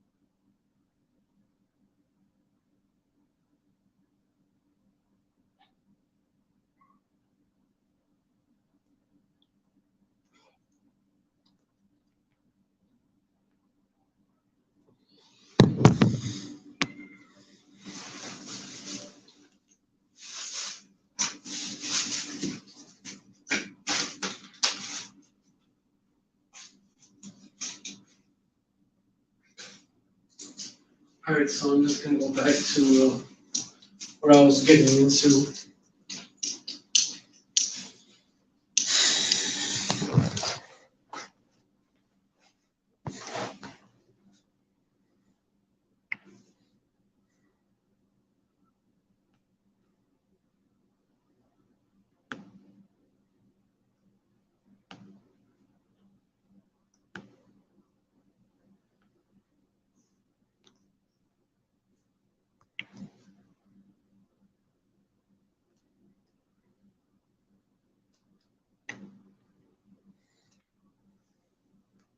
Pasach, right?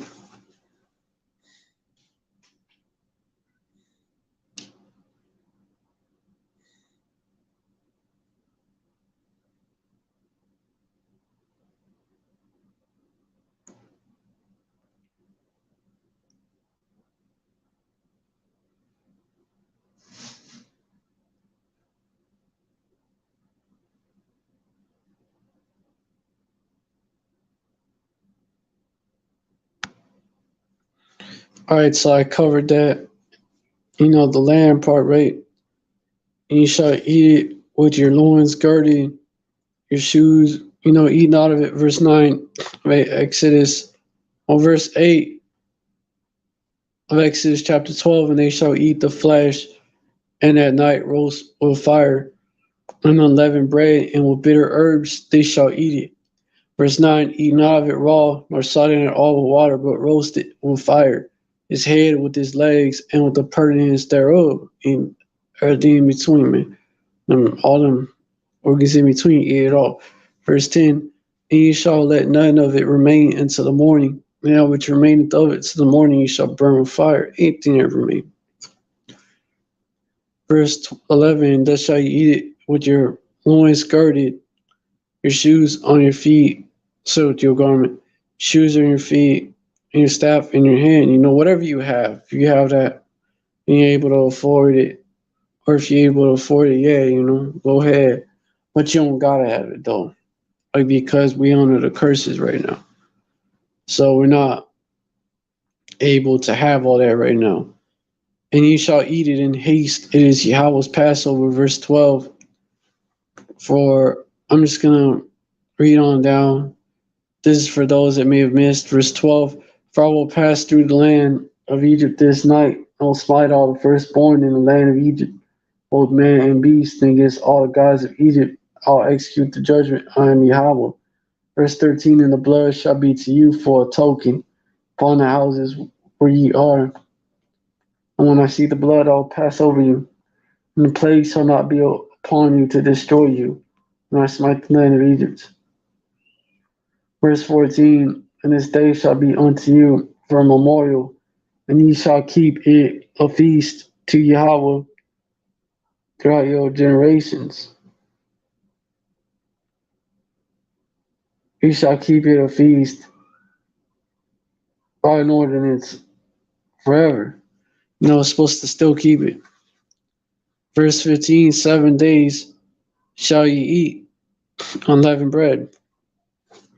Even the first day you shall put away leaven out your houses. For whosoever eateth leavened bread from the first day until the seventh day, the soul shall be cut off from Israel.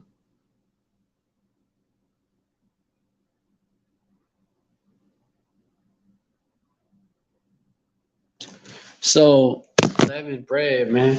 That's that unleavened bread feast, man. 7 days shall ye eat unleavened bread. Even the first day you shall put away leaven out of your houses. For whatsoever eateth leavened bread from the first day until the seventh day, that soul shall be cut off from Israel. Verse 16. And the first day there shall be a holy convocation. Let me get what that means.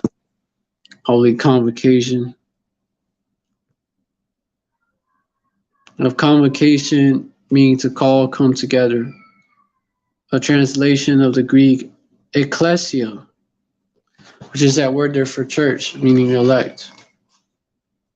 Meaning a gathering. The gathering of what? The elect. It's a group of people formerly associated. So, you see where it links up. It's a group of people formerly assembled for a special purpose, mostly ecclesiastical or economic or academic. Ecclesiastical simply means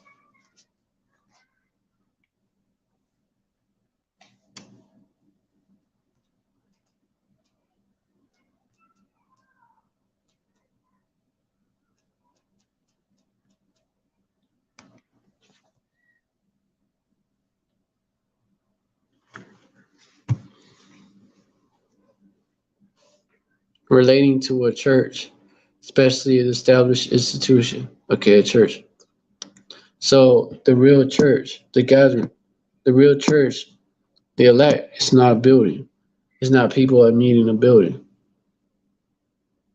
It's not these so-called churches out here. It's yeah, it's talking about here, in the scriptures, because you got a book Ecclesiasticus, right? Talking about it's really the church that it would be talking about. Okay, Ecclesiastes. Okay, the word ecclesiastic has origins in the Greek word Ecclesiastes, meaning speaker in the assembly or church. An assembly or church. So assembly, gathering, ecclesia, right? And which you see it there, You see that has a root in that word. Can be used to describe someone associated with a church, such as a cleric or priest. We're the true church, and we're the true church in the Most High.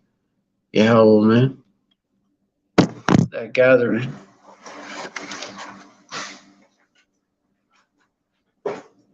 Not not not them not them so-called churches. Uh, busy. Not them so-called churches.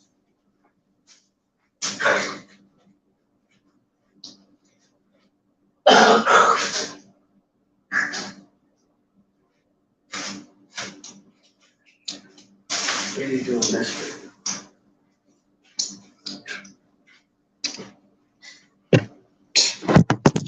So all that other shit had to wait.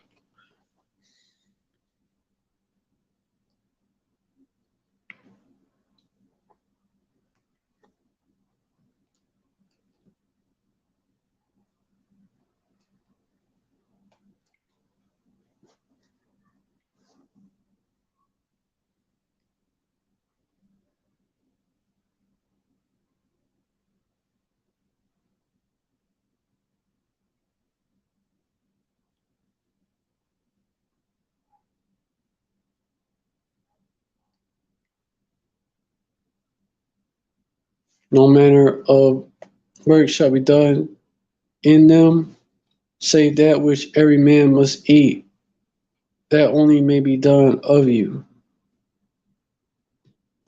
In the first and in the seventh.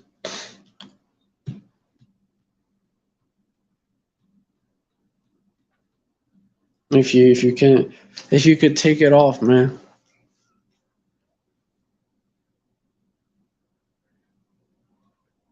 And do what you can do. We rehearsing the righteous acts again.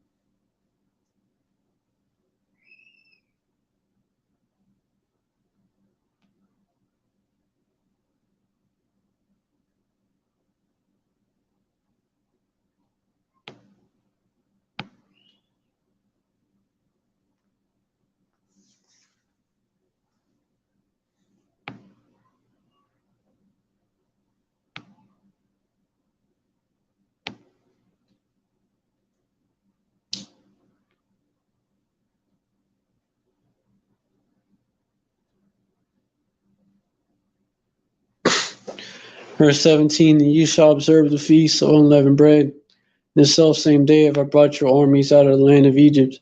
Therefore shall ye observe this day for in your generations by and observe an ordinance forever. Verse 18, in the first month on the 14th day of the month at evening, same thing. You shall eat unleavened bread until the 1 and 20th day of the month at evening. Verse 19, 7 days shall there be no leaven found in your houses, for whosoever eateth that which is leavened, even that soul shall be cut off from the congregation of Israel, whether he be a stranger or born in the land. Verse 20, you shall not eat nothing leavened, in all your habitations shall you eat unleavened bread. Yeah. Let me get down to it. Verse 24, and you shall, someone want to get here, you shall observe this thing for an ordinance to thee and to thy sons forever. Verse 25, it shall come to pass when you shall come to the land which Yahweh will give you, according as he has promised, that you shall keep this service. Verse 26, and it shall come to pass when your children shall say unto you, what mean ye by this service? Verse 27, it is a sacrifice of Yahweh's Passover, who passed over the houses of the children of Israel in Egypt, when he smote the Egyptians and delivered our houses, and the people bowed their head and worshiped. Yeah, we supposed to be like this while we do it, letting you know why we do it.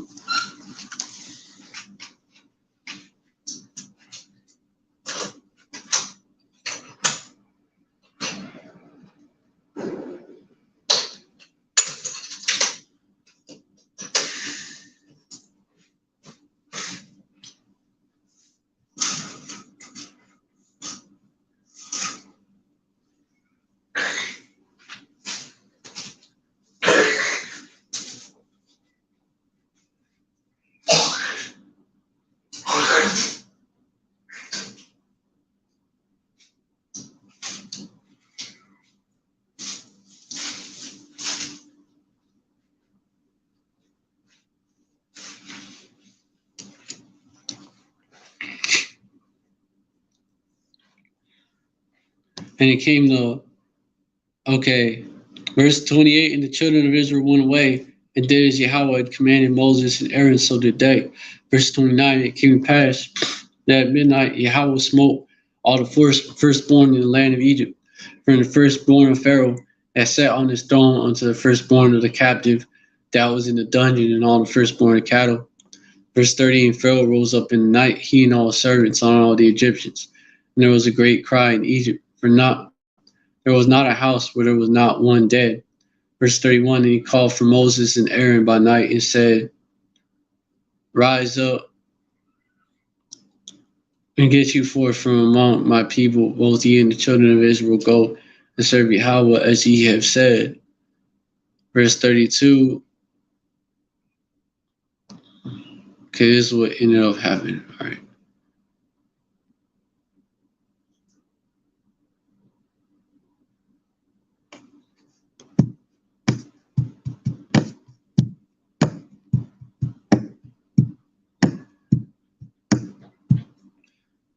And go and serve Yahweh as ye have said. Verse 32, also take your flocks and your herds, as ye have said, and be gone, and bless me also. Verse 33, and the Egyptians were urgent upon the people that they might send them out of the land in haste, for they said, we be all dead men.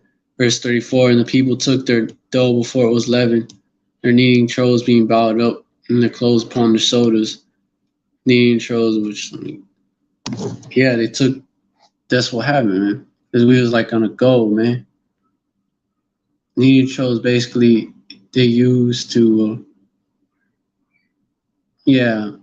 it's a vessel in which dough, after being mixed and leavened, was left to swell or ferment, being bound up in their clothes upon their shoulders. Verse 25, and the children of Israel did according to the word of Moses, and they brought of the Egyptians jewels of silver and jewels of gold and raiment.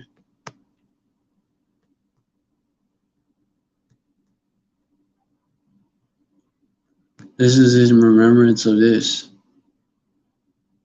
Verse 36, and Yahweh gave the people favor in sight of the Egyptians, so that they lent unto them such things as they required, and they spoiled the Egyptians. So yup, they had that feast. They had that feast. And the 7 days on unleavened bread. That was the first one right there. That's we do that to remember that. Fuck. So, all right. So with that, hold on.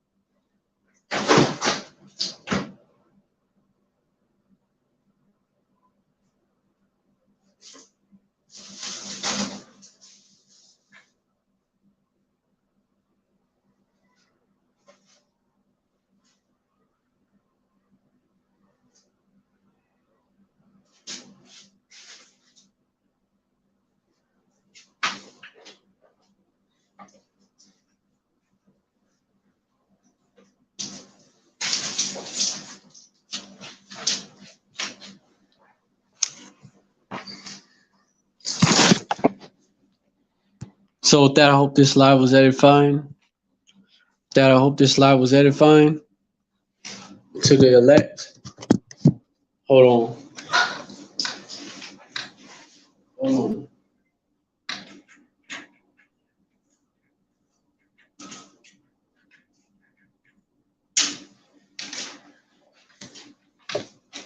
I want to give all praise to Yahweh Bahashim, Yahweh Shai Bahashim, Rakakadash. Double honors to the apostles and elders of Great Millstone who rule well. Salutations to the Akim out there, spreading this truth like wildfire in all truthfulness and in all sincerity. And shalom to the real sisters out there. Well, the rest of the elect, which would include them. Shalom. Stay strong.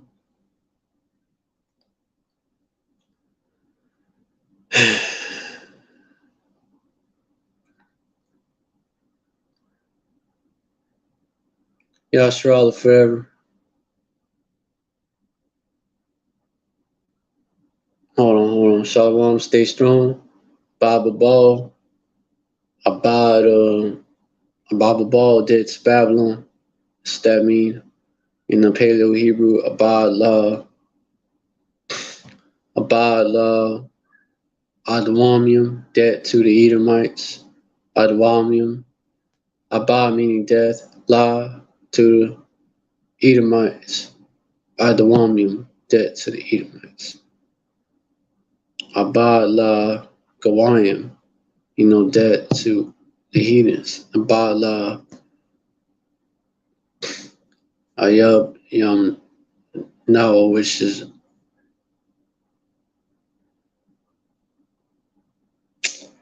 the enemies, man. But the 2/3, it would include the 2/3 of Israel, the wicked 2/3, who are enemies of the Most High Yahweh. That's our enemies. And Yahweh Zah, out of the 2/3, not 2/3, one of the 2/3, 1/3 is dead. We all hope to be of the elect. Bagusha, Bagusha, Bagusha. Bring it soon. Shalom. Bring it soon. Yahweh Shim Yahushai. Bagusha, Bagusha, Bagusha. Tawada. Swaba Man. Shalom. Stay strong. Yeah. Stay strong. And Yashar forever. Shalom.